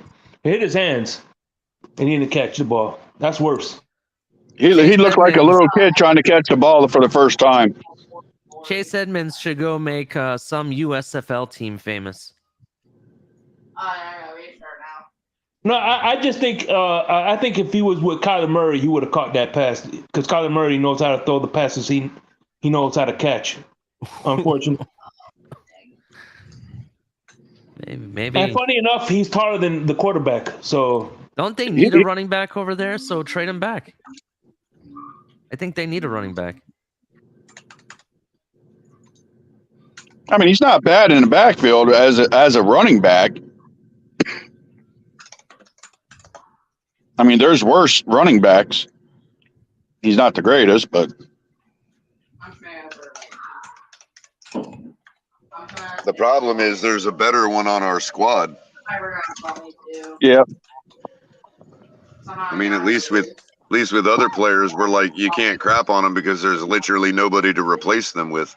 But with him, it's like, nah, bro, we got a guy that went 10 for 10 against Tampa Bay in receptions last year, you know, at 5 yards a carry on his runs. Yeah. He's the best running back, and he's a healthy scratch. That's the word. But, you know, far be it for me to accuse anybody of sabotage on the quarterback. I'm going to accuse Gesicki of sabotage. He's not catching the balls because he doesn't want to be traded. He's going to screw the Dolphins. No, he doesn't catch the ball because they want him to sign. He wants Fitzpatrick to come back. Yeah, as a matter of fact, remember Fitzpatrick was invited to his wedding, not Tua. Oh snap, dude! That's some messed up shit. Well, Tua's our quarterback. He's 4-0 when he's in, and we're 0-3 when he's out. You Tua haters are blind. Speak your piece. You know what? You guys Armstead was out too. Yeah. You guys remember in the offseason we were arguing about is there enough balls going around, and both Tyreek and Jalen Waddle are on track to have over 1,000-yard season. Just saying. But what are they on track? What good are yards when you don't have touchdowns? In 7 games, Tyreek's number 1 in receiving yards. He has 773 yards. No, I'm talking about receptions with Waddle. Well, that's good. If I ever need somebody to mow my lawn with a manual lawn shears, I will call them because they will get the job done a lot quicker than anybody else. Hey, I tell you what. Let me ask you this. Yeah, but Culler, they're not gonna trim it, so they're not gonna finish it with a touchdown. Yeah, because Right. They're gonna leave that one patch off. There's gonna be the size of an end zone. It was 4th and goal, and they missed it. I'm interested to know, being that those two receivers have those many yards, how much does the third guy have? The third most. What's the third most yards behind him? The third guy is the Vikings' Justin Jefferson with 654. I'm talking about our team. I thought it was Diggs. On our team. Well, there's a big drop off. Oh, hold on. Let me I thought it was Diggs. Well, he's talking about on the Miami Dolphins, not in the league. It's got to be Sherfield. It's Sherfield, I would imagine. Yeah. How many yards does he have? I'm about to find out. Okay, thanks. I would say, if I had to guess, I would probably say Gesicki. Nah, I think Sherfield has more. Sherfield probably does. It was probably that one guy. Jakeem Grant. Crazy. I can't even think of who would be the third guy. Yeah, that's fine. Sherfield? It would have to be Sherfield. River Craycraft. Is it River How much does River Craycraft? have? Oh, Craycraft. It might be Mike Gesicki, believe it or not. Does River Craycraft has the most touchdowns on the team? Hold on, let me verify this is correct. This can't be correct. Hold on. No, he's tied with 2 apiece with Tyreek Hill. Good for River Craycraft. Here we go. Receiving. It's Mike Gesicki. Wow. I knew it. I knew it was going to be 197 Gesicki. yards. Wow. Damn, that's a big drop off, Sherfield is number 4 with 132 yards. Damn, that's so in that sense, he's only throwing the ball to 2 receivers. That's all it is, Shake. It's 1 or 2 guys. That's it. When 2 is in, you can clearly see it. You can clearly see that guy doesn't scan the field, bro. It's hike. I'm gonna throw it to this guy.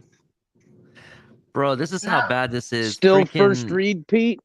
7 games. Chase Edmonds only has 106 yards, bro. Of course. Is it still the first read? I said. Of course it is. And you see, first read, and he's going there no matter what. That's the scary part. That's the scariest part. 7 dropped interceptions. You're gonna get that when you're Who do you forcing think has the highest average per reception, by the way? Craycraft. Craycraft? Any other guesses? I'm not gonna lie. I'm not gonna lie. River Craycraft, I think, has the best hands on the team. Like out of all the wide receivers, I think he has the best hands. Jalen Waddle is leading the average per reception at 18.3 yards per reception. Oh, you're talking about yardage on reception. I thought you were talking about per the percentage reception. of catches. Like Tyreek Hill is targets. 13.6 at number 2. Everybody Okay, else how many is like targets? 10.9. How many targets for River Craycraft with how many receptions? Okay, River Craycraft. He has 2 receptions, 6 targets, 13 yards. Averages 6.5. So he sucks more than I thought. That was last game because he's got 2 touchdowns. That is not. This is the per ESPN. This is He has only 2 2022 catches the stats whole in game. 7 games. Yes, he's only had He's got 2 2 catches. and both of them are touchdowns. Exactly. I'm pretty sure You he know, catch more footballs. I No, don't he know. hasn't. He hasn't. Holy and here's the cow. thing. And remember, Tyreek Hill and Jalen Waddle said they're gonna hold receipts on us. Y'all keep holding them. No touchdowns. And this is the kicker. Before when we went 3-3, I said the biggest difference in the first 3 games versus the last 3 games is Craycraft is not even getting targeted. So that's the biggest.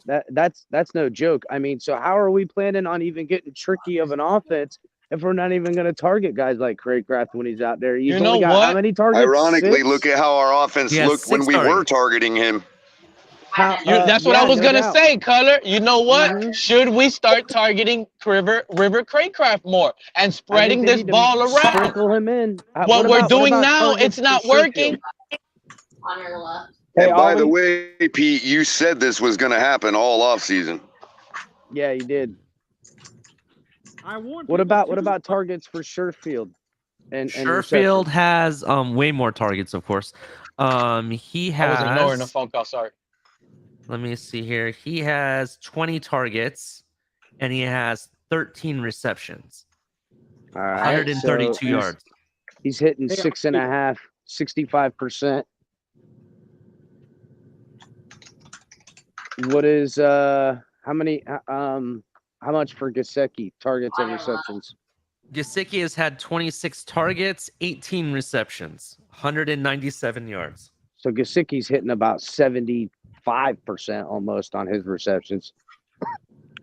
What is Tyreek's catch percentage, Ollie?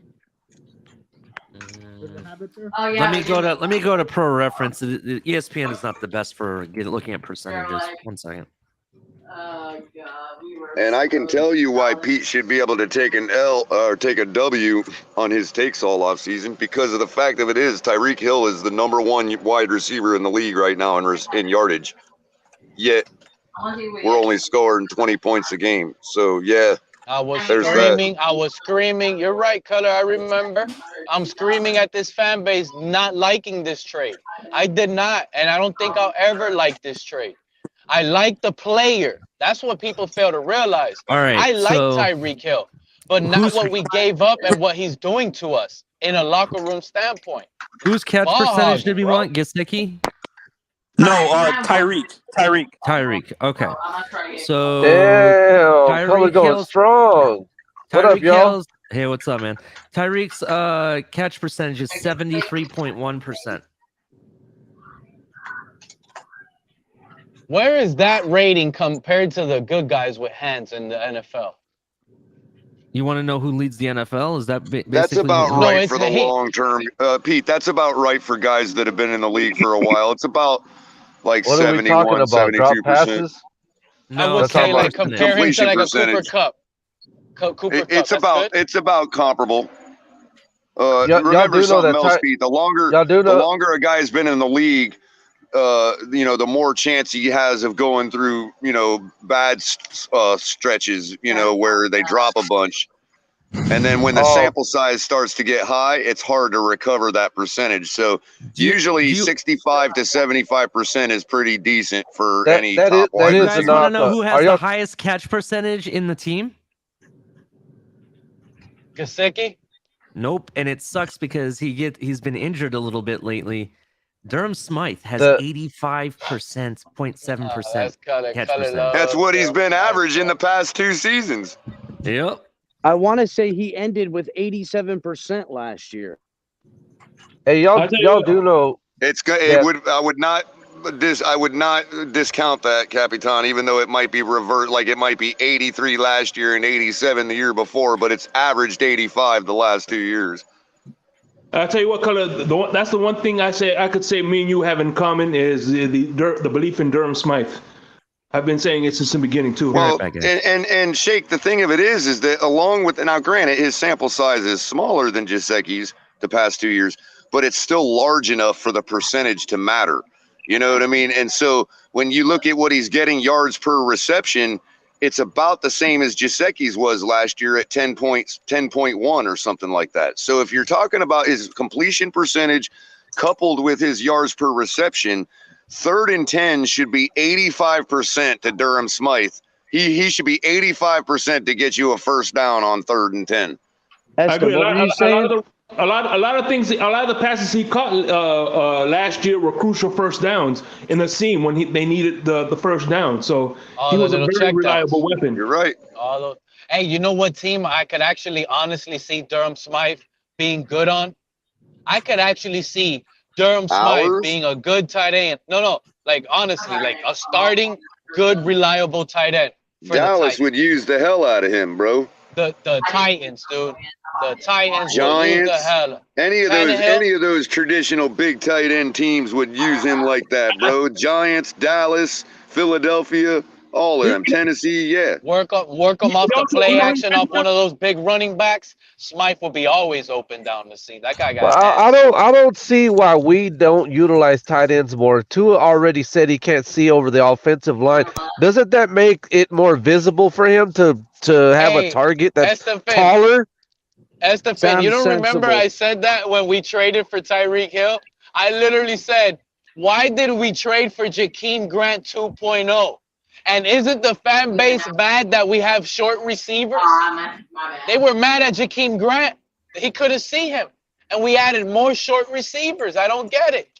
I really don't. But you know what? It's working out. He leads the league. You know, you've brought up this short receiver stigma, Pete, before, but you forget to realize that Kansas City has a bunch of short receivers still. They have Mecole Hardman, who's not much bigger than Tyreek Hill, and they also got Pacheco, who is really short in comparison. So, yeah. Yeah, and their new guy wearing number 10 looks just like Tyreek. Exactly. Pacheco's number 10. He's a running back. Regardless, their receivers are not very much taller, bro. I mean, Mecole Hardman is taller than Tyreek Hill. Yeah, I mean, to be 100%. He is, but I don't know if you call him a tall receiver. He is taller than Tyreek, though. The tallest receiver, I think, in the top 5 of receivers is Justin Jefferson. To be honest, and there's only one. Jamar Chase is pretty tall, dude. And so is Tyler. So is Tyler Boyd, man. I want to say Justin Jefferson is taller than Jamar Chase. Keenan Allen. Oh yeah, Justin Jefferson is taller than all that other dude they got on Pittsburgh is pretty damn tall too, man. Chase Claypool is huge. That guy's like Claypool. Yeah, I was talking about the top. I was about the top 5 receiving leaders right now. And for all you Noah haters, Noah was on Pickens and Claypool all night long. He got burned one time for our only touchdown against us, and then ended the freaking game. So y'all can say what you want. When it comes down to it, the story of Sunday night. When it comes down to it, I said this earlier in the day, the story of Sunday night is Kenny Pickett 0, Noah Igbenogany 1. 100%. That's the story of Sunday night. Because they picked on him and picked on him and picked on him, scored on him, picked on him. Tomlin was just putting it on him. Flores putting it on him. Yep. Good point. And he ended up ending the game with an interception. So I say Noah 1, Kenny Pickett 0. And you got to feel good for Noah too. You really do. And you know what's such a Dolphin thing to do now, Culler? This is the Dolphin thing to do. After Noah just won us the game, next week versus Detroit, don't be surprised if that guy is back on inactive. He's inactive, and they're playing Malcolm Butler.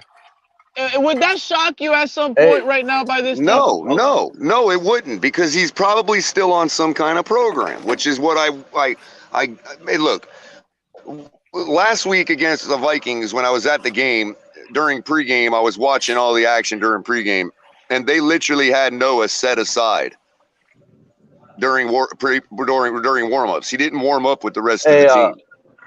Shout out to Noah, but I got to be honest, man, it kind of, I don't know, I'm getting Cordero Tankersley vibes from Noah, like the guy that kind of had somewhat potential. But hold on. Maybe that's why he's still on the program. To Pete's point, I bet you he don't play next week, and all of a sudden he disappears for a minute.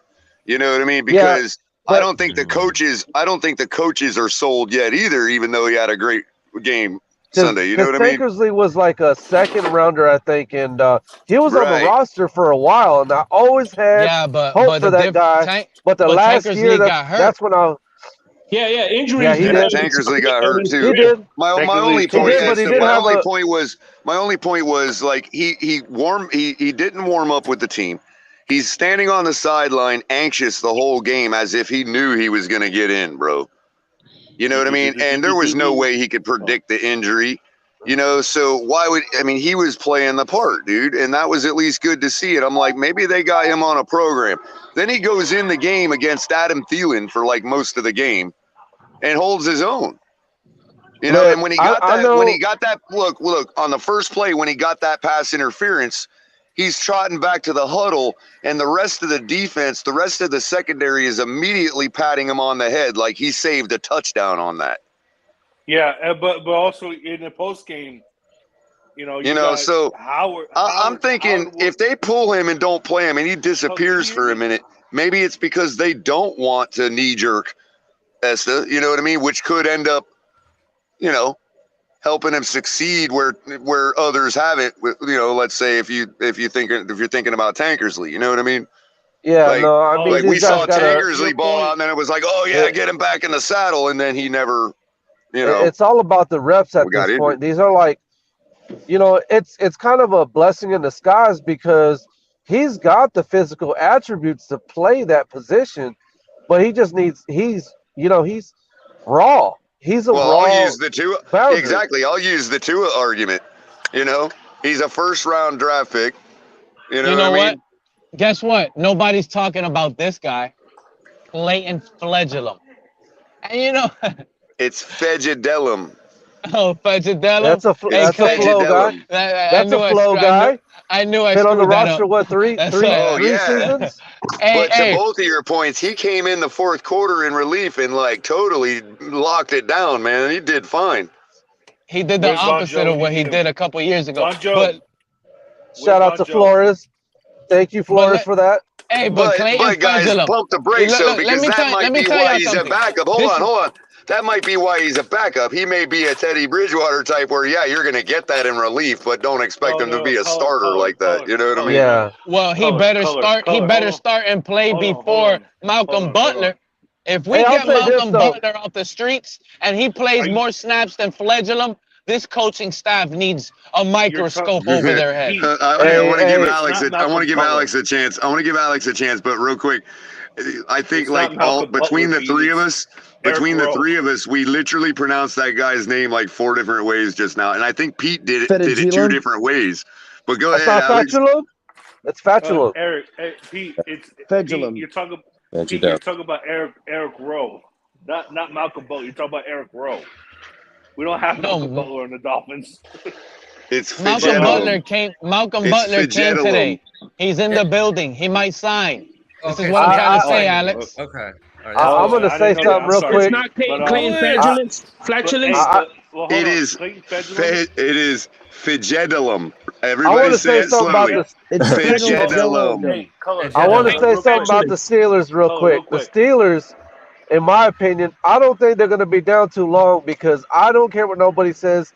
I like what I see from Kenny Pickett. I like his size. I like the way he uses his legs, especially the way. I'm not trying to knock the kid, but he's 0 I liked his wheels against the Buccaneers. I don't know if y'all saw against that defense, man. He looked, and they're like, let's be honest, he had some tight window throws. Look, let's be honest. That pass that he put on Noah was a pretty decent pass, and for the touchdown. I mean, let's not crap on Noah too hard. That was a gorgeous pass and catch too.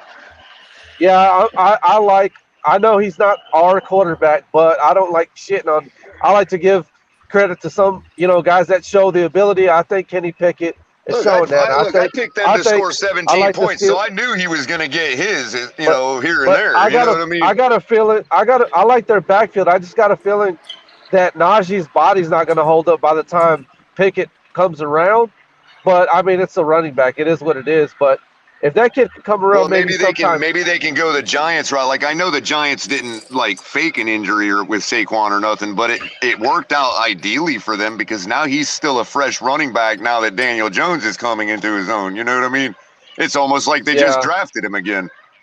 I just really like the dimension that a big quarterback like that adds when they use their legs, man. I love it. Right on. Go ahead. I got you. I promised Alex a chance. Go ahead, Alex.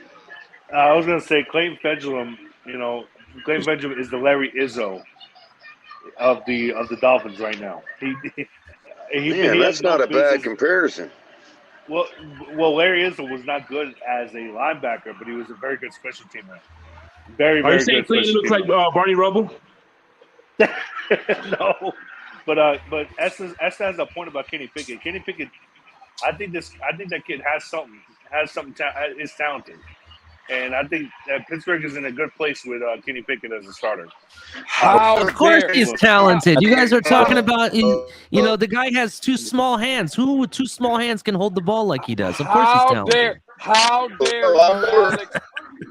How dare you, Alex? Talk good about. Alex, are you saying?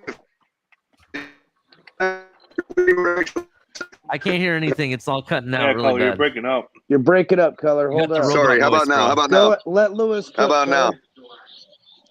I can hear you now. Definitely. Right on. Go ahead, You're Lewis. good, Culler. No, I was just gonna say, Alex, how dare you praise another quarterback, you hater? I cannot believe you have praise for another quarterback. No, I'm just playing. Again, listen. I want the apology letter, Alex. I just came up here. I wanted to show my face. You and damn show cheater.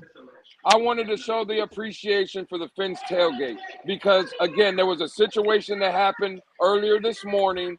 And, again, not only for me, I'm going to speak for Russell if I can.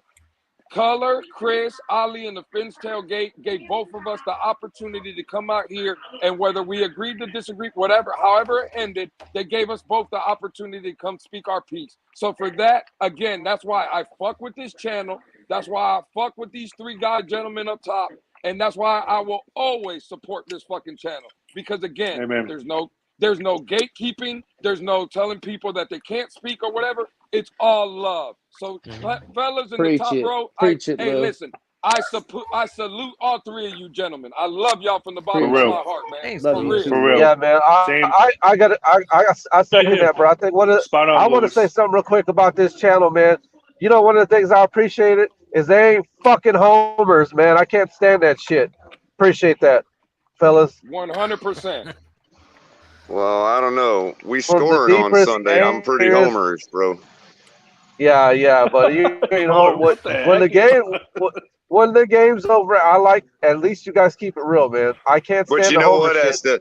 Esther, you should go back and watch Capitan and I calling the Ravens game. You should hear the stuff I was saying at halftime, bro. I was freaking livid, bro. I was right there Tua with you, is Culler. finished in Miami. I was saying it all, bro. You should have heard it. Verbatim. I said this was the end Hey, of the you Tua want to know era in something, Miami. guys? Want to know something crazy? I called the first 3 weeks, and this team was in a good way. And then I stopped calling football, and look where we've been since. Maybe I need to start calling these games again. I know, It's right? your fault. We gotta you blame know you. what? You know Just what's kidding. upsetting? You know what's upsetting to me? Honestly, Skylar Thompson not winning Rookie of the Year, dude. This guy still has the opportunity, bro. He still has the opportunity. And you know why I say this? Because Breece Hall, he's out. That guy was like on his way to win it, bro. He could have won it with the trajectory of his stats. You finish the season, you see his numbers, he would have won it, bro. But now, if we could start, this is what, you know what? I'm going to tell y'all. If we lose to Detroit, I already said it. Why do I got to repeat myself? We need to start Skylar Thompson. And I don't think we should, you know what? In the first half, if Tua is not 21 points, if we get 5 drives before halftime, and 3 of those are not at least turned into points, we bench him and we move on. Oh my God. I don't want to hear ever again Tua's name. Oh my God. We move on and we let Skylar come out of halftime from Detroit and show Tua how to push that ball into the end zone. Because at the end of the day, touchdowns matter. And then I'm the not going to Dolphins go sit here. 4-13. You're out of your mind, bro. Because once Skylar starts throwing touchdowns, we're winning games, bro. We're winning. We saw how Skylar could score in Could you preseason. imagine Pete on the sideline as a coach? He'd be like, "Get out there and give me a rep." Oh, you suck! Get the fuck out of here! You know what I mean? No, bro. Guys, say hello to my son. Bro, that shit would be He so would be funny, like Vince bro. Lombardi. He He'd was be like like, a little, he was like a little Puerto Rican Al Pacino and shit on any given Sunday. That's fucking funny. sorry, I had a phone call. He'd be like Vince Lombardi. He'd be out there like, What the hell is going on out here? But I mean, good grief, fellas. Y'all don't agree. Y'all just think it's a joke. Yes. 9 Listen to these if stats. he doesn't Hey, score listen to these versus stats. Detroit. Listen to Versus these stats. Detroit. That's an automatic dub, man. Hey, you know what? I'll say this: golf ain't no bitch, man. As much as shit as people talk about that quarterback, bro, he is not a bitch. So Tua better show up because that kid can put it on you.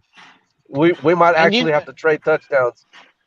And you know what? I think you know what? I'm gonna tell you. I think Tua was told Skylar Thompson is gonna be the starter of this team when he's back healthy. And then I truly believe he the was told person that. I'm afraid of on the Detroit Lions is DeAndre Swift, bro. Because if that guy's healthy for our game, that guy can run the ball. Yeah, you know though, Ali, I'm really starting to gain a little more confidence in our run stop if it don't get to the mid-level.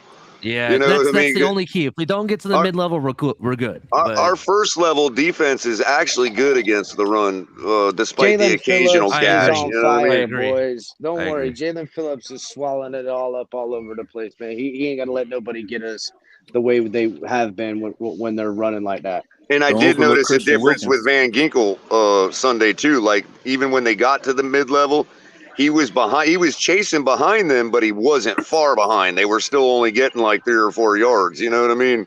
On the You know gash. what? Talking about Van Ginkel, you know that coach had Van Ginkel in spy? For This Pickett? coach, yeah, they were spying Pickett, dude. Well, he did He run. did get some runs. I mean, why not? I mean, Instead of spying him and waiting there, you just keep but Pete, blitzing remember him. something though. All rookies, even if they're not running quarterbacks, always have that, like, you know what I mean? That's the only way I for them just to think- shine. You know, Oh man, they're a waste of time putting they a take spy. that Ginkel grass could have in the been middle rushing. all the time, dude. Hey I man, hopped on to ask Pete specifically a question, if that's cool. Sure. Yeah, definitely. Pete, how long you been a Dolphin fan? I'm blind right now, but it sounds like Q. Is that Q? I've been a Dolphin fan No. all my life, bro. All I'm my sorry. life. All my life. The writing's really small on my phone, so I'm sorry if I didn't mean to misname you, but go No, ahead. Bud. this is Fin Tank. Oh, okay. How you doing, bud? I'm good. Good So deal. you say it all your life, by right? Pete. So you can answer this question pretty accurately. When's the last time we had a quarterback that gave us the production, whether it's minimal or above what you agree he can do or want or whatnot? When have we had a quarterback produce the way that Tua is producing? Tannehill? But in what way is that? Tannehill, yeah, exactly. Tannehill. Tannehill had the exact same fucking numbers. I'll take that. So you telling me? Fitzpatrick? Oh yeah, Okay. right. Well, no, that's not fair Ryan because was Ryan solid. Fitzpatrick was All way right, better. all right. We Ryan got was some solid. examples. Actually, let him get the point. Let was better. him land.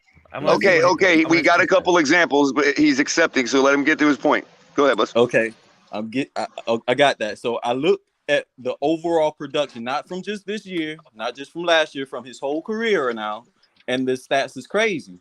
And all I'm saying is, I've been a Dolphin fan my whole life as well, and I could probably say that I probably got some PTSD from a starting season's pretty good and then falling off and just completely failing. You know what I mean? But I don't see that happening with this quarterback because he hasn't done it for the past 3 years he's been in the league. The Dolphins have always had a chance, and it was a time before he came onto this team where we was losing games like the one we just lost, like the one we just won Sunday night. Is that fair, or is that completely? We've been losing for like it's the last 20 years. Fair. Actually, it's that's a good definitely point. fair. You know what he's doing, bro? It's a fair point. It's just, man. Because people keep saying that, and I get it. But you know what he's doing, but he didn't do against Pittsburgh? Throw a Move the 70-yard damn ball, pick up first downs, which is very important and critical to change field position because the Steelers almost, at the end of the game, they almost had us. So I'm just saying, like, that performance was exactly what we were getting last year. It was a win, but it was a bad win. That was the same. Now, let me. we were getting Now, And not just a bad win, not just a bad win, but a bad win against a really bad team. And everybody's gonna hate, the what I'm about to say because it's about Flores. But see, that change, that games that we started winning, the close games, it wasn't because of Tua. We started winning when Tua was still at Alabama. Flores won 5 out of his last 7 games with UPS drivers and Walmart workers. The change started with Brian Flores. Okay, that's when the change came. We started winning them close games when Brian Flores got here, not because of Tua Tagovailoa. No, Tua Tagovailoa was the beneficiary from Brian Flores and what Brian Flores brought to this organization. Hey man, I gotta go, man. I got games. You got that right. Hey, Culler, thanks for having me on. I gotta go. I just got one thing I gotta say. Nobody's gonna like. No, thank you. Nobody's Esther. gonna like it, but Tua's gonna have to get his head out of his ass in this game, bro. I'm sorry. There's no excuses. I don't want to hear shit about Russ, bro. You either get it done or get the fuck out. All right, later, y'all. You see what I'm saying? Exactly what I'm saying. Now that's quite a sensible dude, that Esther fella. That's you know, that Esther fella. That Esther fella's a real sensible guy, man. I want to say something real quick. If you really think about it, how we played against the Steelers and the game plan, it was very similar to how we played the Patriots, to be honest.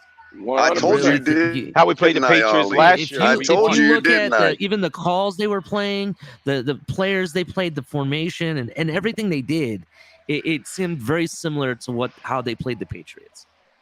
I told you, didn't I, Ali? Yeah, you did tell me. I even said if we don't get the blowout, I even said, hold on. I even said if we don't get the blowout and it's a close game and we win it, it's going to play out just like the Patriots game did. One thing before where we led the whole ball game. We led the whole ball game, so nobody's allowed to complain. But really, bro, come on, we ain't beating nobody with what we saw Sunday night. Go ahead, Shake.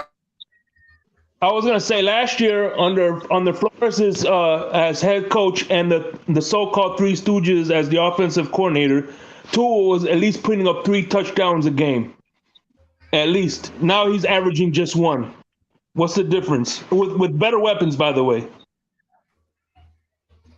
That's the key point. Is that we spent all offseason with people.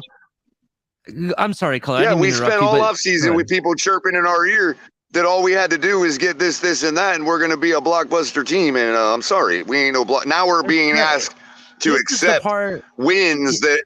Oh, we just won. You can't be upset. No, that's not what we argued over all offseason. I'm sorry. We expect better than this. You can blame McDaniel. This is the part that you do blame McDaniel for some of the calls that he's made, like running it 3rd down and 4th down to chase fucking Edmonds, bro. Who the fuck? You can help us this. Maybe your memory can help us settle this. Did we call the timeout on 3rd down or 4th down? I believe it was on 3rd. Well, no, maybe it was on 4th down. I thought it was 3rd down, and we set both of the plays. Yes, I think it was. I actually believe it was 3rd down. Now that I think about it, but yeah, well, we still have to verify, Pete. But someone needs to grab McDaniel by the ear and be like, "Dude, on 4th down on the 20-yard line, and especially that early in the game, just go for the fucking field goal and take the points, dude. Why the fuck wouldn't you take the points?" You know what I mean? I don't understand. If we took those points, we wouldn't have been in this situation. It's not as if you're going up. It's not as if you're going up by 8. You're going up by 9. That's 2 possessions. Why would you give that up? There was a chance he could have went, got that 1st down, and still ended up in a 4th and 7 situation on the next drive, like on the next series, and still had to punt. Field goal. I mean, still would have had to kick a field goal. Yeah, I'm sorry. Because you're not going to go for it on 4th and 7 from the 15. No, they could have blocked that field goal. No, they could. And pick it up. Well, not only that, Pete, but listen. Let's play that out. Let's play that counterfactual out, bro. That's cool. Okay, so let's say we go for it. We get the 1st down there. Then on the next play, Tua throws an interception that goes the other way. Highly possible. Take the freaking points, right. Mike McDaniel. That did it. I was so upset, Culler. That is a coaching mistake. And it's inexcusable, bro. You're not, dude, 1st-year coach or not, that is not a rookie mistake. That is inexcusable. And I saw a stat on our kicker, Culler. He's like 50 for 50 in field goals of 40 and below. Right. But then he's 2 of 9 in the last 2 seasons on kicks 50 and over. It might So he surprise should people have to just know. got that automatic. Pete, it might surprise people to know that before he missed his first one over 50 yards, he was 4 for 4 over 50 yards. People forget that. Man, that stat doesn't make sense, Culler. If I just It told doesn't. you. And in the last 2 years, he is 2 for 9. Well, on why do you kicks think over 50 plus why yards. do you think a lot of us have the still trying to give him the benefit of the doubt, Yeah, man. I just don't understand, man. I remember hearing the legend himself. John Madden. Rest in peace. This guy was calling a Raiders game. And they talking about Janikowski, the big leg kicker. How he would that dude was unreal. how he deserved that contract, how his huge leg puts him on top of the other kickers in the league. And it's not, like everything I heard from John Madden is like, makes sense. You want a kicker that can drill a kick from 55 yards and you feel confident about it. You put little Jason Sanders, this little guy looks tiny, like he should be playing soccer somewhere. Like I don't know what. I mean, he it shouldn't is be Miami, bro. tell him to play soccer, but we need a big Well, that's kicker the with a thing that big kills leg, me. dude. A big leg. That's the thing that kills me, bro. We got. I don't know maybe Ali can correct me, but there has to be more soccer players in South Florida than anywhere in the country. There is. Like you can't find a better kicker. We should have the best kicker in the league. But here's the thing: I'm not soccer gonna lie, players soccer's do not. taking over Miami. Wait. It Let is. me give you guys the It really is. Hold on. And that's not throwing any shade in our fellow Latino brothers. You know what I mean? Culler, let me correct you on something. Some Okay? Latinos out there. Soccer players don't always make the best field goal kickers, bro. That's a fact. No, but I'm saying, bro, a lot of times they do. Do you want to know who? No, you want to know Yep. who makes a better field goal kicker and actually punter is always gonna be rugby style players. Because they got to run around and stop and punt it between the uprights at a moment's notice. Yeah, they have to know what they're doing. So for them, I would say that's the better option. There was the Jets used to have a former goalkeeper for United States Soccer named Tony Miola, and he blew, dude. So I don't necessarily want soccer players. A ballet, Oh my God! Well, apparently a ballet dancer is. Oh my God! Or no, wait a minute. Apparently an opera singer makes for the best kicker in the NFL. Realistically, just give me a big, strong leg kicker. For you, bro. But I got, Go ahead, guys. Alex. I just want to hold on, Alex. Before you go, Alex. Before you go, I do have to leave to go take care of family stuff. Right on, but I Ali. just want to say All thank right, y'all. Fins up, man. Fins up, I Ali. hope to Stop God, it, bye, I hope to God Tua does blow out the Lions Ali, like did Pete I says. tell you? So. What's up? That's what needs to Ali, happen. Go ahead, real quick. Ali, What's up? I just, I'm about to be a father for the 5th time. Dude, congratulations, man. My wife's pregnant. You dog. You dog, That was Alex. for you, bro. That's for you. Congrats, dude. I mean, with the way I'm so Mrs. happy for Diaz you. was giving you the business the other night about the football Oh game. my I'm God, surprised, Miss man. Diaz. Where's Miss Diaz, man? Congratulations Diaz, to Miss thank you. Diaz. Congratulations. You know what, Once again, Alex? congratulations, Alex. Alex. Another Dolphin fan. Put in her the on. books. Put your wife on the mic, bro. man. Put your wife on the mic, Alex. Alex is like, no, you don't want that, guys. No. She's gonna come on and be like, look, this boy don't know shit about football, man. Tua is trash, man. That'd be messed up. She's in the other room watching you. Just don't tell her I told you guys. Don't tell her. All right. But you know what? If let's say, for instance, Sean Payne Cole, I got an does answer come for back you to the about Miami your Dolphins, question. I hope he brings back Dan Rizzi, if he comes to the Miami Dolphins. What were you gonna say, Alex? I actually wanted Darren Rizzi as the coach. But Cole, I got an answer. Yeah. Go ahead.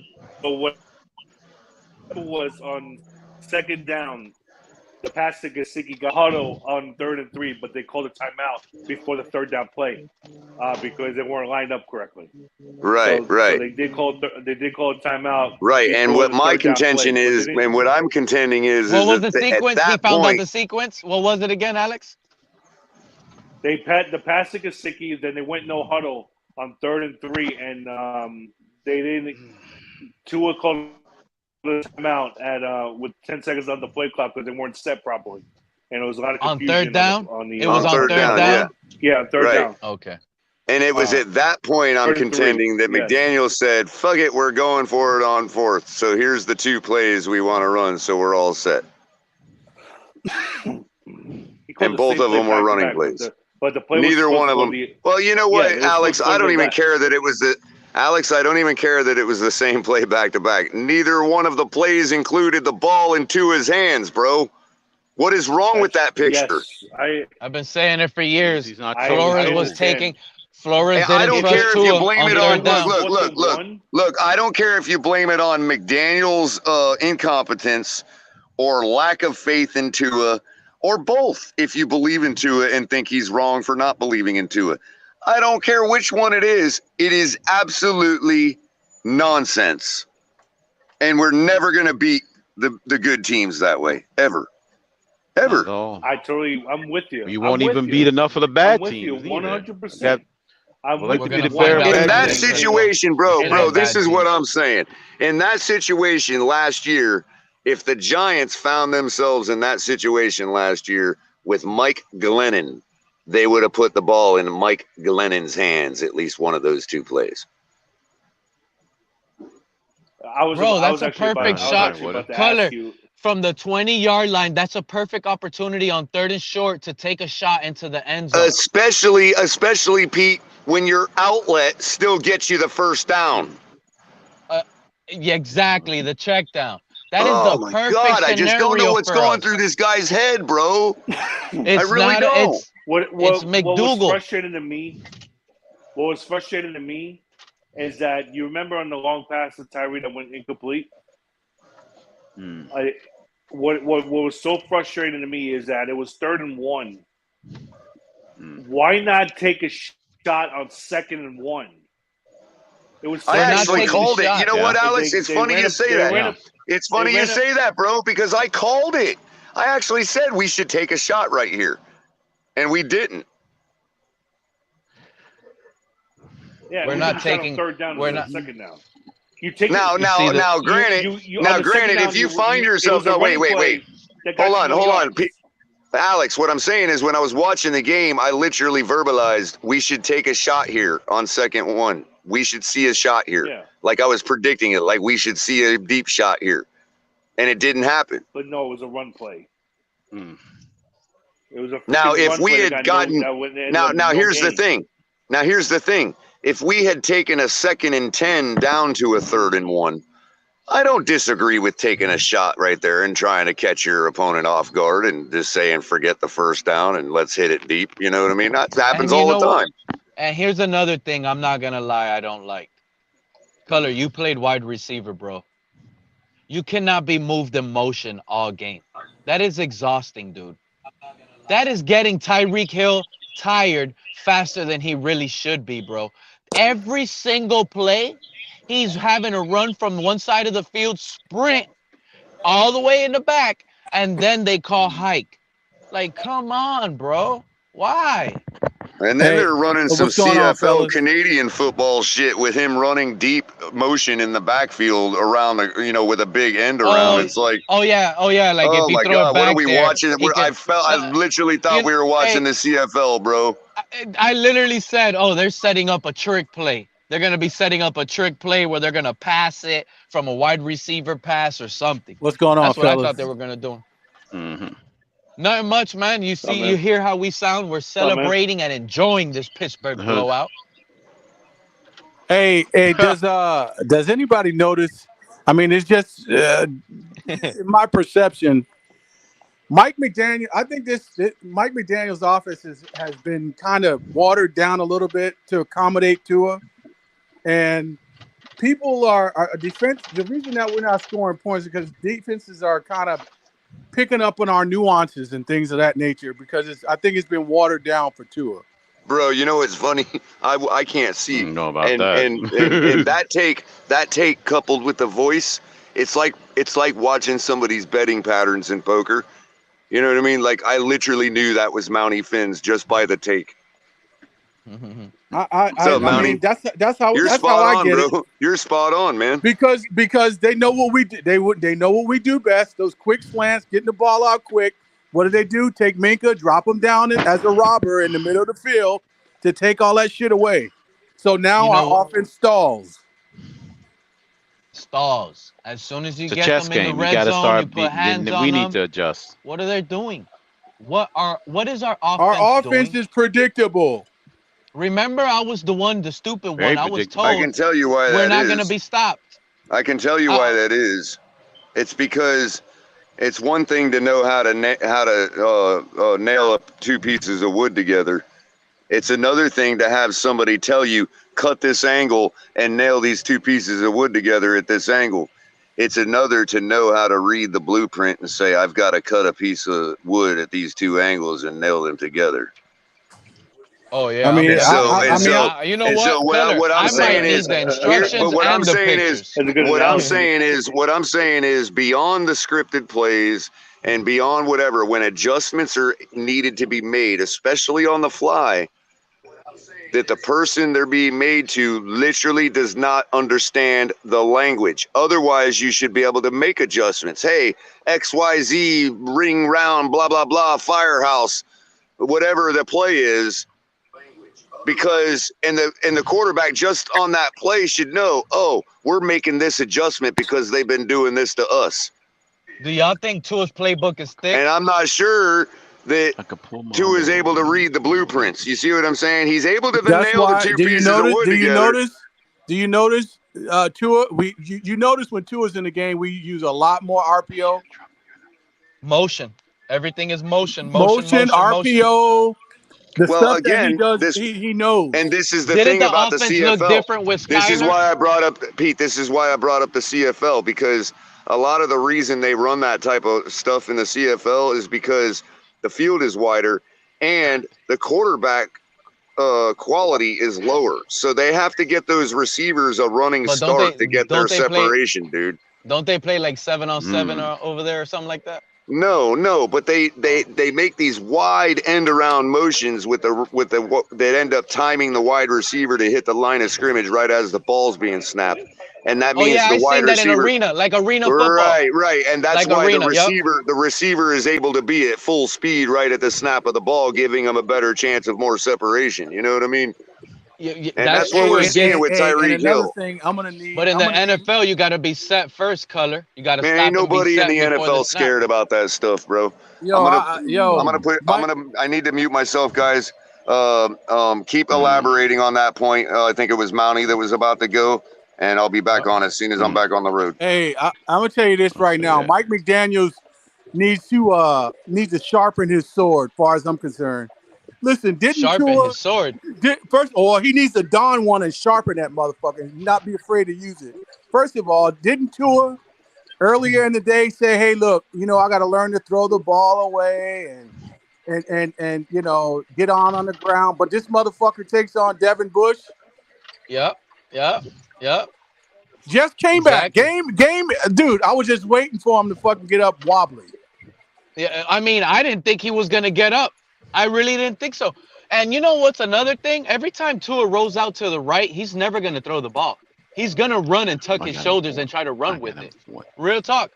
And you know what? That made me angry. It made me angry too, because it's like he's telling us something and now you can't even believe Tua. I already told y'all he's a liar, right? I said Tua lied to us, so this guy's a natural born liar. So now he will sit here and say anything just for people to like him. So he's sitting here and telling us, oh, no, I know. Concussions? No, I'm a quarterback. We don't take that many hits. Don't worry. I avoid those. What does he do on Sunday nights? Like you said, he lowers his shoulder. And I'm going to say this. If CB83, if you on, are you listening, are you watching? Because I know you quick to critique my comments on Tua. I'm gonna tell Hey, you you know something. I ain't seen If this CB83 mother, in a little minute. if Tua continues to play reckless abandon and responsible football like he did last night, listen, I have no choice but to say, look, we need to move on. Let me ask you a question. He's not gonna last. Let me ask you a You know what question, I heard? Hey, real quick, you know what I heard earlier? I think it was the day before yesterday on the Big O show. And the Big O loves Tua. Hey, what's going on, guys? Hope everybody The having a big good night. clown show. Yeah, he was talking about not much, man. Yeah, but we you got guys were big talking old about bootlickers around. But yeah, go ahead. check it. Look, so The he Big goes Lard and he Show. says that The Lardo Show. he says that pretty much that he feels like we need to look for another quarterback. He says that this guy's not going to learn. You tell him one thing, that this goes back to when he was a teenager. Big O said we got to move off of Tua. No, he ain't. Yeah. I don't buy Well, it. he That's said a we gotta I ain't buying that. That's Big bait O and works switch. the ground this If guy anything, walks on. if anything, I'm gonna back. yeah, if anything, that's bait and switch. Let me finish. I ain't buying that. Ain't falling for those Hold on. You're just trying to make me go watch Big O No. show. Hold on. Let me finish. Cap, Wait, let me wait, ask you Pete. one more time. I'm going to just ask him one more time, and he's going to finish everything else. Did Big O All right. say we need to move off of Tua? Yes or no? He says that we need to look for another quarterback. He says that he's not going to learn. And this has been instilled in him since he was young, and he still doesn't learn. That the mentality is a warrior mentality. You can't change that from a warrior mentality, and it's like it's affecting us. You know what I'm saying? I didn't think my jaw dropped. However, Big O's got to justify his backpedal. Whatever, I'll take it. Yeah, my jaw dropped when I heard that, man. I was like, damn, because he loves Tua. He loves him. Cap, He loves Tua. Hey, Tua can do no wrong. I have to see that to believe I'm gonna it. tell you. I don't buy it. That's a I'm gonna snake say this, move. I'm sure he's doing. He's got an alternative motive. That's some CIA type shit that I'm used to. But that's deception. That's misdirection. No. I'm not He's buying keeping it. his position that it he's makes been sense.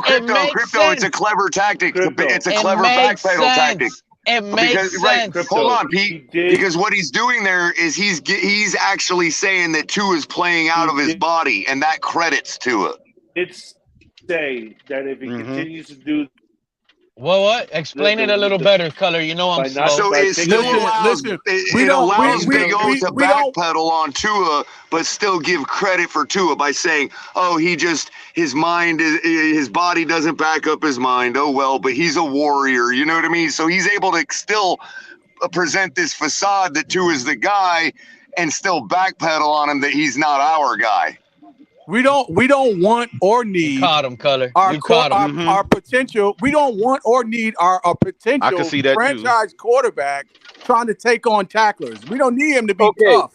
Mounty, we need him to with be that smart. being said, Monty, with that being Okay, said, but Tua did that last year, taking on the Jets tacklers. What was his opinion then? And you know what? So and what you know was that what? opinion then?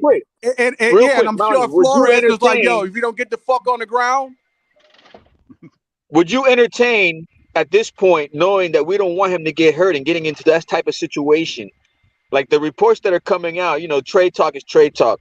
But would you entertain having another weapon on the offense if we needed to help Tua to get the ball out even quicker? So basically, we have to. I'm pulling we up have, on. we have to, Hey, you know what I'm gonna do? basically- I'm gonna so pull what up we're on Big doing O is- one of these days. So what we're mortgaging. We're mortgaging the future. I am, and I'm gonna record it. So we're mortgaging the future for Tua right now. That was the plan. No, we did that with Tyreek. That's why we paid him. And dude, I've never seen an offense, a team that tailors to one guy. Do you think it's overkill though? And you know what? You know what's even scarier, Mountain? We don't even have that much draft capital left. We don't have nothing left. Like we're in trouble. There's plenty of teams that do that. And What are the you fan talking base, about, There's no dude? such hold on, thing as Alex, overkill. hold on. Mountie, We there's don't have plenty that of much teams capital that to do keep that. building and salary cap, Mountie. And the fan base is still begging for more. They're literally still, I want more linemen, better linebackers. We need more. They're trying to add all You can't have pros 5-star all recruits at every over. position.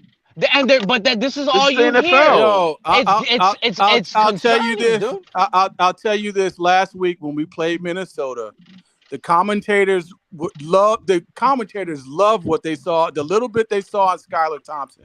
And I'm gonna tell you this. And one of the commentators made note of how Skylar Thompson throws his receivers open, where Tua throws to wide open guys. That's what sets him apart from Tua. And he's willing and can scramble and gets on the ground. He's a smarter player. Versus the Cincinnati game, the commentator literally said when he underthrew Tyreek Hill and threw that interception, the commentator said, that's not Tua's strength. He doesn't have a deep arm. He will continue to underthrow those in that nature. So then what do we need to do? Get offensive linemen, get more offensive firepower. What is it that we need to do? But are you guys aware? This didn't blow up. Maybe I haven't been around because I haven't been around, but this has not been said by Skylar Nears much. We got Lewis out here. He loves Skylar, but I haven't heard that guy sit here and say, plus other guys say, Coach McDaniel praised Skylar Thompson in a way I don't think this fan base realizes. Coach McDaniel said things about Skylar Thompson after his first game. I don't think this fan base, or I think they heard it, and I don't think they're realizing what Coach really said. I'm gonna try to post it on Twitter. You guys should have seen that interview between Greer and McDaniel, and they asked him. The news reporter asked him how they felt about them burning a roster spot to keep Skylar Thompson. Dude, they were looking at each other like with Google eyes. They know exactly what they have with Skylar Thompson. I remember that.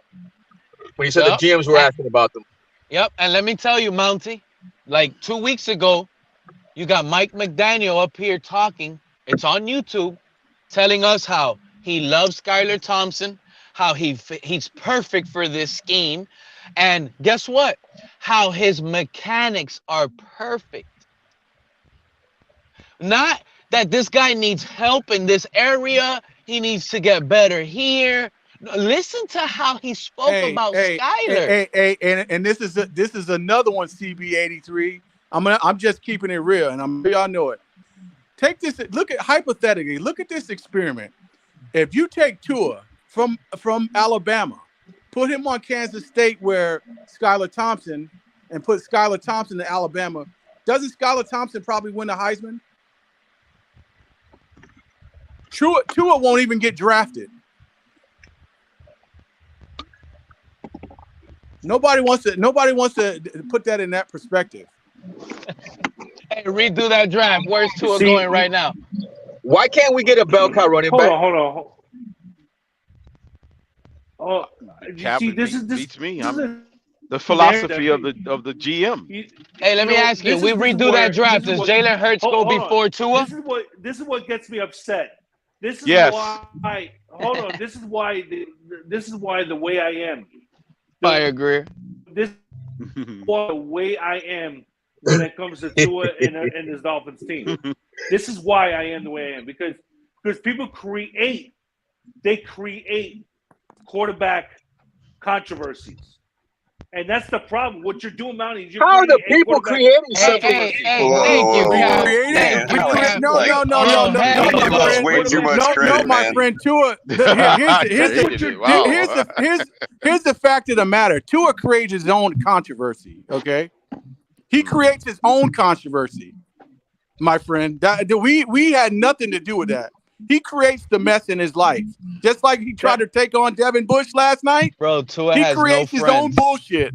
So he made his bed. Now he needs to lay in it. I'm 100% with you on that, Mountie. I think he needs to learn how to slide. Yes, but that's all of y'all. He's gonna learn how to slide. He's gonna learn how to slide. I get it now. He's gonna learn how to slide. Or somebody's gonna fucking slide his ass. Hey, hold up. Y'all remember earlier Alex was up here saying, he answered something and he said he will get rid of Tua. Hey, you know what, Alex? You're a bigoneer, bro. You know, You've been told. You've been told. Hey, Alex, real what? talk. What's gonna happen if that's the case? You're a big Wait, old near. what? A bigoneer? What's a bigoneer? He's a big old near. He's a big old near. Big And old I near. and I Big old literally. near. Oh, I got it. Okay. He's a big old and you know what? He's been told that before, but I've never had my own information to sit here and blame him. You know what? But today, you're Alex. Hush, Alex. Hush. You have been told before that all you do is repeat what Big O says, and I caught you today, buddy. I caught you today. You're over here talking about you're over Tua now, and it was surprising to me earlier that you would say that. Alex. Alex said that he would be over Tua. You said you would be. You said you would be if the scenario comes out to if he doesn't perform big versus the Lions. If he does not versus the Lions. Oh, well, watch out. It was versus the Lions. You gotta watch out. Buckle up. I never said that. Yeah, they're jumping off now. Now they're confident to jump off. You know why, Crypto? Kidding me. Because Big O opened the door for them today. And that's why Todd was up here. That's why Todd was up here Pete, too. hold on, Pete, hold on a second.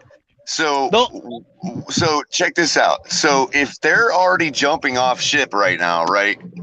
At this point, okay, then the take that they shit on you for all off season that Tua wouldn't finish as our quarterback by the end of the year gets closer and closer to a reality. Okay, I just wanted to make sure we're clear on that. And Big O blocked me. Big O blocked me on his channel. You know. Yeah, he did.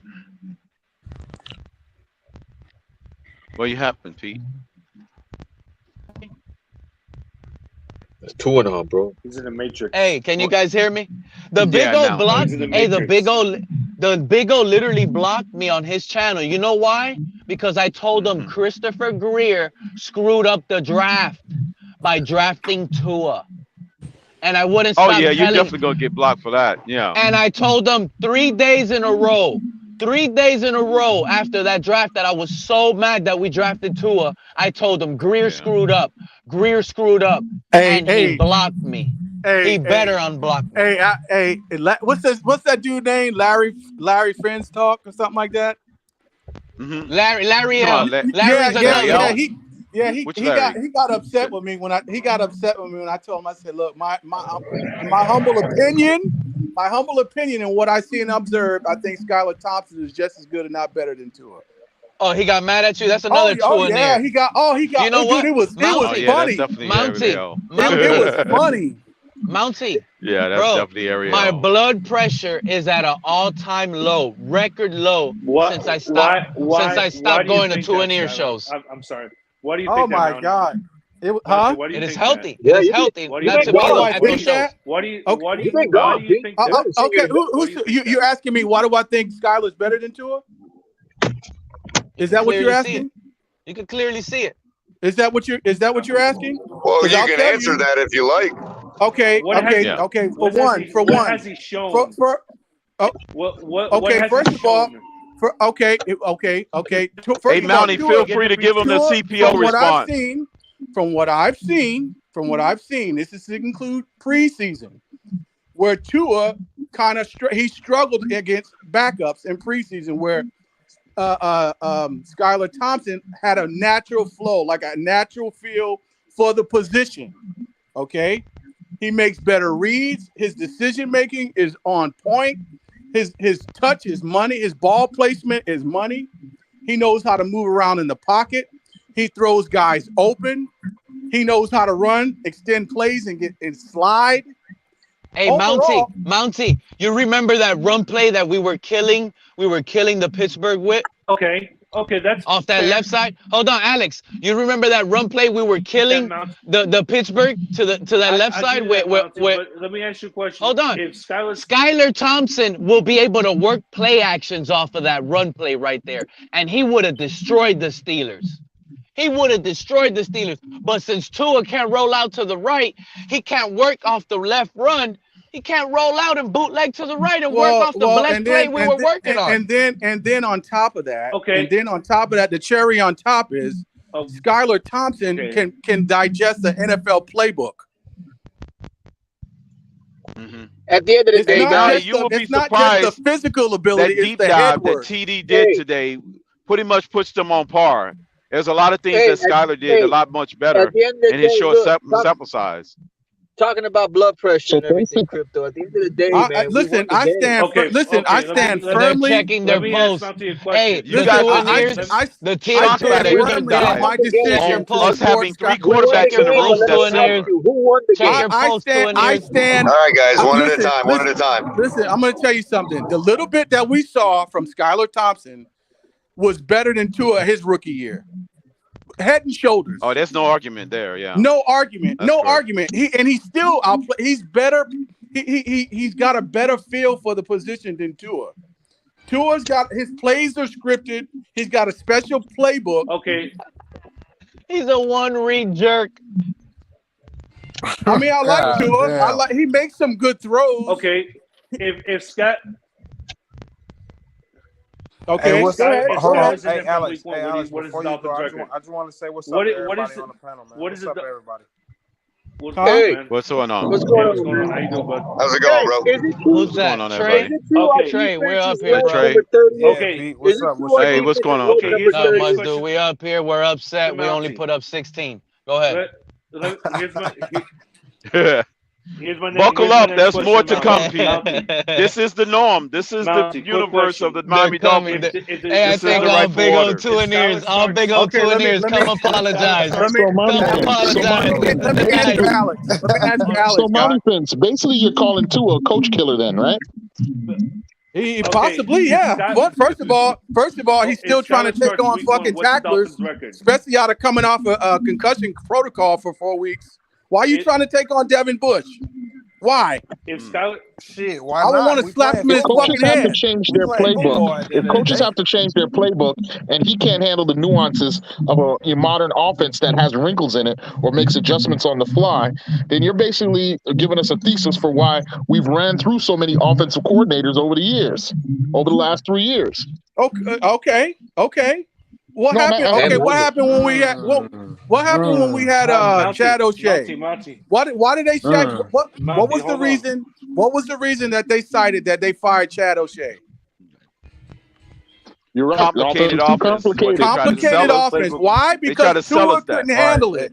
It wasn't The dumbed language. down enough. Because Chan Gailey was an It RPO wasn't guy. watered down enough. It wasn't What watered drove down. Chan Gailey crazy? What drove Chan Gailey crazy? Okay. Why did they have to Okay. alter Hold on, between hold on, guys. Let me different couldn't read the seasons playbook. last But season? the only thing with Chan Gailey, like, I wanted to Tua ask was a Mountie rookie, this. so you expect rookie We was the woes most out of a- productive in the last 20 years on the Chan Gailey.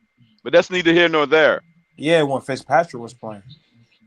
Okay, Yeah, but Mountie. Fitzpatrick is But you got okay. It's not in the league Yeah, no more. basically, it's good that you brought that up. We have two under Chan Gailey. We had 2 different playbooks. That's atrocious. That's fucking that's How crazy. when one is a rookie and one is a No, 17 hey, year you know old? what? No, that's not You know the what? true trade That's because what you got the training same. camp No. is for. I The figured Mac it out. Jones playbook is the same as Zappy. That doesn't mean Look, just it because you took- got a veteran and one Fellas, guy, you got to have fellas, different playbook. fellas, No. I need the fan base to know this. It literally took us this year to find out why Coach Flores Great. always had that 2 offensive coordinator situation. Tua is highly benched. Like, you could bench that guy at any point because it's a turnover, and he could get hurt at any point. Let's not forget, Flores was treating Tua like his own son. He didn't want that guy to get hurt at all. So he had 2 coordinators, and he was having 2 quarterbacks ready at any given moment. Pete, Flores to is be the honest, Pete, genius. Flores is the That's why genius, bro. Fitzpatrick my was only able to knock come in the on Raider Tua, game Pete, and do is what he his did. durability, bro. If he can stay healthy for 17 games, he will Huh, be the good guy. luck with that. But he can't stay healthy. That's my only knock on Tua, bro. Well, you can't keep giving us I Pittsburgh tell you Steelers what, like game. You got what that's I- you what got to I'm overcome starting that to as see- well. What I'm starting to see is the nuances in this offense are stand out kind of like a sore thumb because defense make a couple adjustments and then we stall. They take away the middle of the field, it's a wrap. Yeah, Okay, we haven't fellas. adjusted since. How many That's quarterbacks correct. how many quarterbacks that we Okay, thought Monty, let me had ask you this now. potential? How many quarterbacks did we Monty. thought had potential and they went I was through going to ask a offensive question, Monty. coordinator, and they never panned out to be anything? Who's ever panned out? Tannehill. I'm just saying what Tua's going through right now. Ryan Tannehill. That's all I'm saying. Well, you got to. There's a time if you have so much veteran experience. Once you become veteran status, the whole changing of coordinators go out the window because you should be able to adjust in one off season to be able to learn the playbook of a new system and be able to hit the ground running. That's what a true veteran do. The whole point of that, because Tua was struggling with an NFL playbook. That's what all veterans do. That's standard in any occupation. Okay, so is Tua a vet? He is by definition. Yeah, he's a vet. He's in his third season. By definition, that makes him a vet. Okay. He is a vet. And you know what's crazy, Crypto? Anytime you're beyond your rookie year, by definition, you are a veteran. But what he was a veteran last year. Right. He had reached veteran status already by definition. We had 2 offensive coordinators last year. Tua was on his 4th offensive coordinator. Okay, he had 2 offensive coordinators and only one person call the plays at a time.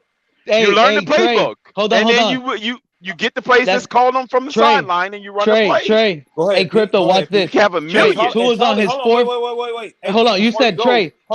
You said, hold on, real quick. Don't switch off the playbook status. Charlie Fry was calling our plays last year. That's fine. Was he not? But hold on. Yeah, we only have one play caller. Just because there's 2 coordinators, Trey, we still had one play caller. The Exorcist. Hold on. You said Tua had 4 different offensive coordinators, right? Yeah. Tua had 4 or 3 different offensive coordinators in college too. He never had the same one either. Bro, he was playing at Alabama, bro. Come on. Okay, but I'm just saying. But it didn't slow him down at all. He has Alabama weapons now. He has Alabama weapons now. He has Alabama weapons now. Okay. Actually, probably better than Alabama. And he's 4-0. He's 4-0 with those Alabama weapons. 4-1. 4-0. Right. 4-0. 4-1. 4-0. 4-1. We're not going to argue the statisticians. 4-0. It's 4-1 as a starter. Wait. The NFL considers Tua 4-1. The NFL gave him 4-1. The NFL considers Jesus Christ, and we understand that the stats. I don't give a damn what the record as a starter. It's not even worth arguing That's about. what he is. I said Tua. Hey, Culler, I don't give a damn what the NFL considers. Well, I'm just saying it's not worth arguing about because 4-1 is still good. It's 4-1. It's 4-1, bro. Come on, let's be realistic. It doesn't matter. Logically, we know Tua didn't finish that game now. Come on now. Okay, it didn't matter. The whole week, he finished he started the game, he played a full half. So the whole week we prepared Tua for that game. There was games that he got a win in that he didn't finish. Hold on. Crypto is just a purist when it comes to reality. He just wants everybody to know that it's technically 4-1. He's not saying 4-1 is bad. He's just saying it has to be. The numbers are the numbers. That's what the universe says it is. That's what it is. And the Tuaneers don't want him to get that loss. Hold on, wait. Exactly. That's what I'm having an issue with. All right, go ahead. My bad. I'm not going to be gaslit. 4-1 is 4-1. No one's saying it's bad. Let's be accurate about the numbers. I didn't admit. Hey, look, all I said Tua was 4-0. Let's be accurate. Yeah, I'm just saying, Crypto. Everybody gets Crypto wrong. He's just an information purist. That's all. Okay, fellas. All right. And technically, like in the official NFL stat book, he's 4-1.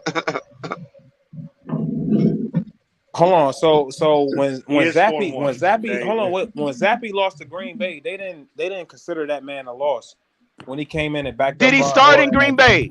Did he start? He's still considered undefeated. No. They showed. No, because there's games that Zappy started. Okay. That loss last night don't go to him. It goes to Mac Jones. So let me because Mac Jones started, even though Zappy finished the game. So the loss to Crypto, let me ask you a question. Cincinnati didn't go to Teddy Bridgewater. Real quick, Crypto, No. let me ask you a question. Okay. Let me ask you a question, Crypto, real quick. If we could calculate all of Tua's losses, would that equal the amount of wins? Like, as far as him not playing, would you count that as a loss? Zappy didn't start. That's why he didn't get that loss. No, but what I'm asking Exactly. is, Tua not playing. That's right. Exactly. I understand that. And That believe it loss or not, goes you to guys, Mac believe it or not, Jones. hold on. I can help again. Believe it or not, whether we all disagree with it or not, and I can understand those who do disagree with it, Tua got credited with the loss against Buffalo last year. And you know what? Let me tell you something, Culler. You know what He the got difference credited with is, the though, loss, Culler? even though he only played one series. Exactly. Culler, let me tell you why it's important to point that little one loss out. Hold on, Trey. This is why it's important. You know what the Tuaneers are doing, Culler? They're guys don't saying understand 4-0. how statistician You know why they're operates at the saying NFL 4-0? They don't want to say 4-1 because of that y'all the loss. same people that But if mention Teddy would have came back versus Cincinnati and turnover-worthy beat them, they would Plays that literally didn't be happen, saying but the 5-0 They will and be saying using it this right now. exactly. They will be using. This is what they'll be doing. If Tua Teddy would have is came back and won that 5-0. game, they'll be trying to give Tua still the credit and say Tua Exactly, started. and that's what I'm the trying. hypocrisy we Yeah, got to and pump. guys, remember, guys, we hold would on. know that Trey, Tua didn't hold win that on. game. Hold on, Trey. Remember, I was just saying it may not be fair to do that, but that's what the NFL did. You know what I mean? Look, Culler. We would know at the end of the game if And Teddy you don't finished the think game. Trey would have been up Hold on, here wait, Pete, screaming wait, that Pete, Tua's wait, 5-0? Hold on, Pete. Let him finish, Pete. Wait. So if we know if Tua went out the first 3 plays of the game, from that play on, we would know Teddy was in control of the game. So if we won that game, we would consider that Teddy Bridgewater won that game, correct or wrong? No, I'm not sure how the NFL does that. It's record as starter. I really don't know, That Trey. is it's record as Trey, starter. I know what I would think. But I don't know what the NFL would credit that as. The NFL credited based on record as a starter. It's that simple. Look, you know what? It is that simple, but you know what? I've already lived through this in this YouTube world, in this community. I've been on these streets for too long. They didn't say that about the Raiders win last year when Fitzpatrick came in or the year before. They just gave the win to Tua. The fan base on YouTube Pete. Never credited and said that win goes to Fitz. Right, exactly. They never they took never it was away. saying that. They was They've chalking it never up sat here and say, right. "Oh, They Tua was is chalking 12 it up and 11." automatically. No, they always use that one as a dub. I'm on the realist side, fellas. Like, we didn't win the game when Tua was out. Tua comes back in, we win the game. Regardless of how you all Noah Iganagabi comes in and win the game. Hold on, wait, Crypto. Regardless of how you all may think he played and what he could have had, what he could have done. Trey? Yes, it's things. The facts are out there how he played. Huh? You said the what? facts are out there on how he played. It's not how we think he played. The film tells us how he played. 21 it's to not 30 a thought facts. process. So wait. Crypto, facts. All right, guys, So I gotta get 23. going. I'll talk to you guys later. All right, go ahead. Crypto, Pete, all right, bro. Culler, Trey, all right, everybody, man. have a good night, guys. Have a good night. night. If the Cincinnati Bengals defensive backs is dropping passes as much as ours, that's the true context of the game. His quarterback rating was in the 50s. His trajectory is going in the opposite direction of that out-of-body experience game in Baltimore. And another thing, Teddy and Skyler have been pressured almost. Hold on, Teddy and Skyler have been pressured almost twice as much as Tua. So if you're telling me that you're guaranteeing sure that Tua would not have lost any one of those games we lost, I don't know how. I mean. Then you're saying that. I never said that. Then you're saying that the bad offensive line don't affect Tua. Well, why did it affect him last year? But Culler, I never said that though. I never said we wouldn't have lost if Tua was starting. Well, fair enough. No, not you, Trey. There's a lot of other people that's perpetuating that propaganda. I won't put that on you then, Trey. Fair enough. You know. All right, fellas. I mean, that's yeah, man. No, I was just gonna say that's the notion. I think that the sycophants want to put out there is that we are guaranteed to have won one of those 3 games, if not all of them, if Tua was out there. So look, I know you all may call me a casual, but why we can't enjoy the win, man? We won, fellas. Like, we can improve on things for the same reason nobody wanted us to enjoy the wins last year. Trey, were you impressed with that win, bro? Were you impressed with that win? You said what? Were you impressed with that win? Hell no, I wasn't impressed. But listen, that's all we're saying. Hold on, wait. The same person that everyone was crapping on in the beginning of the season, and Josh Boyer, I gave him his credit due these last 7 games. If it wasn't for Josh Boyer calling the game plan he called during those 7 games, we wouldn't have been in those games. Right or wrong? Facts. Okay, then. Facts. Okay, But so see, go ahead. but see, You Trey, said the last 7 games of the season or last year? Which season you talking about? No, we talking about this year. We talking about this year. We Trey, 4-3 right now. See, Trey, the thing is what you need to understand as far as, we enjoy the wins. We'd rather win than lose. However, it's how you win. Because, see, I'm going to tell you something. The deeper you get in the season, and then when you get in the playoffs, motherfuckers are not gonna be playing. This is for all the marbles. I feel where you are. Like that's real. From. That's like that game we did. That's like a playoff type game. Well, we also have another game coming up already. It's the middle of the. We'll be happy. Hold on, guys. I want to answer that too. We're in the middle of the. We're in the middle of the season. Let me say this. I'm not gonna say nothing else. I'm gonna let you guys cook. But Herm Edwards said it best, bro. You played to win the game. I don't give a fuck how it looked. You played to win the game. Well, that's true. That's true, but you cannot settle at the same time. Settle on what?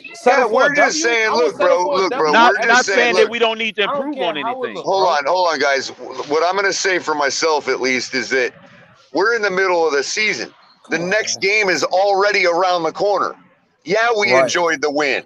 But I'm not encouraged about the game coming up because of the way in which we won. Because of the way we won, you're not encouraged. And I'm not talking about now if you're saying 16-10 and a drag out tooth and nail battle in Arrowhead against the Chiefs, I would be much more happy than I am right now about this. If it's 16-10 against the Chiefs, bro, why does it matter last how place we defense? win, fellas? Because the Steelers are trash. Because it all depends who they was, right? Jacoby Brissett did better than Tua versus the Steelers. Jacoby Brissett and the Browns did better than Tua and our Dolphins. Jacoby Brissett and the Browns lost this past weekend. We won. No, they did that against the Steelers. But we're comparing it with the worst secondary in the NFL. Trey, he said they did good against the Steelers. Oh my the God. Browns beat the Steelers. Trey, can I ask you this question? So the stats don't matter when it comes to Tua win-loss record. It only matters when it comes to other teams, right? Can I? Trey, can I ask you this question? It's a matter of, hey, I could understand if we only put up 16 points and held their team to 10 if it was the Chiefs or the Bills or somebody besides one of the worst teams in the AFC. But you will argue the same narrative that we didn't put up enough points against a worse team.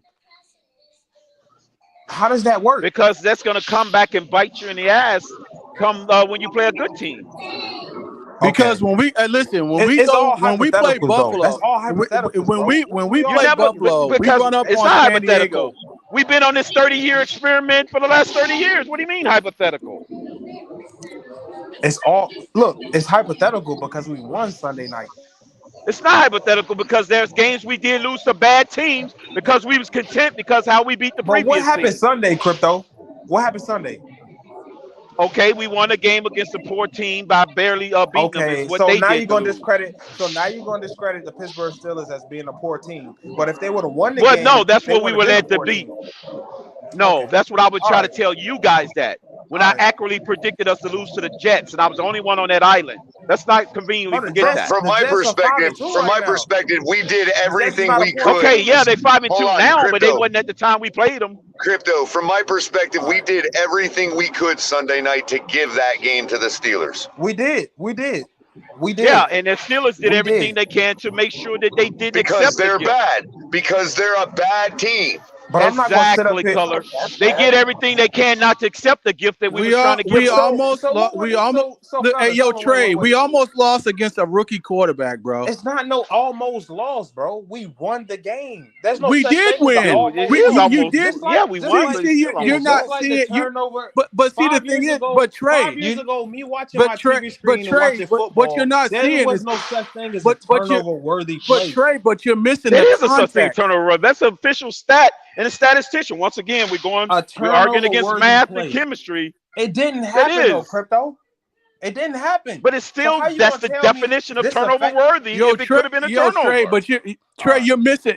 To me, you're missing context because I'm gonna tell you something. We come up against a gunslinger like Josh Allen or Mahomes, a guy we beat already. Okay, we Yeah, dude, they did we everything they beat, can they to beat lose the game as themselves. well. They He beat threw the ball in the themselves. dirt. But go ahead. Go ahead. They He beat threw for themselves. 400 Yeah, but plus go yards. ahead. Yeah, fourth ball in the dirt, drop pass. Trey, let's back, just keep it not 100. running out of bounds. Let's Yeah, just go ahead. keep it Go ahead, 100. man. Go ahead. Yo, Trey, let's just keep it 100. Buffalo beat themselves. Yeah, They beat themselves, dude. Josh Allen lost them the game when he threw the ball into the dirt. Exactly. I will admit that. That's a fact. Exactly. But they lost, beat though. themselves. They lost though. At the end of the day, they Okay. lost. Yeah, they well, did. They lost. But if because you think they if made, you're they expecting made, that to happen and not be content, and to think that's going to happen when it's 30 degrees colder and the wind is gusting 30 miles an hour and the wind chill factor is minus 14. Oh yeah, Yeah, keep Buffalo, being content with that win. Keep being Keep being content with how we beat the Bills when it was blazing hot in the heat. Those conditions are going to be complete reverse. Okay, go ahead. Go ahead. No, I'm just saying we just can't be Hey, content. listen, look, even the I 73 Dolphins won content, and they had a perfect season Trey, the previous year. Yo, Trey, I'm rocking with you. I'm rocking with you when you say we won. Yeah, a win is a win. But in this league, you got to be competitive. Obviously, it's not though. It's not a win. A win is not a win if we're it's a win.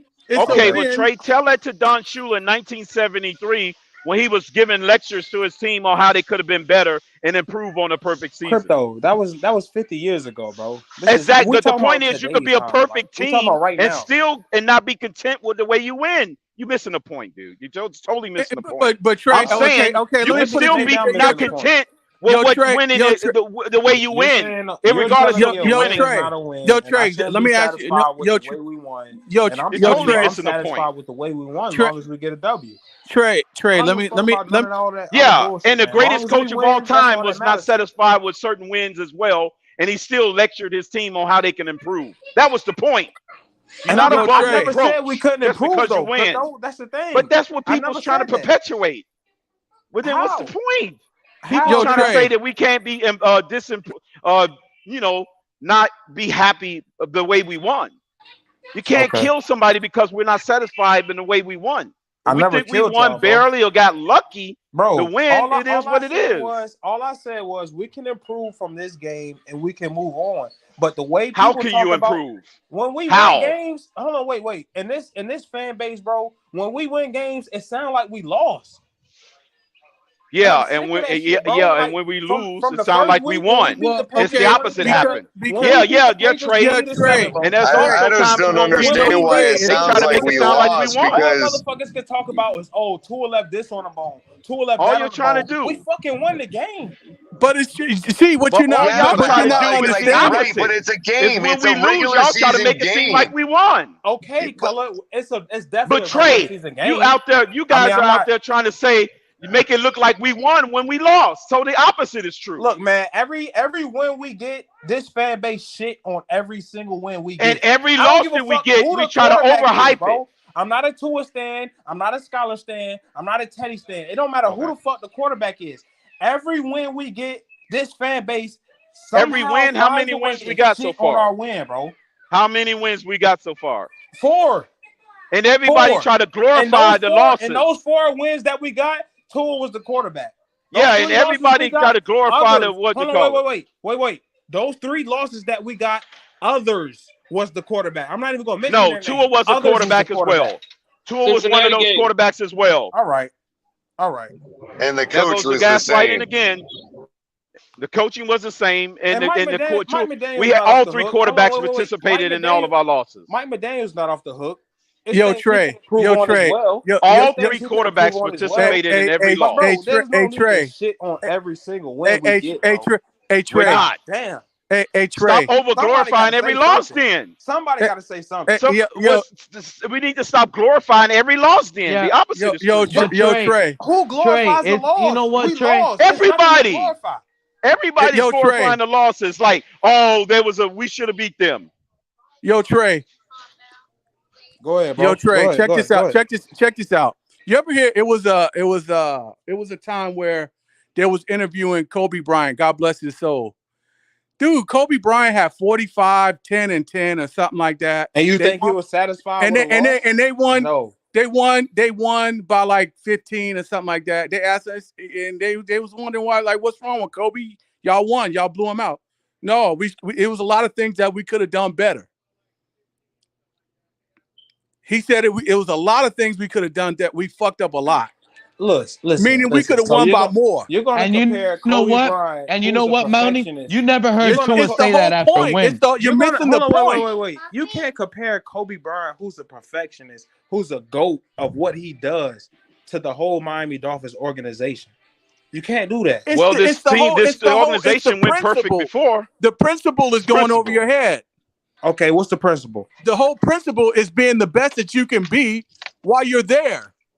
We're not the best that we can be. That's the problem. It's a team sport. It's not just one player. Y'all put it all on Tua Tagovailoa. Nobody's all putting it on Tua. No, we put it on the team. All right, so crappy coaching. I must be crappy freaking receiver play at times. Running back playing like crap at times. Everybody. Kickers playing like crap. Hey, okay, so I mean, it's everybody. Can you be honest? Hey, Crypto, can you be honest with me, bro?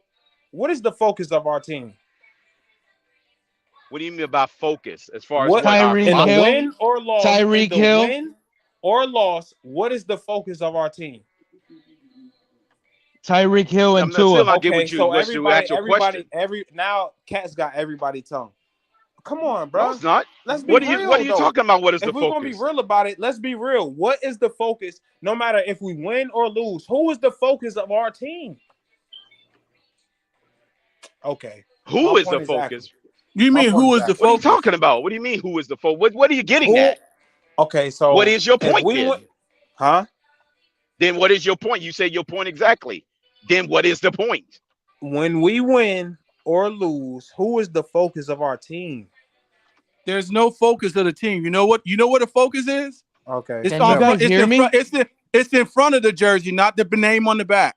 So why do we always talk about Tua Tagovailoa? And we're not always talking about your perception. We don't mention the whole team. We always talk about Tua Tagovailoa. That's what you're perceiving. Like I said, bro, hold on. That's your perception. Let me say this again. I'm not a Tua stan. I'm not a Tua near or whatever you all call that. I'm a Dolphins fan. But every time I get on or every time I log into a Dolphins platform, we talking about Tua instead of the whole team. Isn't he supposed to be the saving grace of the Lord and Savior of this franchise? Who? Isn't he supposed to be the Lord and Savior of this franchise? Okay, you know why we can't talk ever about since that phone call on that Learjet? Ever since I understand that. But ever since we got the phone call on that Learjet, the propaganda campaign commenced. Hold on, baby. When that phone call was made on that Learjet inbound to his future quarterback, the propaganda campaign freaking there. I will not be gaslit. No matter who. Hey, can you guys hear me? I will not be gaslit. It's not on Tua. It's the whole team. It's a team. I will hope exactly. So Trey, coaching staff. So Trey, let me put this to you. So don't you think we need to be kicking Chase Edmonds' ass too? Damn right. Hey, okay, Culler, we have wait. I'm gonna say this. Culler got on me because I argue. You know, I'm not gonna say I argue. Me and Culler debated on whether we should have threw the ball to Chase Edmonds in the Cincinnati game. I thought we should. Chase Edmonds needs to take a backseat to fucking now Mozart or Gaskin, somebody. I agree. He played himself out of the fucking role. The lineup. I agree. I'm sorry. 100%. Like he dropped a touchdown pass in Cincinnati. Like he's dropping. Like oh man. I agree 100%. Yeah, he left the additional 4 points on the board, which we still had to come up with another 9 or 10 extra points outside of the other 4 points that Chase Edmonds left on the board in Cincinnati. So where does those other 9 to 10 points come from then? Given Chase Edmonds would have caught the touchdown. Because everybody likes to shit on Chase Edmonds for thinking that he lost us the game. Everybody like to shit on our starting quarterback, bro. Yeah, everybody like to shit on Chase Edmonds and said, what you call it? On that motherfucker. It don't matter. If it's Scholar, we're going to praise Scholar for the things he done well. If it's Teddy, we're going to praise Teddy for the things he done well. For the thing he's getting crapped on, too. We're going to shit on everything he didn't do right instead of praising the things he done well as we do the other we are because he's already gotten all the praise. He's the best thing since sliced bread. No, he's not. We know he's the hell if he's not. That's what he's been. That's where the campaign started on the Learjet. The Learjet, 30,000 feet in the air with clearances to the next fix. First of all, McDaniel made a phone call. Tua started the campaign. The propaganda campaign. Come on, Pete. Let me hear what you got, Pete. Tua Tagovailoa is a brand. Cooking up something. Tua is a brand now, so there's going to be expectations. Tua's a brand, and it's going to be expectations. Absolutely.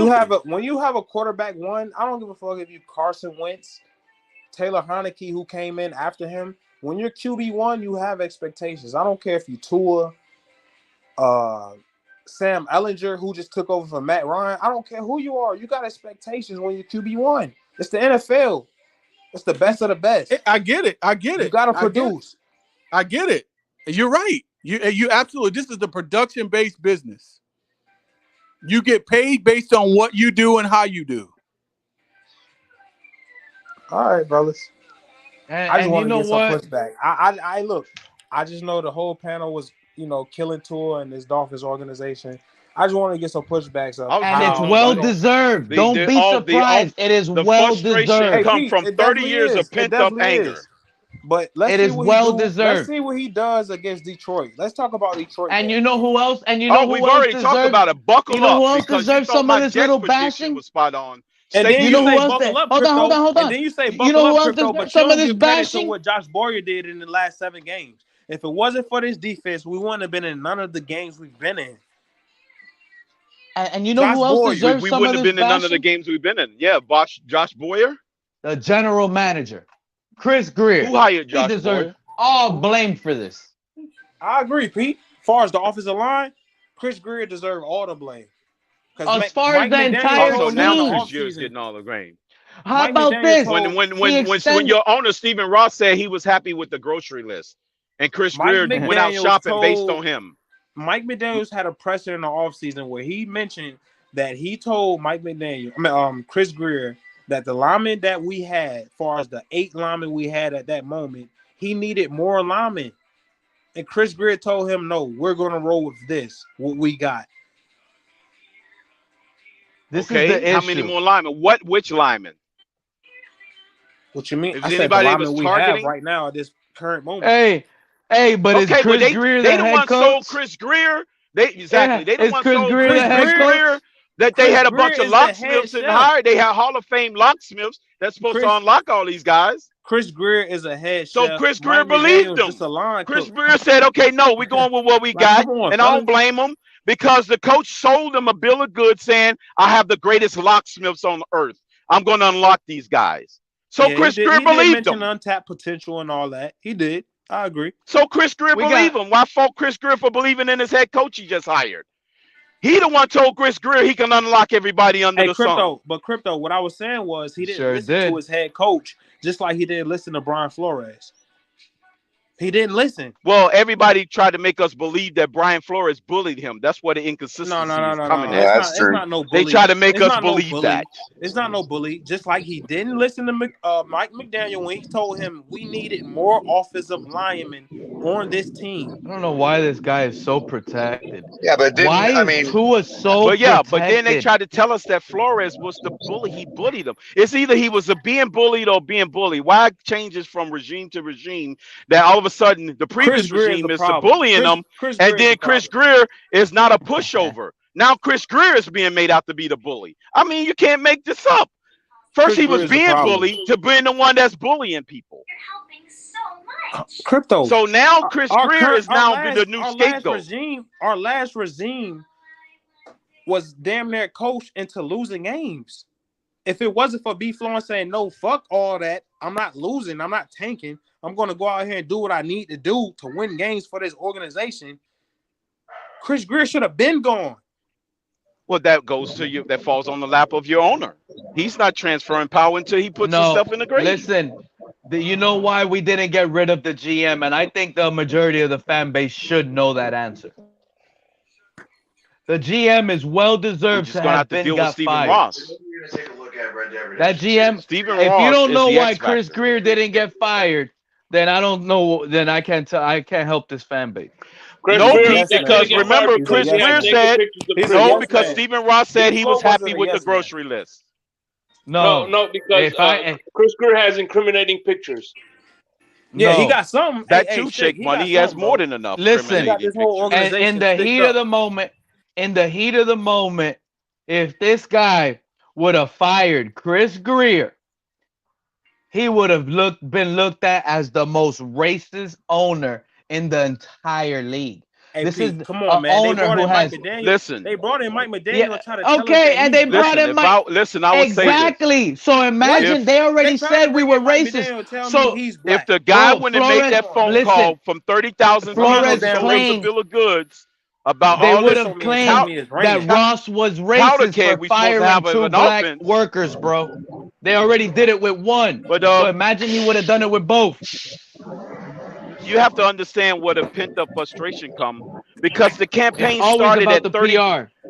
Because Hey, the Crypto, campaign we all started got at 30,000 frustration from feet, watching us and lose for I'm not 20 letting plus them years, get away bro. with that. I'm sick of That this shit. campaign started at 30,000 feet in the air with clearance to the next fix, and then we was led to believe that we're gonna have nothing but fireworks, peaches and cream, and we haven't gotten it so far. Yeah, we got Brian lifestyles of the rich and Flores. famous. That's what we got. What they should have done was fire Chris Greer Yeah. and hire Yep. Reggie McKenzie because the Raiders haven't been the same since Reggie McKenzie left. Well, When if they was were the gonna Raiders fire anything, bro? Flores, they should fire Chris Greer because it was Yeah, both. they have to do like it that both was together. But isn't Reggie To do it, McKenzie that would part be of doing our it the front correct office? way, Pete.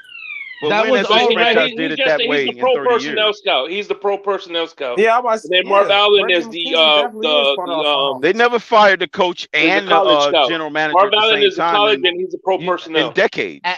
And the reason why I say he deserves to be fired because you moved off of Tannehill. This is the first round draft pick that you were in this draft room with.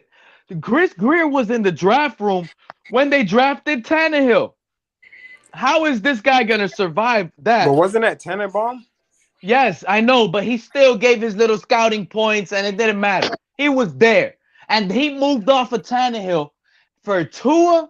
The moment that Coach Flores came to Chris Greer and said, "Dude, we screwed up. I told you we should have got Jordan Love," was the very first second Chris Love? Greer's was the very first second Chris Greer should have got fired.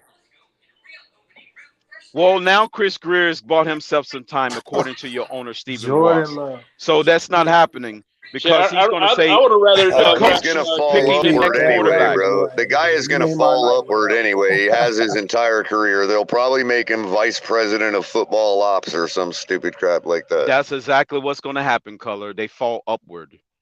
That's what's been going on for 30 years plus. So we got to get used to Chris Greer being around. He's not going anywhere anytime soon. Don't be surprised if you see Jordan Love starting soon in Green Bay. How did he buy himself some time, Crypto? Can you explain to me? Because he was told by the owner, first of all, I'm proud, good boy, because I'm proud of the groceries that you've been bringing in thus far in your tenure. Now, the next head coach is going to choose our quarterback, which absolves him of any decisions on what personnel was going in as far as the roster is concerned, as far as who's in charge. So therefore, You know, this one thing thing I burns love up, about Stephen Ross now he's that I going to know as an freaking say, adult, nope, it's your coach that chose the quarterback in this direction of the team, not me. I just gave him the And goods. whether he, That's and what he's whether going he to wink, say. and whether and whether he wink, nod at Mike McDaniel or not, he said in the public that the head coach would be responsible for who's the quarterback is. So whether McDaniel bought into the wink nodding or not, he's going to be held responsible for it. Yeah, because he had the Stephen Ross outlet has an to easy let out go of to it. say that you. This is why I hate McDaniel. This is why I don't even like Mike McDaniel, Culler. So Go ahead. Wait. Y'all fellas really believe that Mike McDaniel had the power to start Skylar Thompson over a healthy Tua Tagovailoa? Yeah, Brian It Flores don't didn't matter. have that It power. don't matter, He's Trey. the What head I'm coach. saying is he Brian Flores accepted didn't have that power. No, hold on, Trey. No, Trey. What I'm It's not saying about is Skylar he at that time. accepted the you know, the what do you call it? The duty of being the guy to take the fall. In other words, Ross probably told him, yeah, you have to go with Tua, but it's still your responsibility because I'm going to go out and tell the public that you have the choice. Take the job or leave it. Right, You can't do that. You can't do that. And he accepted the job under those Culler. conditions. I'm calling when he said- the BBB, man. Culler. I'm calling the He BBB. absolutely No, I can, call Pete. BS on that. I call BS on that. I call He BS on absolutely that. can. That's what he said in No, What public. he did could. Ross say in he- the public? better What did business Ross deal. stand up at that Okay, podium and say? that The okay, head coach will okay, have the Culler. choice. Okay, he did. That's what you're right at. But the other part where you're sitting here, he's backdoor, winking. I disagree with that. Hold on. I disagree with that all the way. I really believe Mike McDaniel is out here pumping his little chest, thinking he's going to turn Tua into something when he clearly had the out from the beginning, and he should have chose that route if he was a really good talent evaluator. You know why? Because Brian Flores didn't even get that route. Both can to be choose. true. Both can be true. In other words, Pete, both can be true. In other words, he could have accepted that situation based on his own belief in himself. Like, oh yeah, I don't care if I'm being railroaded because I'm going to get to it to work anyway. And you better believe it. That's what it is.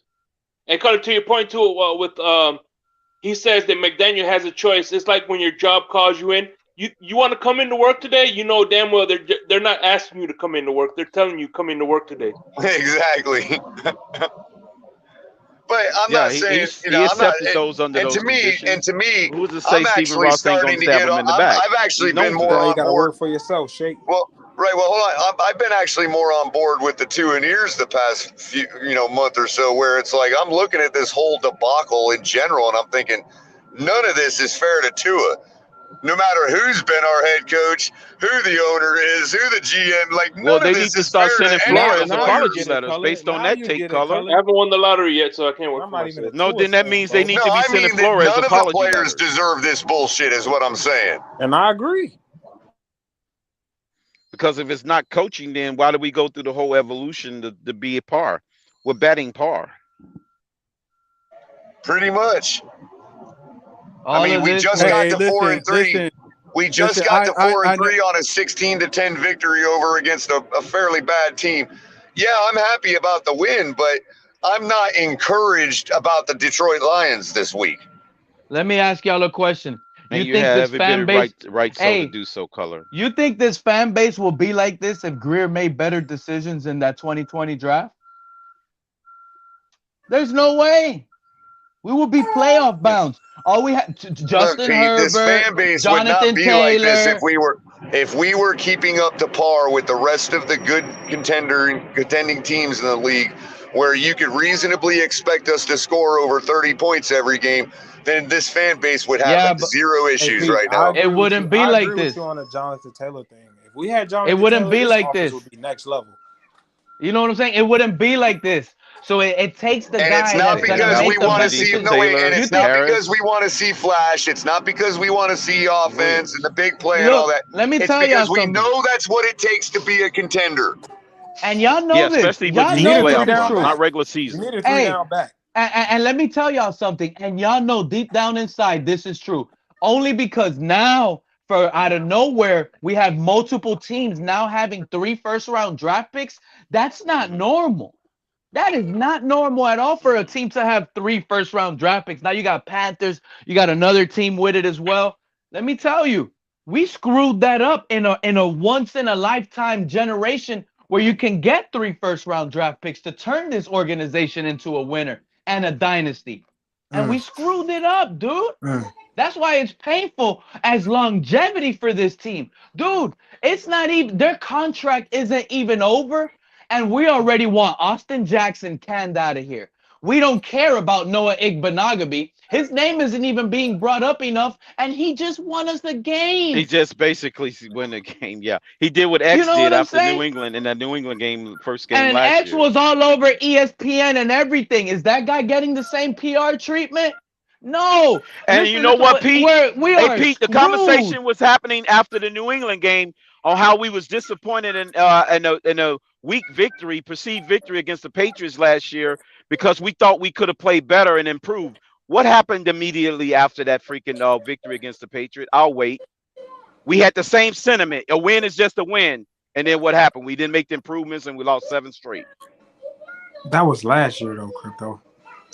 Exactly. That's the point. That happened every year. That's been happening every year for the last 30 years. That's the point. I've been around that for the last last year was 20 an years. anomaly. I've been around for the last 20 years, so I understand. You know your what plight, feels bro. like the new one get it. coming in town? Y'all ready for the new one? The new one now with Tua. Every year at the end of the year, we're gonna be 1 game almost in. We're not gonna get to the cross line, See, the but we're thing always is, gonna Steve, be right there. One this is game. Tua- Damn, we would have never fumbled. We'll be in the playoffs today. That's this how is we're gonna Tua always last be year, with this bro. guy. If we don't make the playoffs, this is Tua last year. This is it. Is it? The Tua code is pretty strong. Exorcism hasn't happened yet. This is it. I'm not sure Hey guys, the how you playoff doing season. tonight? I mean, I think it's got to be at least a playoff win. To be honest with you. This is it. Because based on the groceries that's on the table, that's the expectation, Color. This is the final countdown. Check this out. While you bullshitting, don't fuck around and let me remind you. Let me remind you. Stephen Ross wanted Sean Payton, okay, and I think he gave Greer the benefit of the doubt. So Greer sold him on McDaniel to help Tua.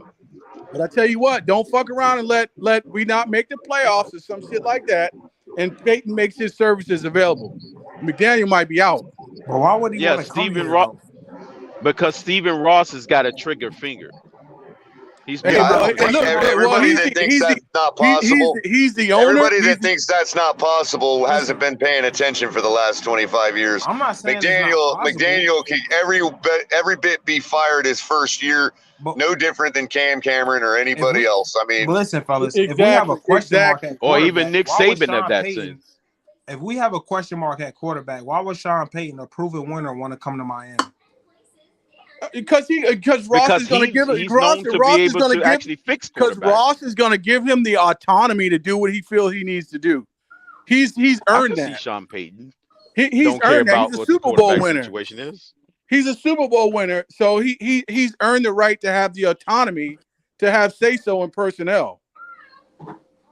Yeah, it wouldn't surprise me if Payton accept the offer. Hell because yeah, he he's gonna believes get. he can fix Look, it. He Ross believes he is gonna. truly can fix a quarterback, which Ross, he did Ross, with Drew Brees. Ross is going to pay Peyton 5 years, $20 million a year, and to come in here and do what he needs to do. So that Hey, let me ask you two haters. Hey, let me ask you two haters a question. Let's say this year we go in, we miss the playoffs. Bow, we fire the coach. We go all off season thinking, yeah, Tua's gone. And every week we're like, oh no, we're gonna trade him, we're gonna trade him, we're gonna trade him. Next thing you know, we hire Sean Payton. We really hire Sean Payton next year. Let's say that happens. The whole fan base is gonna expect Tua to be traded draft day. If he doesn't get traded the first day of draft, these Tua haters are gonna say he's getting drafted on the second day of draft. There's no way Tua survives a third coach. There's no way. What if Sean Payton Not a third coach. Get Tua Tua will make the move. Another thing, Sean Payton will make a quarterback. Another move. thing we're failing to realize, fellas, we will have to trade for Sean Payton. Will y'all trust it? No, we Will y'all don't. No, trust we it? don't. Why we have No, to we trade? don't. He sat After out this a year. year, I think after he's out of his contract. After this year, his contract is up. After said this what? year, Yeah. his contract is up. Right. Him sitting out is for that purpose only. After so the we won't have to trade 2022 season, his contract His is over. contract is I up. thought he had one So we more could year. hire him outright. Yeah. That could literally be that's why we mainly why waited. he sat out. It could literally be why we waited. I think, and I Yeah, and I that's a good said point that too, too. I Colin. said that I too. didn't I think could have about that sworn. I part. could have sworn you would have to trade for him, but That could okay. have been No, a target. well, And yeah, you he's still think under Sean contract. Payton is gonna work with Chris I Greer? didn't think about him being a target all alone because, he wasn't on the initial list. I'm telling you There's right a now, chance- Sean Payton. hey, Sean there's a Payton's going to chance- want to there's a have say chance- so in personnel. You know what's crazy? You know what's crazy? There's a chance that Sean Payton might rather work with Jeff Ireland before he works with Chris Greer here in Miami. Jeff Well, he Ireland worked is with over there. Spielman. He worked with Ireland in New Orleans. Sean Yeah, Payton did. New Orleans. Yeah. Yeah, Ireland, man. Yeah, I don't know. I'm a little look, queasy about Ross- Ireland. Hey, Steve Man, Ross. Jeff Hey, yo, Ireland is a Stevie. competent. Hey, old man. Yeah, I'm a little Stevie queasy could about Ireland. I'm not because he hired Tannenbaum and all that. Him and Tannenbaum. Wow. Hey, what's the possibility of us?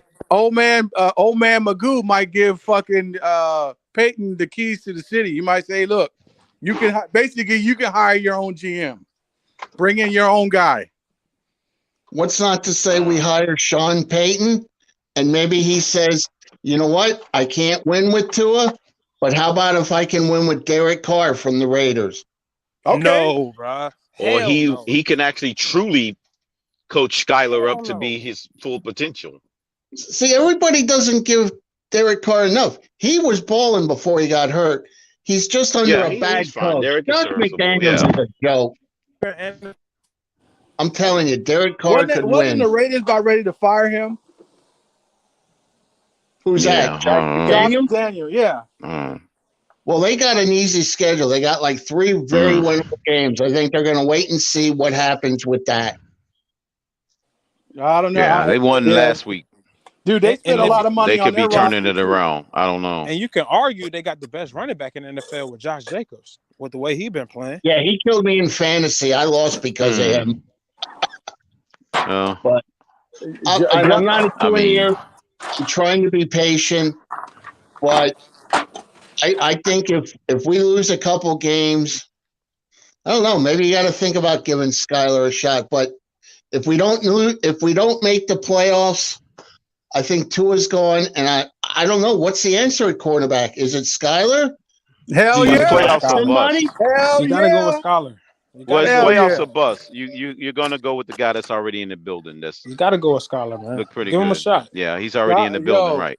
Skyler, They're not gonna waste money on nobody else. Skyler, that dude shows that he can play ball. That dude, he does well what Tua struggles with. I would encourage you guys to really look at the deep dive in his numbers, and you'll realize that what Culler said at the very beginning of the season, the separation between everybody that's in the building is not that vast on a quarter-by-quarter basis. No, it's not, actually. I could see him going after Sean Payton. Do you think it'd be more like a Don Shula, like you have to trade a couple picks to get him?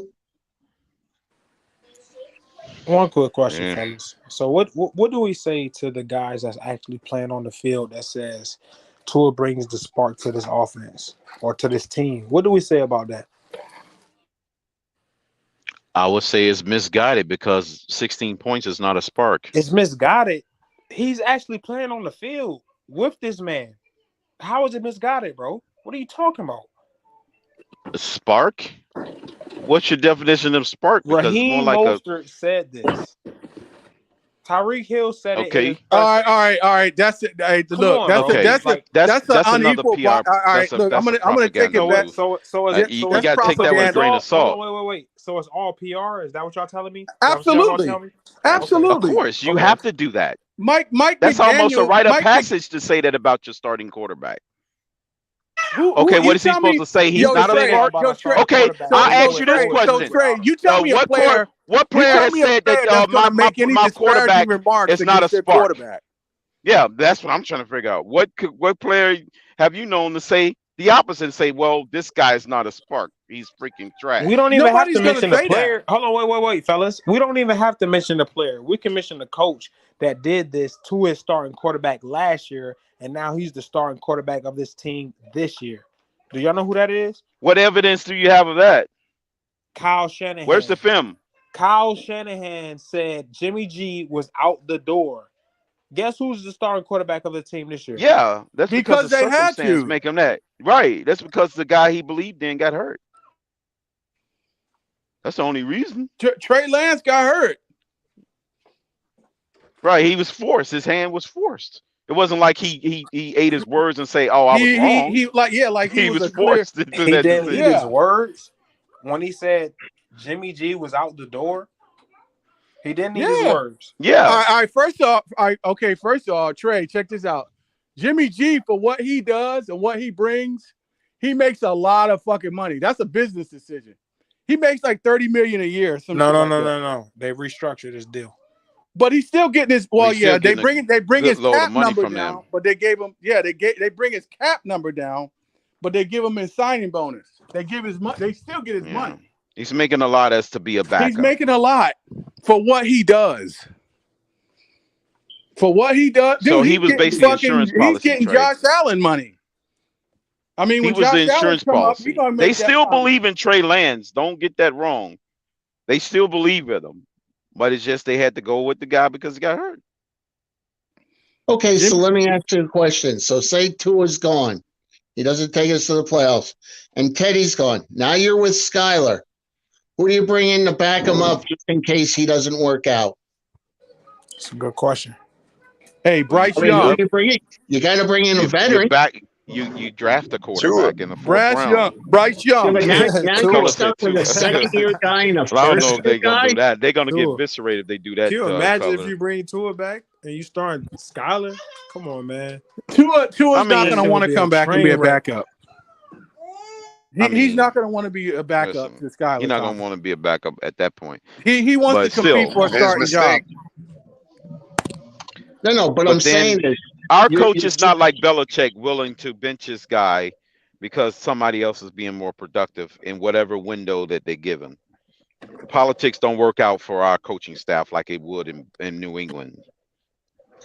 I still say you're going to have to, if that happens with Tua and Teddy, you still got to bring in a veteran. You have to. Correct? It's my quarterback. Now, granted, if Bill Belichick was our coach, the two Nears from Alabama would be very angry because I'm almost certain the second half of the game, Skyler would have been the quarterback. I'm telling you right now, Judy. Skyler's a damn good quarterback. I'm telling you. And nobody wouldn't have been able to argue with Bill Belichick because he's been making moves like that before and benefited greatly from it. Yeah, but it backfired last night on him. Yeah, that's because Justin Fields ran all over his defense. It's good he got that game out of him because that could have been postponed until the following week, and we all know who's on the docket then. Yeah. Just be glad that he got that good game out of him early. Yep. But I'm just anxious to see where this goes. I think if we don't make the playoffs, I think Tua's gone. If we make the playoffs and are lucky enough to win a playoff game, then he's here. What do you think? Yeah, it's playoffs or bust. Yeah, that's fair. So then, like I'm saying, you're saying Skyler, and you're saying draft a quarterback. You can't sell the fan base that we're making an upgrade at the coaching position, and you still give the same result as the previous regime. That's not going to fly. But what I'm also saying is you're saying, okay, you go with Skyler and you're saying draft somebody. Are you really going to be comfortable having a second-year quarterback and a rookie quarterback and no veteran in the room? We were this year. We were. Remember, this yeah. is Tua's second year. Yeah. We were already there this year. Tua's a veteran in the room. And we had a backup quarterback, a rookie. But I'm saying they're both gone, and you're saying what I'm saying is Skyler starts. No, what I'm saying is we got told all offseason this is Tua's second year because they want to give him the benefit of the doubt for the first year. Okay. Okay. I got you. So this is Tua's second year, and we got a rookie behind him. Yeah. I got you. I understand now. Sorry about that. Oh, no problem. I'm just kind of wondering the difference. They're considering this is the second year because of the first year as a scratch. Yeah. Yeah. It's so frustrating. It's like, when are we going to win the Super Bowl? I mean, I'm just so tired of this. This is the year. This is the coach. Joe 50-year drought. One. Yeah. 50-year drought. Color, you trying to pull all dayer, all nighter? This is the telethon. I see. No, it's just really hard for me to wind it down because I'm still on the road. I just got my mom back home from the emergency room there, and she's doing all right. Everything all right though? Yeah, everything good? Yeah, she got an MRI, and they just kind of doped her up a little bit, and something pinched in her neck or something. So she's doing all right though. Very good. Very good. I pray she gets well. Very good. I pray she gets well. As soon as I can get back to my desktop, we're gonna probably do some final thoughts. But I'm still a little ways. Yeah, we're riding on 6 hours now, almost, guys. You guys are crazy. Oh, that's not even close to the record. We did 10 hours. Stop it, Color. Stop it. I know. We got another 4 hours left. Records tonight. We got 4 more hours to go, man. 4 more hours. And the thing of it is, Crypto. What's his name's gonna be stopping his film study pretty soon, and they're all gonna flood in and want more time. Man, that was absolutely bonkers earlier. That was some epic shit. I ain't gonna lie to you, bro. That was just crazy. Oh But man, my whole level of tolerance went through went to I hear zero you. on the whole belittling, discouraging people for different opinions. If you, I could be, you could be happy if you got a paycheck increase on your job. Don't be shoving it in other people's faces because they have a different opinion in sports, and you're trying to say you make more money than somebody and all this other nonsense. Oh, I didn't hear Don't that. I belittle didn't hear the Here's that the man. part. thing, Crypto. I None didn't of hear us that get part. paid. None of us get paid for what we do on the panels day after day or in the chat day after day. None of us get paid. Well, I can't say none of us. Right. Can't say none of Right. us now. But Yeah, I get. Well, I you know get what you. I'm Yeah, saying. you can't. Yeah, you can't disparage a man's opinion, somebody's opinion, because that person is giving an honest opinion, and you want to discourage them and say, "Well, because I make more money than you, your opinion on Miami Dolphins football is less valuable." Well, I'm sorry, if you're going to hold us to that standard, then we all need to shut the hell up and listen to Jeff Bezos because he makes more money than us. So we're going to just scratch our opinions and listen to him about football? Come I on, must dude, have stop it. I must have missed that part. I didn't hear that where I didn't hear Yeah. that. I didn't I hear that mean part that. when somebody was doing that. Yeah, no, yeah, no. Russell was doing that and telling everybody, bragging about how much more money did he make than all Dolphins fans, and our opinions is less value because of it. No shit, really. Wow, that's Yeah, crazy. that was the implication, and he outright just come out and outright said it. I make more money than you, so shut the hell up. That was the mantra, Wow. as if he's in my personal bank account. I mean, come Oh, on, okay. dude. I Okay. mean, no one knows somebody's salary or 401k or And who cares? Why are you trying to? Why are you in other people's pockets? Why or are you how in much another trying to get in assets another somebody man's owed. pockets? I mean, really, if we got into that because you disagree with somebody, you want to belittle them based on their freaking economic status. I Yeah, mean, we don't need to go. We don't need to go there. Yeah, that has And no place. That has no place at all in on these panels or in the chat discussion about football. I don't even know why that even came up. But hopefully, I mean, if that's the case, he clearly was in the wrong. Hopefully, he learns from that. But I need a little bit what you had earlier, and I'm about to apply that to Trey's ass right now. Goddamn What's it! up, Em? What's up, buddy? Goddamn, Trey, I'm about to What's get on up? your ass, man. I saw. What's Hey, up? I ain't forgot about that earlier in Miami I ain't sports forgot music, either. bro. I ain't ducking. I ain't Hey hiding. man, oh damn, What's up? you in the comments sports misquoting me, music. bro. What I Like misquote straight, you on, Em? Come on, man. What I misquote you on, bro? you flat out your statement, Uh-huh. statement. What you said was correct me. And by the way, I left you several messages on your PlayStation, so you need to check the network as soon as I'm chance you gonna get. hop on it. Hey, you been ducking too, but go ahead. No, you know I got yeah, okay. But Go ahead. anyway, you said that my statement was that I said Mac Jones was better than Tua.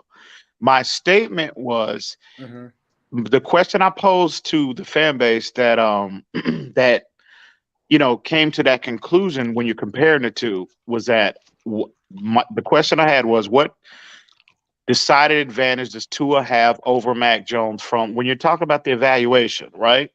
You compare physical traits, mental traits, et cetera, et cetera. That's the question I posed, and I said you cannot come to that conclusion because Mac Jones is the more accomplished player. He accomplished more on a collegiate level. These are facts. He's accomplished more at the NFL level. These are also facts. So that was what my statement was. Go ahead. So I'm done. The floor is yours. I mean, I said what I said, bro. I mean, like I said, I heard the audio. I know what you was insinuating. You may say that that's not what you meant now, but I mean, if that's not what you meant, okay, bro. I'm not gonna argue that. I mean, you I'm did not hear gonna me. argue that. You did hear me highlight those. What I just on that audio, right? You did hear me go over that, though, correct? Correct. Okay, then. All right. Well, that's my point. Was so again, but see, my issue with you is you saw how you saw how these idiots were coming at me in the comments earlier, but you contributing to that. We supposed to be cool. You contributing to that nonsense. You hopping right on the bandwagon and contributing to that foolishness, bro. Hey, look, Em. At the end of the day, bro, I'm a realist. Like, I rock with you. Like I told you in the chat, I rock with your football mind. I agree, with some things you say. I disagree. Just like with TD. Like I told on TD, channel today. We still gotta I still gotta meet up with TD and talk with TD. But I mean, bro, it's just, at the end of the day, I'm a realist, bro. It ain't nothing against you. I ain't got no personal vendetta against nobody and no takes. I'm not gonna call nobody no casual, no idiot, whatever the case may be. That's We my all job. got an That's my opinion. job. Right. Go ahead. Go ahead. Right. But we all got an opinion, at the end of the day, and we all fans. So, it's no love lost, bro. I felt, well, again, if I'm wrong, correct me if I just felt like you was trying to, you was not gassing the situation up, because I got plenty of haters out in these YouTube streets. We all know this, but I felt that you were contributing to that conversation, to that incorrect conversation that they were trying to troll me about earlier. Nah, That's bro, all. That's why I was like, Trey. That wasn't the case, my man. You good I'm with me, glad. man. You But don't already worry, know. I'm gonna still get on your ass on this Madden. I'm gonna still burn your ass up the first chance I get on this Madden. You've been ducking, man. I don't want to hear it. So it's what it is. EM's looking for another But Madden other than fight. that, Damn. Was Another that? Madden fight, I walk EM? away You for 2 resolved it with seconds ball. and EM's You already resolved it with bullying ball people. game. You already resolved it with ball game, EM. Did you resolve it with ball game? Man, but I retired ball game. Ball game don't want none, bro. Ball game done. But hold on. He been Hey, waving. Ball game been waving that white flag, bro. Before we move forward, we both know Man. that Mac Jones. We both know that Mac Jones wasn't better than Tua at Alabama. But go ahead. That he was or wasn't? He was or wasn't? I don't know. Was not. Okay. Well, let me poll. Well, I have to offer a little pushback on that, Trey. Go ahead. Mac Jones, okay, Tua as the starter, as the guy, never was able to obtain and win a national championship as the primary guy from it. Okay. Meaning you start week 1 and you start week whatever, however many games they play in a collegiate So season. you believe that Cincinnati losses towards Tua record as well, right? Hang on, we talking about college now. You said collegiate. I'm addressing your point about the collegiate level, right? My bad. Go ahead. So he never achieved that. I don't give him credit for coming in as a freshman and throwing no game-winning touchdown pass, because he didn't start one game that year. I don't understand how people can give him the primary credit, the majority of the credit for coming in and making. And again, I'm not trying to minimize what he accomplished. He did do that, but he didn't start not one game that year. He was not the guy. Mac Jones, however, started week 1, didn't miss any games. And he also had a record-setting season. His record still, the records that he shattered, Joe Burrow's records that he shattered that year, they still stand today. Nobody's been able to eclipse what he achieved. And he also, as the primary guy, he won as the guy. He was able to, lift his team to a national championship. Tua never achieved that. So how can people, not only you, I'm not just singling you out, but a lot of people feel like Tua was better in college than Mac Jones, and I don't understand how can they come to that conclusion. So you just basically saying, EM, from a numerical standpoint, over the totality of their career, that's what Mac Jones have done as far as being more accomplished, not necessarily ceilings or floors. It's just more accomplishments. Exactly, and I don't see how people can. When you're comparing the two, when you're talking about comparing Mac Jones and Tua, when you're talking about evaluating both of them, why is it that people are so quick and rush and say that he's the better player? He's not the more physically gifted player. Tua doesn't have a decided advantage athletically over Mac Jones. He doesn't. Comparable arm strength, comparable mobility. Okay. Mac Jones is 6. He's more a prototypical player when you talk about the athletic profile, but they're comparable players when you're talking about physical traits. So Mac Jones, again, at the NFL level, nobody's saying that he was the primary reason why he was able to get his team to the playoffs in his first opportunity, but he was a major contributor to that. He achieved that. Tua didn't do that.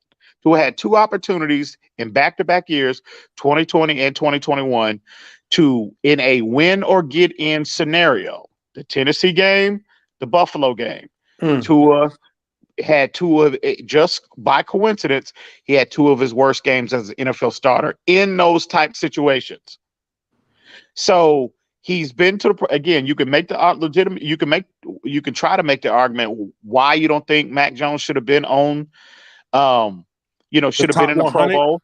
The top 100, the top 100 or the Pro Bowl, or top 100 or the Pro Bowl. But he was voted on to both of those lists. This is what he accomplished.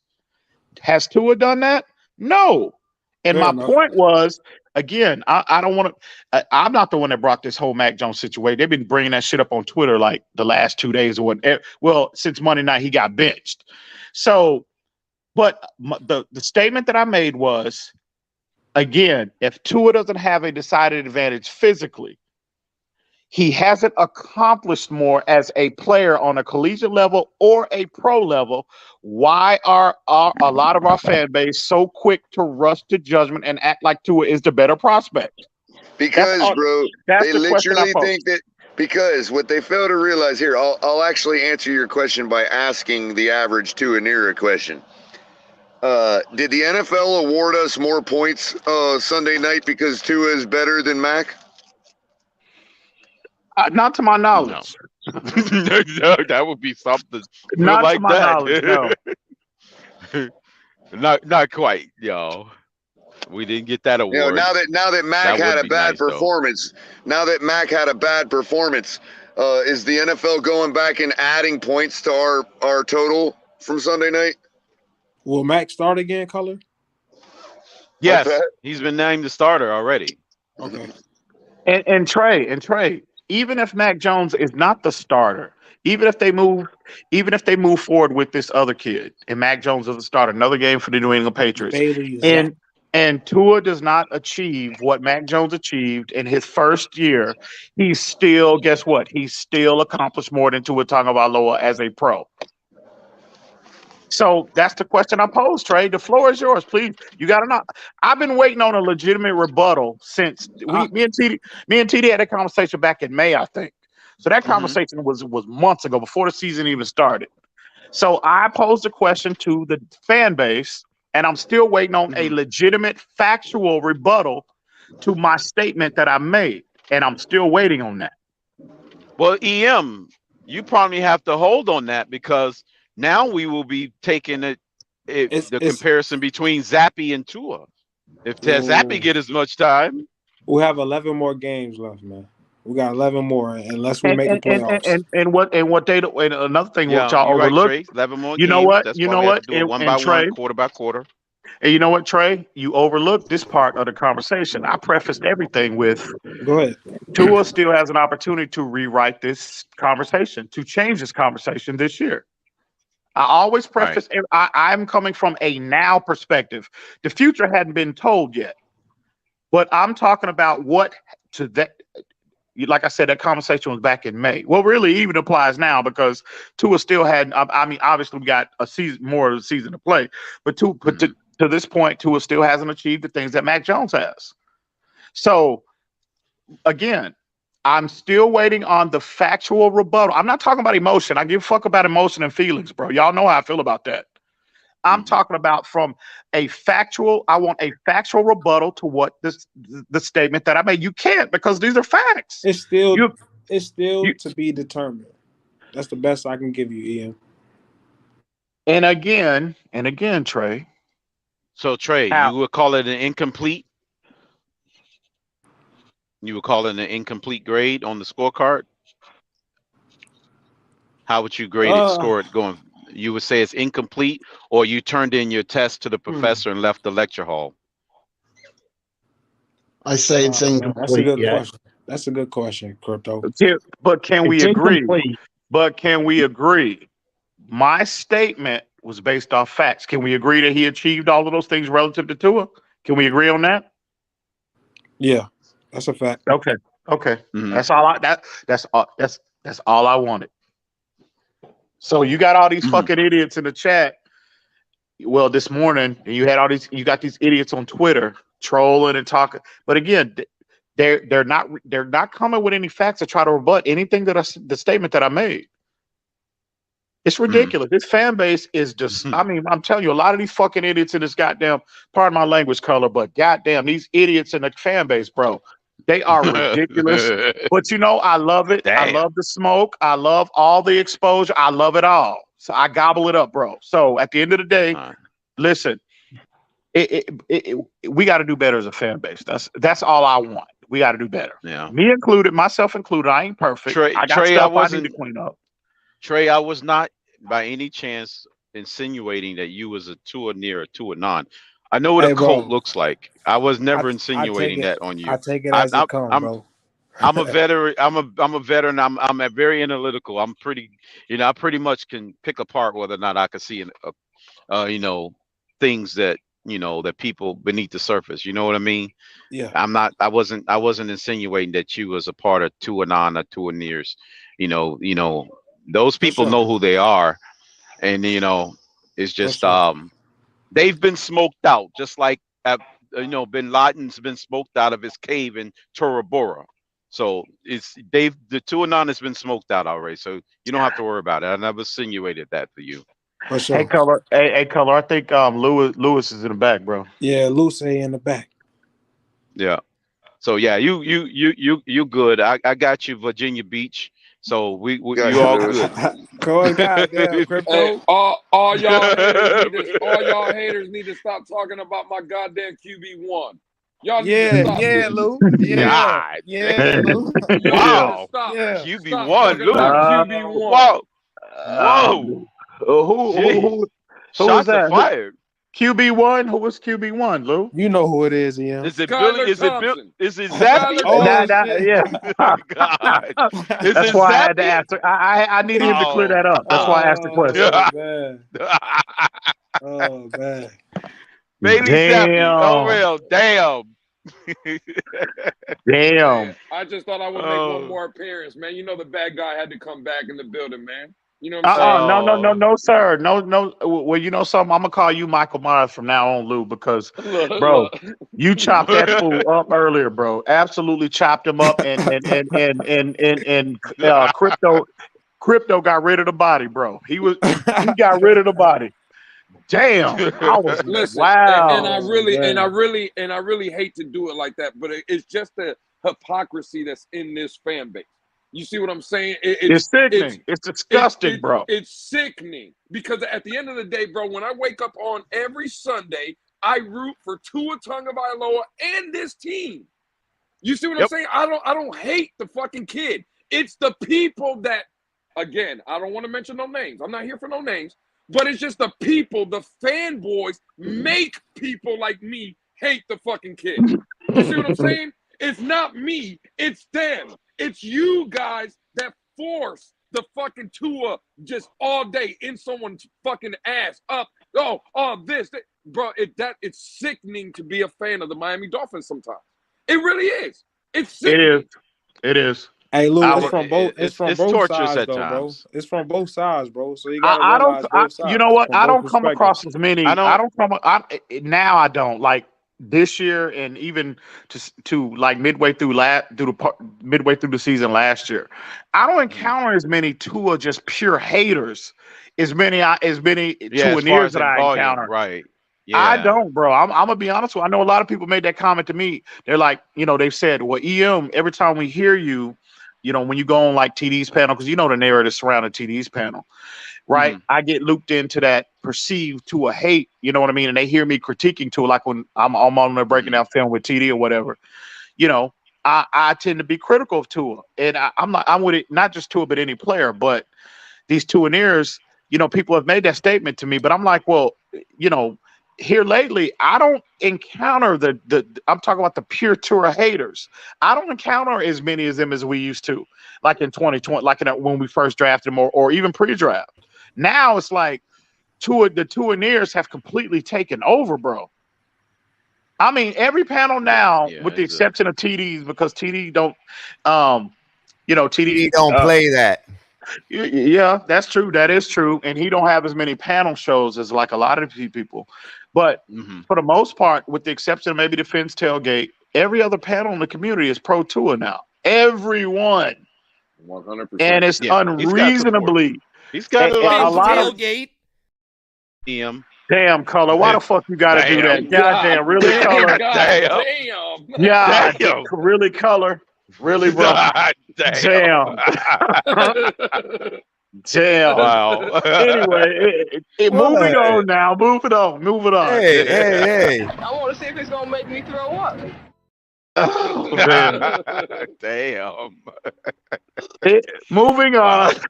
Am I right, bitches?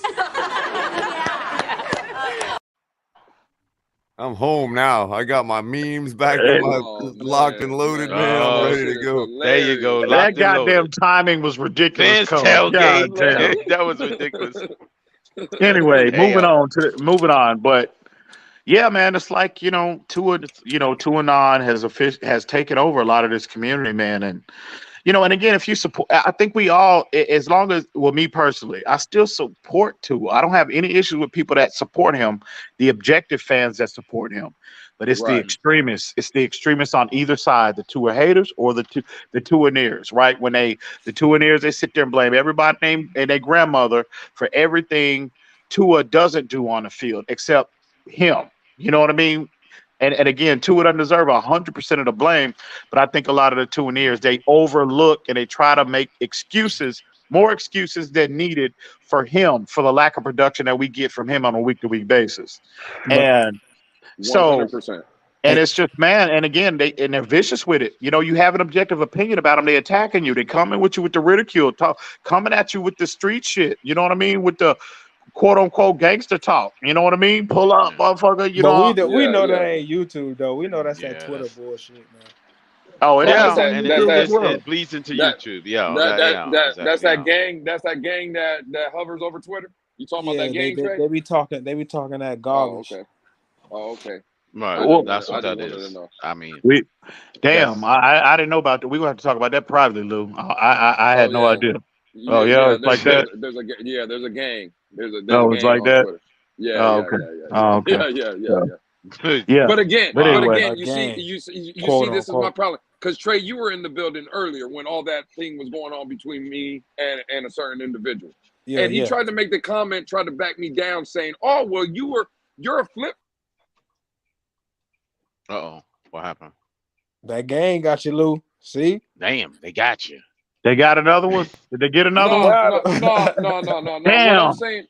What I'm saying was the individual I had problems with earlier today tried to call me a flip-flopper because, 2 weeks ago or 3 weeks ago, Lewis, you were on the Tua train. No. See, I try to keep it as objective as I can, and it's a week-by-week basis. So after the Raven game, I try to tell the certain individual, I came on this platform, and the first person that was on here was me. And I said Tua Tagovailoa showed greatness today because he actually, again, whether it was broken coverage by the Ravens or bad call, whatever the case may be, Tua did make the plays when they were there. So you got to give him credit, right? Mm-hmm. But why after watching the performance that Tua Tagovailoa had on Sunday night, why would I come out Monday and say Tua played great?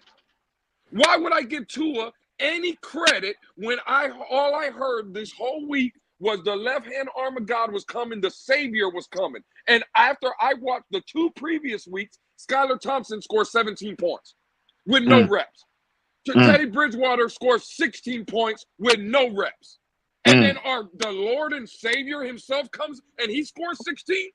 What am I supposed to do with that? You know what I'm saying? Like what can I come out and say anything positive about Tua Tagovailoa? Now that makes me a hater. Well, then I'm gonna steal a word from the famous TD Finns talk. You know who changes the fucking narrative about Tua? Tua himself. That's it. He's the only one. It's not me. It's not EM. It's not Trey, Crypto, Culler, or anybody else in this fucking community. It's Tua. And the day that Tua had, it ain't Mac Jones having a bad perforance. Mac Jones having a bad performance. You know. Yeah. Man, to get up here, Capitan. Yeah. What'd you say, Doug? I didn't hear what you said. I wasn't sure if you were trying to get up or not. Yeah, I was trying to get up. I'm on the phone and stuff. I'm not in the office or anything like that. But man, I had to hop up real quick. Am I hearing this right? We got some Tua gang and shit. Are you serious? Oh, hey, if we go backstage, the applications have been issued already. Well, El Capitan. let's do that. Let's The do that. applications Color, is go on and already shut it up. down. Hell Color, no, go on and not shut on it my down. Let's go street. backstage. I want to hear about this, bro. Not on my Oh, there's a motherfucking game. street. You better pay the toll, homie. You Shit. better pay the It's toll. been much, Shit. McCullough. I ain't gonna be playing that, dog. You Listen, can't be posting up on my the corners thinking you're gonna straight Boy, I search gotta get to product. I don't Miami, think so, boy. dog. They've already mailed me an application. I've been mailed my application already. Damn. All I want to know is how do Damn. they What vote, color? man? Hey, what That's all I colors care are they about. flying? Hey, I want to know color, what colors. color, crypto, relax. Because I know the colors aren't aqua and orange. That's for damn I sure. see a Yeah, red yeah, beam for on you, sure. bro. What'd you That's say, Trey? maybe it's them What's up, Alabama Trey? colors, bro. Maybe I see it's that burgundy and white, them Oh, Alabama that colors. crimson gold. You mean? Yeah. to me, No, it's more don't that play on that, bro. Like I Crimson mean, for and real. gold. Don't be trying to freaking two time. So what's up, to brother? me, it's that. Oh my fault. I was about to cuss. I heard the little kids. Yeah, in the background. I just told her to say what's up. Told her to say what's up. Go ahead, fellas. Oh no, I was just gonna say the color of that gang is that pussy pink. That's what that color in that Twitter game is. Damn. That's that Damn. pussy pink. Damn. You know what? Honestly, That's that Damn. It's not Heart They're Foundation not pink. wearing It's pink pussy for pink. breast cancer, bro. Come on, Damn. man. Crypto said a heart foundation. Damn. Is it the Heart Damn. Damn. That is funny. honestly, man, Twitter's been very nice to me. 'Cause I'm all blocked by a bunch of people on there, and it's been nice sailing for me ever since. I don't even get to roll into some crazy shit anymore. I kind of miss it. I'm not gonna lie, but they didn't want to get on the other end of the discussion because it's all what time it is. When they can't beat you, and even when you play their game of bullshit craziness and you beat them at that, they just cut you out, bro. They get shook beyond belief. Like that's it, dude. They literally will cut you out because, like, all right, you're gonna play stupid, I'm gonna treat you stupid, and then I win. Then they don't like that.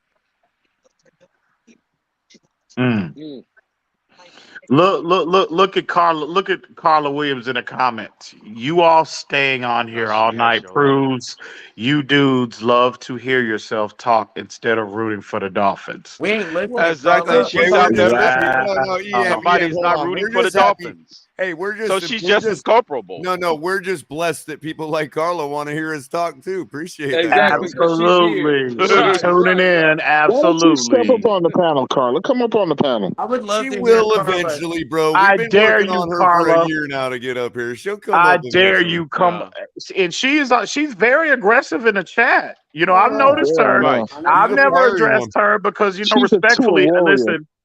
I respectfully listen. I don't go there with a lot of our Nigga, women. CC. Carla is Reason's burner account. No, Carla's very Carla, Burner account. Yeah, Kevin Durant has showed a bunch of people how to do those burner accounts. Carla, to her credit, she hangs tight in the pocket and she don't pull no punches, and she definitely don't need nobody defending her either. You know what I'm saying? There you Like, go. No, She, I think she, a lot of times she's not necessarily too aggressive. No capping. I actually highly respect Carla, man. I'm just saying. 100, bro. She the resilience of it. I wish she would come up on the panel and talk. That'd be interesting. Or even sing. I don't give a damn. Whatever. If Just she come up doesn't, here. Listen, you don't want to if she come doesn't up come here, up, listen. The boogeyman is here. I showed Listen. everybody today I'm the boogeyman. I The see what boogeyman We're is here. assuming that she is who she says she is. It could be freaking Elon Musk with a wig. We don't know. I'll take that too, Crypto. I'll take that too, Crypto. God damn. Give me that. Cap. Actually, I hope that's happening. Cap. You need to clip that. You need to clip that Halloween music every time Lou come up on the panel from now on, bro. Right. You know what I'm saying? That's Michael Myers right there. I'll make Michael that. Myers. Done. Like that. Michael Myers movie. Slicing and dicing. Done, bro. Done. I'm doing it. That's good. That's a good call right there, bro. It's done and done. I'm doing That's it. how you chop a fool up, bro. That's how you chop somebody Michael up. Myers, baby. Or you know what too? You know what too? I'm gonna get the. Michael, you weren't supposed to. Look, Capitan. Capitan, look at Michael busting it in the chat. You weren't supposed to bust it in the chat, Michael. Come on, man. Carlos sings karaoke. Yeah, I'm gonna get that. I'm gonna get that Okay, Jason what the and Cardi that Michael B? Myers theme song for sure, dog. I'm gonna get that shit. That's No, good. no, here's Michael Caine's comment. Did All right, anybody see I'm the new sliding back Michael out. Myers movie? Hell, hey, listen. Let me have the floor 1 second. I am, anybody that knows me privately, personally, that I'm a huge Halloween fan, right? I mean, I literally on my It all makes DVR, sense. I got them all saved. Every Yeah. movie, every Halloween movie, bro. Oh, I got watch them all like too. on a I love month horror movies. basis. I'll watch every Halloween like a minimum of 2 times, right? Twice, right? I'm just a huge Halloween guy. That shit that they put out, I think it came out on the 14th. That was absolute garbage, bro. Garbage. I didn't get a chance to see the new one yet. I cleared my whole Kind of calendar that scared me on day. that one. Hey, I cleared that whole calendar because my wife, we love, again, we're both, we like horror movies. So we cleared the whole schedule. You know, again, this is our thing. It might be corny to some people, but that's kind of our thing. We'll, like, every year on Halloween, I mean, once the 1st of October comes, we'll plan a weekend and just watch all scary movies. We won't even leave the house. But anyway, that might be a little too much information. But I cleared my whole. Ian, you know why most people like watching horror movies, right? Why is that? I want to see if it's gonna make me throw up. Hell. Hey, that shit that came out, that was the worst movie. It's not only Halloween, it's one of the worst movies I've ever seen in my life, bro. It was garbage. And I'm so disappointed. By the way, I was for literally those that like have been sad, following- bro. For those that have been following the side plots around here, I just gave a serious clue as to where that clip came from, by the way. Just so you all know. For those of you who have been following that side plot, the two of you that might have been interested. If y'all want to see that, wait until it comes on HBO or one of them other stations. Don't waste for damn sure don't go to the movies and see it. But you don't. It's not even worth the Peacock subscription because it's streaming on Peacock right now. Bro. It was that bad. It was that bad. I did not plan on seeing it, but now I'm actually intrigued. It was that bad. I was literally sad, bro. Sad. I was didn't like, even man, know. I didn't even I'm know. gonna have to check it out. Color, I said- you've been on for 6 hours and 6.5 hours. God damn. Just about. Yep. There we go. We got about another 4 or 5 to go, Luz. That's got to be a pretty bad movie that makes a person want to, for a horror flick, that makes a person want to watch it. I haven't seen a horror flick that bad since Thanksgiving. I don't know if y'all ever saw Thanksgiving. I didn't see that. No, I didn't see that one. Picture college thesis, like for drama class. You know what I mean? Yeah, that's what we're talking here. Oh, it's terrible. Absolutely terrible. I'm sure Halloween. I'm sure Halloween was worse. I'm sure Halloween was worse. Yeah. Was I can't even believe that this movie was on Netflix. Like, I'm like, how can Damn. like I mean, there's got to be some standards, right? Well, this was like straight. I might even say it was a high school drama team that put it in for their quarterly review or whatever they got to do, their exam. You know what I mean? It's bad, bro. Oh, it's bad. Well, man, all these streaming services have watered down the quality of movies everywhere, man. There's some real crap out there. Mm-hmm. The ones that they try to turn into series instead of actual. Yeah, if it ain't junk, the stuff that you have for free, if it ain't junk, it's something you've seen 1,000 times that you didn't even want to see one time. You know what though? I think the movies in general, bro, here, like the more recent movies as a whole, they just not where they used to be. I'm gonna be honest. Like, we're the remember like I'm a huge Steven Seagal fan, so I watch a lot of his older movies. If you want a proper lamentation of the state of Hollywood, EM, check out a channel called The Critical Drinker. He's absolutely hilarious, bro. I think a lot of the movies are watered down. He's a movie reviewer. He's this Scottish horror drunk movies guy ain't the that same reviews since the movies, Saw. dude, and he's freaking hilarious, bro. Yeah, y'all remember the movies like Under Siege and Marked for Death and man, those are With Steven classics. Seagal. Yeah, Yeah. where do you Those are see those entertaining. type of high now? Or remember No, movies, Bloodsport? yeah. most part. Bloodsport. The Bloodsport was great. Right. Yeah, man. Movies like that they don't put out no more. Jean-Claude Van Damme, Bloodsport, great movie. Yeah. That's why I keep a lot of the older movies on my rotation. And remember how movies used to like introduce you to like dangerous occupations, like movies like Cliffhanger or Top Gun or like Hell yeah, Above the Law, man. Yeah, introduce you Scott right, Jackson, I see exactly. you Above the Law. Cliffhanger, I love Down, that one. or, you know, or remember that Yeah, I love movie? Cliffhanger. What was it? Sylvester Firebirds, Stallone. about the Apache cruise, helicopter cruise. Yeah. 18. Or, Well, hey, no disrespect, but every I don't like the action 18. figure now is a woman. I mean, every tough guy is a woman now in every new movie. And no disrespect to the ladies, but it's getting played out now, man. It's And interesting. see, Hari, even there, it wouldn't even be a bad thing if they were to write real story arcs for these women instead of just empowering them with supernatural powers that they don't have any reason to acquire. You know what I mean? Like everybody's a hero without earning anything. Like they can't get hurt.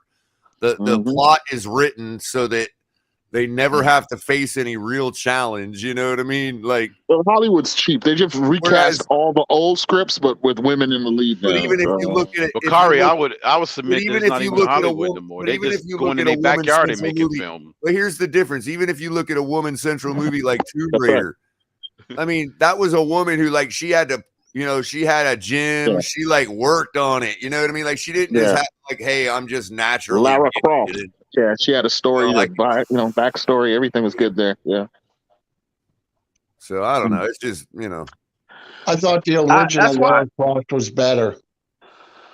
Not the newer one, not the 2018, the one with Which one is that one? Which one is that one? The original Lara Croft, the one in the early 2000s. Oh yeah. Yeah, that's what I'm saying. Like that's what I'm saying. Yeah. Like she had a, you know, she like worked at it. It wasn't like she just became a great spelunker. She's some rich chick that like built herself a gym where she practices all this stuff. You know what I mean? She like works for it. It's not just, hey, here's Lara Croft and she can do all these amazing things because the plot needs her to. Long gone are the 48 hours, another 48 hours, and those are classics to me. Beverly Hills Cop. Oh yeah. Hell yeah, man. Even Bad Boys. I'm a big Bad Boys fan as well. But even the last one it just wasn't the same, bro. Bad Boys is one of those movies. Bad Boys is one of those movies that was completely like topped by its sequel, bro. That movie is so hilarious, dude. Like the second one, bro, is just absolutely hilarious, man. Yeah, I agree. The third one, it was. I mean, again, I haven't caught it yet, but I'm sure. It's worth watching. I'm sure it is interplay between Martin and Will Smith. You know what I mean? Yeah.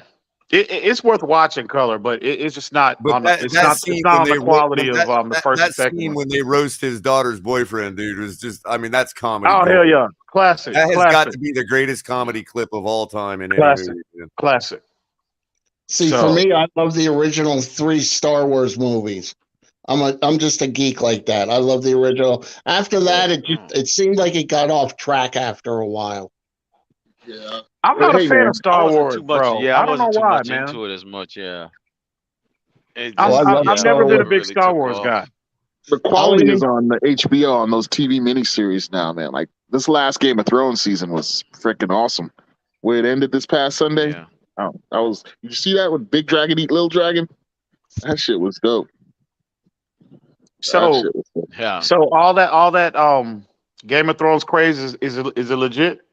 Because I've never watched one episode, not one. Man, let me tell you, the first season was awesome, dude.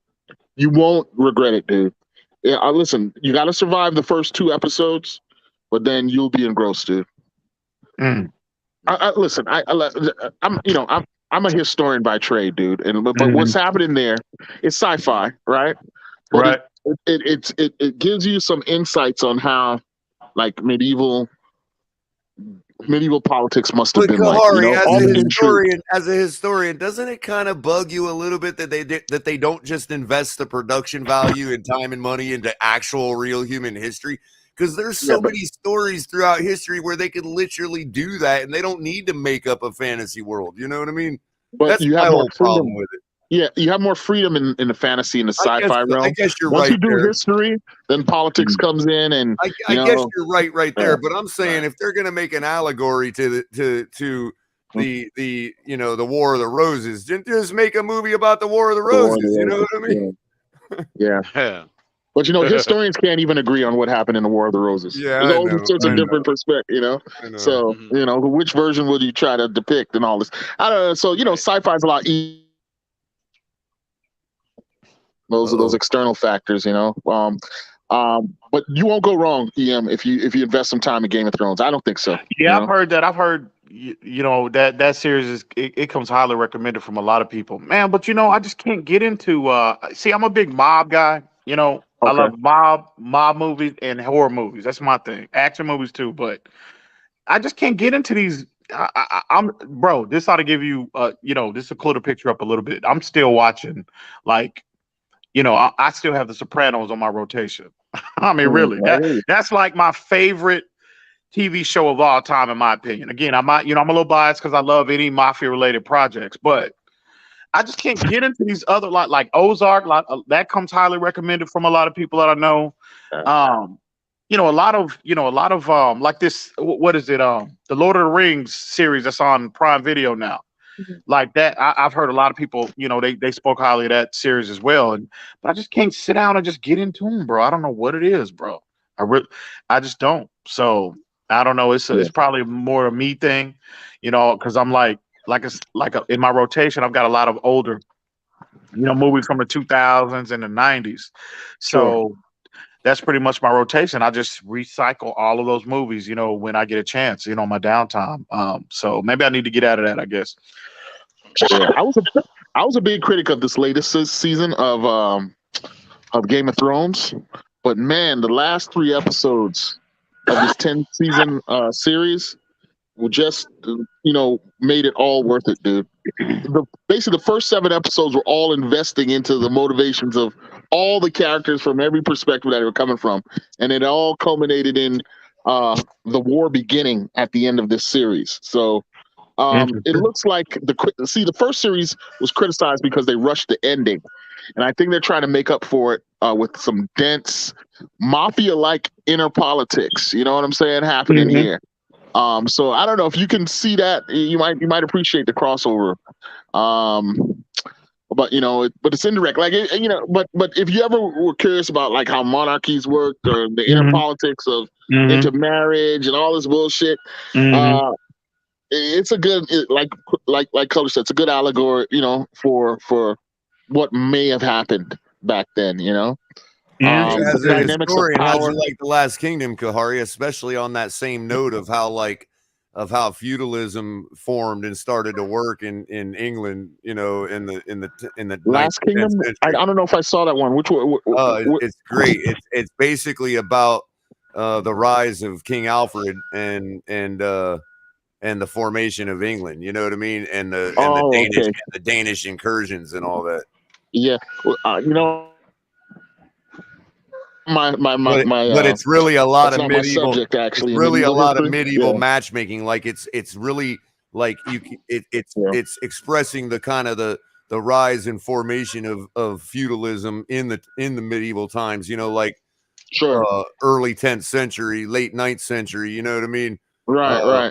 While Anglo-Saxons coming in, and even earlier than that, because you're talking about the time, right? You're talking about the time where Charlemagne had just finished Christianizing the Anglo-Saxons, right? And or the Saxons, and now you're talking about the Danish incursions in the Danelaw in England.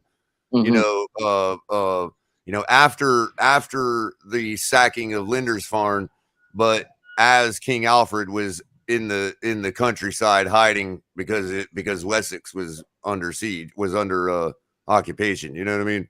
Yeah, no. Well, yeah, I mean, yeah, like all those histories are.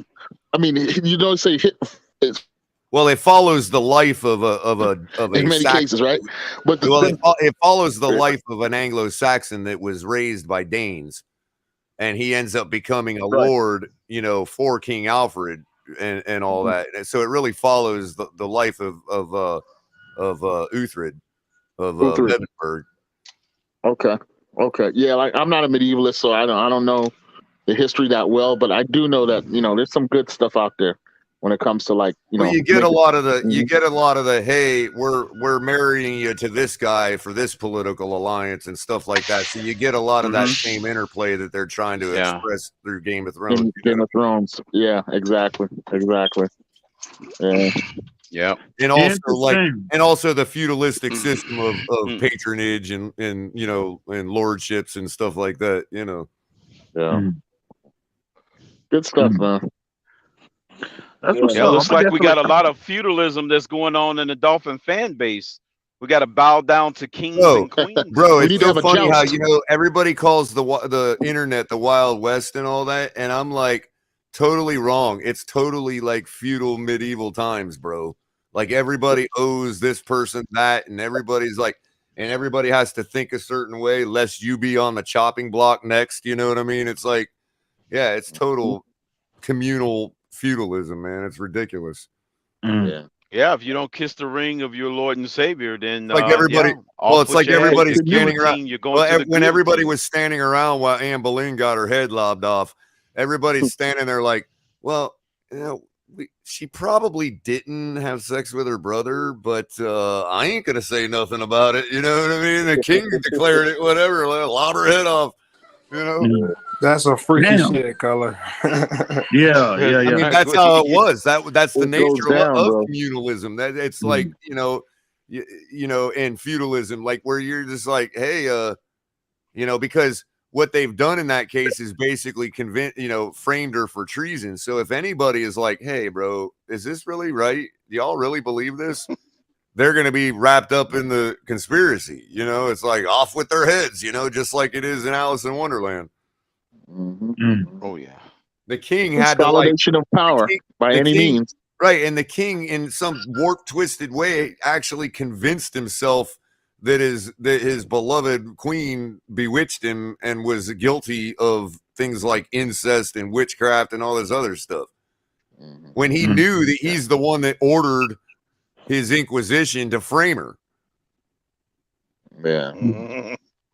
Interesting. It's really messed up stuff, but I never knew that about the whole Tudor thing. So like when I always thought, oh, fairy tales and romance, but when you really get down to like the Henry VIII story, it's quite intriguing. It's like, wow, I can't believe he did that to his wife. If you think the humanism is wild today with the cheating and all this kind of shit, it was just the same way back then too, man. You can't remove the human element, man. There's nothing new under the sun. Nothing new under the sun. Nothing new under the sun, man. Human beings are some shiesty beings, yo. So before we get back on to like football, Anthony asks, is the myth of King Arthur based off a real person, or do you think that was purely a myth, Culler and Kahari? Honestly, I think it's one of those things where you're going to find that it probably started with a real man and legends were told because of the deeds that this man did. There are some historians that like to, equate some of the ex-British or Britannic Roman generals in that role. Mainly one guy. There's a director named Antoine Fuqua. He directed Reservoir Dogs and Training Day 2. And also I believe a couple others I can't remember, but he directed a movie called King Arthur. And it's with Clive Owen and Keira Knightley, and it's just about that very subject, Anthony, if you want to check it out. It's a pretty good movie. Yeah, the stories that tend to survive history are the ones most useful to people in power, So that's just a general rule. So, how do we get out of this mess? We're going to go final thoughts because I am absolutely beat. Yeah. We're about 15 minutes away from 7 hours. So I need to remind everybody and ask, beg, and plead for you to hit the like button and share this. Hit that like button. You're subscribing if you haven't. Use the links in the description below for Fanatics and Backroom. 7 hours, baby. Shout out Cat and Culler, man. Make sure you're checking out all our gear, all our shows, Tuesdays, Thursdays, Saturdays, and every other night of the week with El Capitan. And appreciate every one of you following with us all the way through. I'm sure the 39 people that are watching have probably literally been watching all day. So we appreciate you guys. Yep. Real quick. Are y'all gonna hang backstage? Because I want to hear what about we'll this. keep it. We'll keep it open Yeah. as long as you want it. All As right. long as y'all stay in it, pretty much. I mean, All you right, know. bet. All right. You Well, know. I'll go first, Culler. You can drop me off, man. Right on, man. Just hey, man. I don't have much. Just, bro, let's look forward to Sunday, and hopefully we can get another win on Sunday, and get I really don't have much other than that, Culler. Real talk. Real talk. Yeah. Let's get it done on Sunday, period. Let's get it done on Sunday. Done. All Can right. we forget everything from Sunday and just assume we're going to execute this week and destroy this team? We Shout better. out to Cat and I Culler. would We love better. to be there. Thanks for having me on Hey, the show, Culler. Culler. Let's just This will say be we'll the give it a second demand. consecutive. Both of y'all. This will be the second sir. consecutive in back-to-back weeks. We faced the two worst defenses statistically in the league. We better see some. We better see some improvement this week. Right on, man. Well, we'll catch you backstage, buddy. All right, Ian. Appreciate you, Ian. All right, see you, Ian. I'll go next. He didn't even stay. What is he Oh thinking? Lord, I'll go next. Well, All right. contrary to popular belief, contrary to popular belief, man, I am still kind of hopeful that we see like Tua that will return to the form we saw at the end of that Baltimore game, the one who duked it out with Josh Allen in that Buffalo game. Why? Not because I love Tua or hate Tua, but because I want to see my Dolphins win. Right? And that would be the most useful. That would be the best thing for us right now. Yeah, I want to get back to shitting on other fan bases, man. This is Exactly.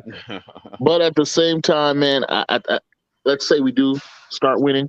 I fear that if we do win the next 4 games, if we're sitting at 8-3, that man, the Tua sexuality will be unbearable at that point.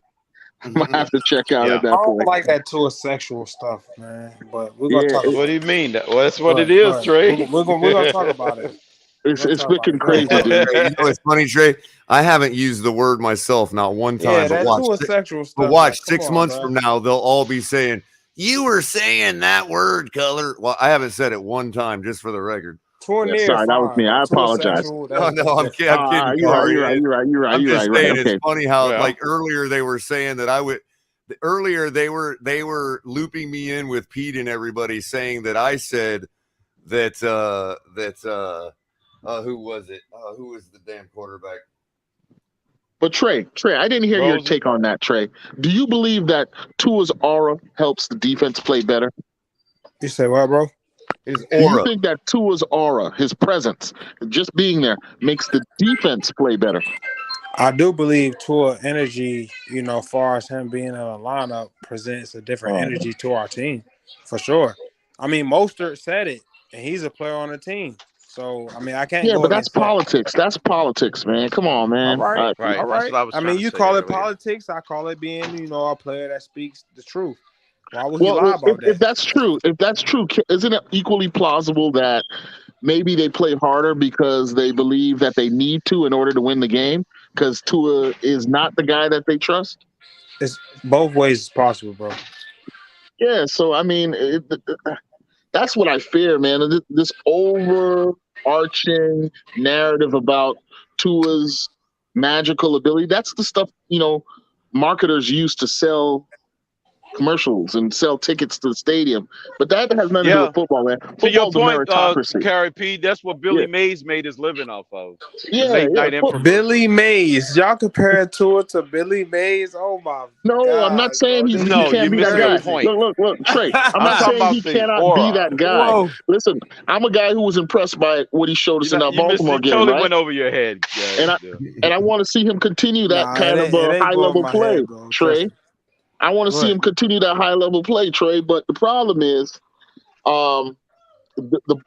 he has not proven that he is like. I kicked myself off of Larry's show yesterday because Larry's over there talking about Tua is a savant, a quarterback savant. I'm glad you brought that up. That's the whole thing. I mean, come on, that's the kind of myth making that drives that's the stuff that people makes you. crazy. that throws you on the other side of the aisle to say, "Hey, pump the brakes here." This is the same That's a community that cult-like saw Dan behavior. Marino. This is the same community that saw Dan Marino coming from day one, kicking ass. we haven't seen a franchise quarterback in the last 20 years. So who is us as fans to say who's a franchise quarterback and who's not? Well, that's the Because point, we though. know what one look like. Yeah. How do we know what one look like if we ain't seen one in the last 20 years? But we're telling you, Because Tua we're ain't using that that guy. as one of the benchmarks. Tua could be a good quarterback still. I got a lot plenty more backstage, man. Y'all go ahead with your final thoughts. I hear you, man. That's it. That's it for me, man. I just All right, want us to win, Kahari, man. I just want us to Appreciate you, win. buddy. Yeah, I'll be backstage. Hey, mom says hi too, bro. She heard you talking earlier. Oh, hey, mom. How you doing, mom? Hey, mom. Right on, Hey, Kahari. Have a good night. hey, man. mom. We got the Bourbon Bowl to win Sunday. Bourbon Bowl. Oh, Kentucky and who? Tennessee. No. You missed it, Culler. You know, Waterboy Bourbon Bowl. Go ahead. What did I miss? Let me in, bro. Let me in. Waterboy. Waterboy. Oh, Bourbon Bowl. Is he talking about the movie? I really don't like football comedies, bro. Believe it or not. I'm a football purist. They bug the hell out of me. Like you can parody anything you want except football. I know we got a bunch of Waterboy memes too. It's funny. So what you think, Trey, man? I know what you think, bro. But seriously, given execution, bro, don't you expect us to be putting up a lot more points this week? I agree, man. And I believe that falls on McDaniel. You know, Tua definitely had some plays Sunday night where he could have executed better. But before Tua was in the lineup, we believe that we could have executed better to win those games that he wasn't in the lineup, right or wrong.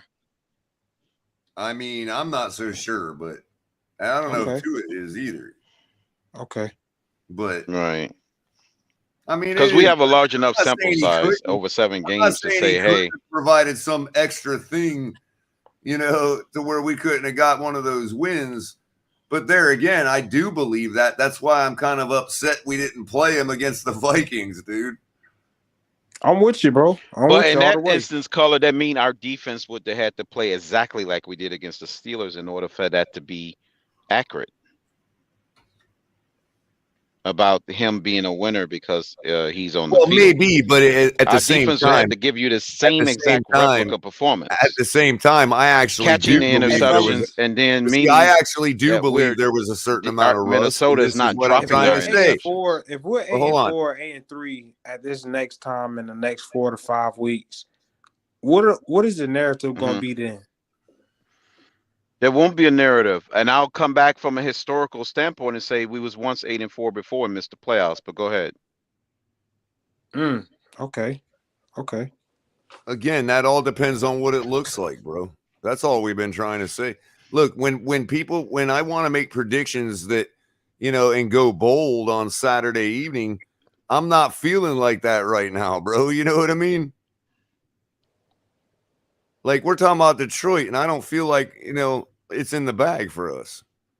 Right, but you got to say the true statement would have been, Trey, what would the narrative be if we make the playoffs? Not giving records at certain points of the season, because I can always go in the archives and dig up at one point we had that exact record and still missed the mark. So the true way to do it is to say, what happens if we make the playoffs or go deep in the playoffs? That's what they should be saying. I think we started 8-1. That's something we haven't done in a long time. I'm trying to remember.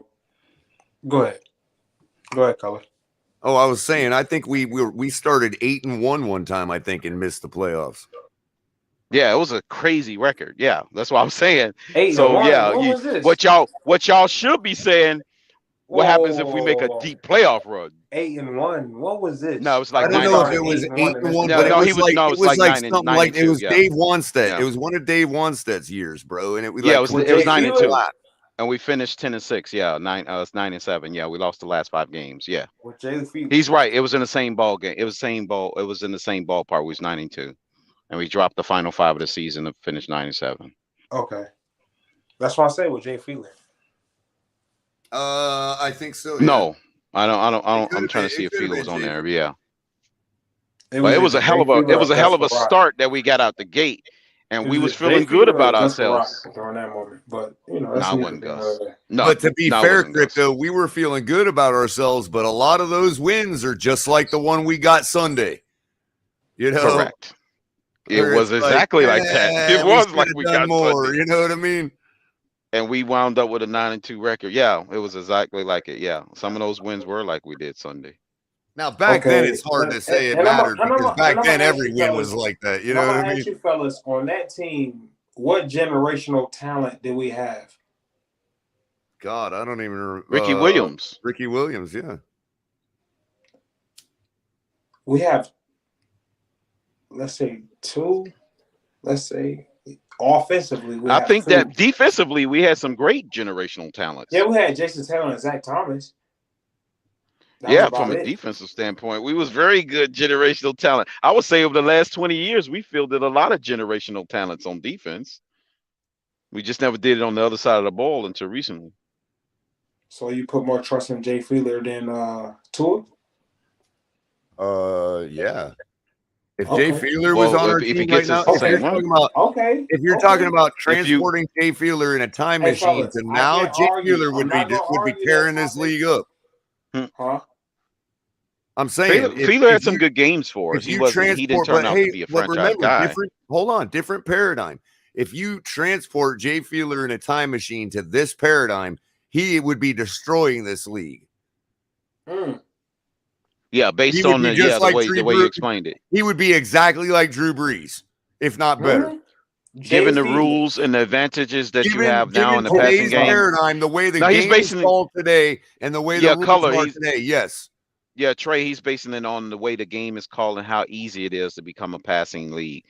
That Fiedler would have excelled. And I'm not talking about bring old man Fiedler out. I mean, transport Fiedler from that time to this time in a time machine, and he'd be tearing this league up. Right, because the rules are so heavily skewed to be successful in the air more than ever. That's why I give a lot of credit to guys who were successful back then in the air, because it was brutal to get a pass off back then than it is now. That's another thing too. Some of these quarterbacks that sucked back in the day, take them out of that paradigm and put them in this one, and all of a sudden they're Geno Smith. No. You talking about if you flip Tua with Jay Fiedler, like put Tua in that paradigm or whatever the case may be. Tua wouldn't have survived his first year in yesterday's paradigm. Right, he wouldn't. In yesterday's paradigm, he wouldn't. Yeah, he would have been. Yeah, because defense is like the Eagles or the Bears type defenses would have probably dismantled them, and they would have had license to do so because the rules was heavily skewed in that way. Remember, Tua wouldn't have been taken out of the game in any situation for those hits, for those concussions. Yeah, he would have had to literally be carted off for him not to be put back in the game. That's what coaches were doing back then to their quarterbacks. This is not a laughing matter, but the man did get carted off.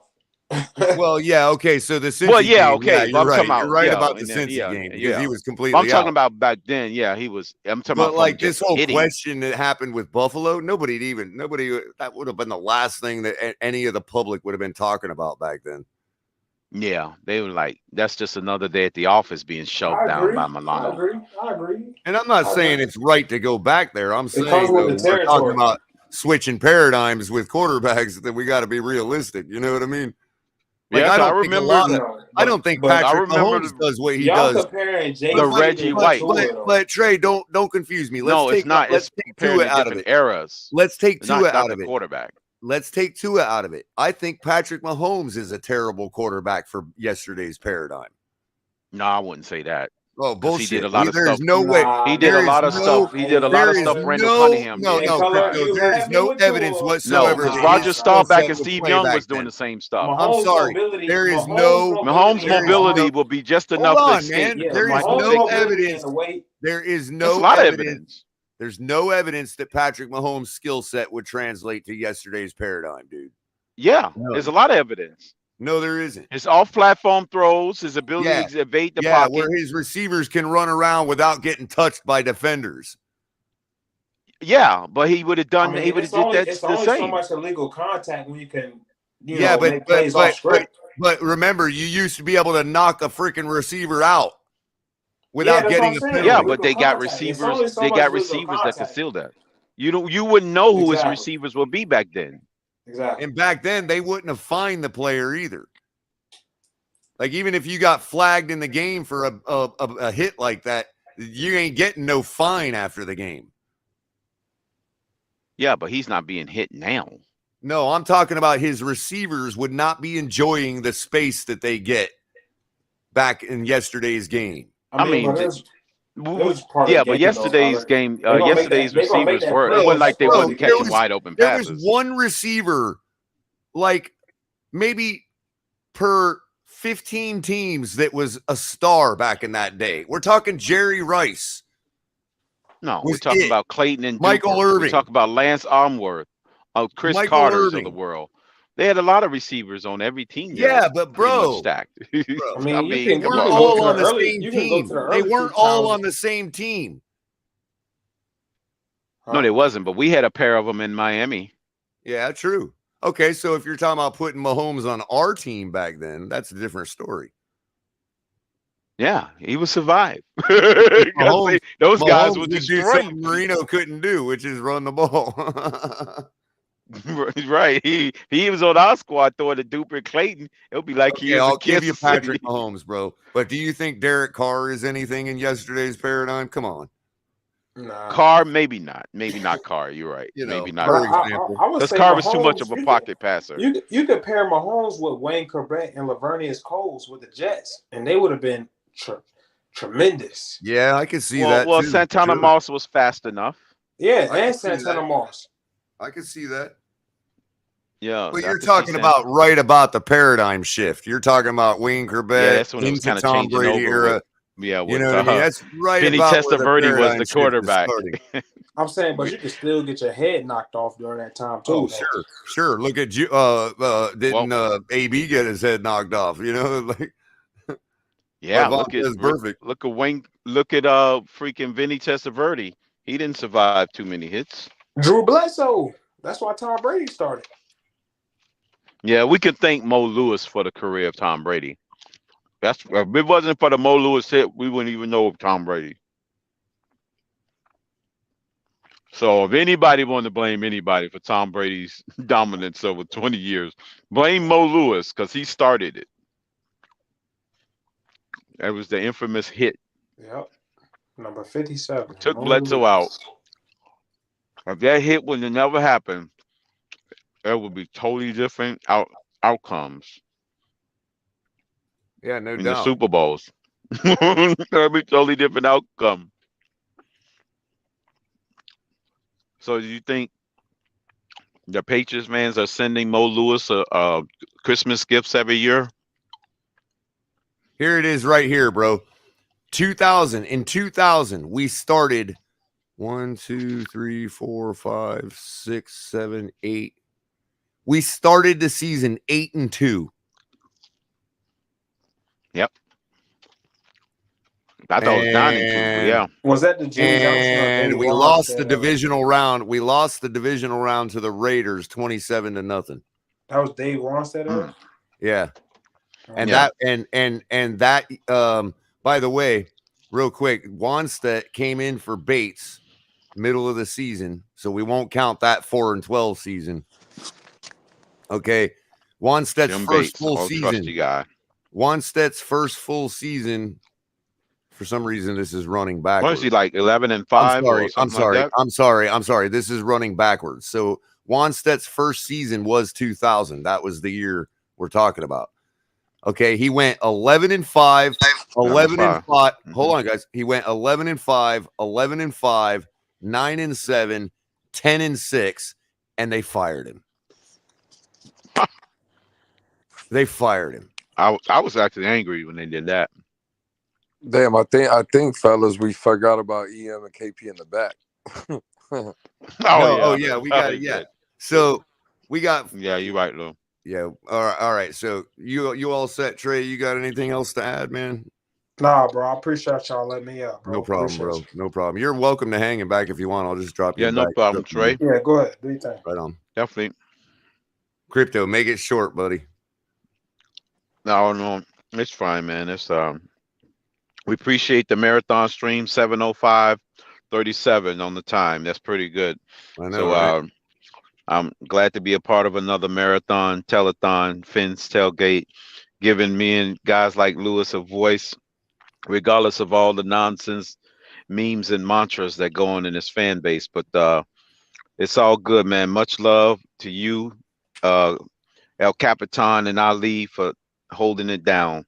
I'm never ashamed being a contributor to this channel and this panel.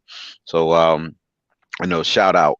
Let's just go get this victory. I don't want to feel like I felt when I was in MetLife Stadium 2 weeks ago, this upcoming week. So we got it. We're gonna have to do it because I don't feel comfortable about this game. But yeah, let's go do it. All righty, man. I'll catch you in back, bro. Appreciate you. All right. All right, Lewis.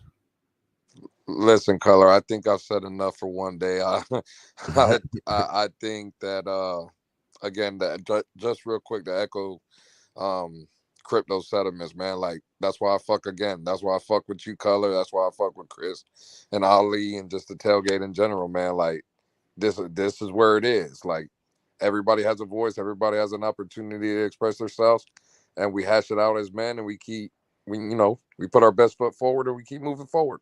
Unless your name is Mark. Unless you're, yeah. That's the next one I'm looking for to eliminate. Well, Pete outdid you. He gets the final thought. I'll catch you back. Damn it, Pete. Lewis, have a blessed night, dude. Later, Lewis. I'll catch you back, man. Yep. What's Pete, up, man. Culler, man? I'm glad to be back. I hate that you're ending the show, but I know time is not gold out here. It is, though, sometimes. Time is gold. That's why it's important. But no, man. Do you think we have, I mean, you were sounding a little encouraged earlier, man, about Tua and all. When I started saying that, the season is a little bit better than what I actually foresaw it being when I was talking those points. I mean, it is a little shocking, Culler. It really is. I like I said, when I sit here and I say the things I say, I really mean the things I mean. And there was no way I saw our team starting, 3-0 under the same circumstances that pretty much we have. Rookie head coach, limited quarterback. I mean, tough teams to play. Don't forget tough teams to play. And that's what I'm saying. With that was our toughest stretch of the season, we all felt like, and we overcame some of those. And that's along with Tua. So, I understand the fans that love that guy and see that he's a winner. That's understandable. There's a lot of guys in the NFL, they see players differently. There's certain guys that want a different type of criteria being led here in Miami at the quarterback position. And then there's a certain fan base that's okay with Tua leading the Dolphins as the nice guy. That to me is not a problem. A lot of the problem is when people start comparing certain situations with Tua. I don't like his play style. I don't think it's going to take us very far where we need it to be, Culler. But that's just an opinion me and a lot of other people carry. Can it happen? The only one that's going to sit here and shut us up is going to be Tua. In all reality. That's been the truth the whole summer, bro.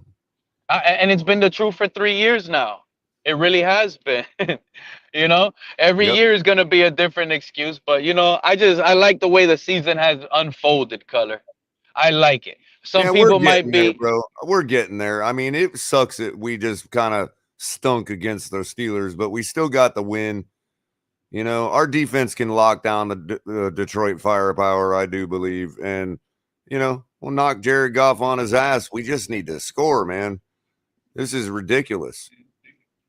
Yeah. And that's what I love about it. Gives up 40 points if we're putting up 48. I don't care. Yeah. And the thing is, what I love about this team is it's quarterback friendly, dude. It's already been proven. It's literally quarterback friendly. We're going to go out. We're going to be able to compete with any team. You know what? I have a question for you, Culler. One more. Do you think Well, this is the last, and I'm gonna end it with this. This is it. Final decision, final thought. We'll catch you guys live another time. Great show, by the way. Do you get that feeling? Do you remember Big Ben Roethlisberger, and how his name carried weight somehow in a situation where if Big Ben played a big, powerful offense, he came out and performed big. But when Big Ben played a scrubby offense, he always played to their level and came out scrubby. Mm-hmm. Are you starting to get the sense that that could be Tua in a way? It could be. I almost hope that's what's going on. Because let's say Sunday happens, Culler. Lions are high scoring. They put up 30-something.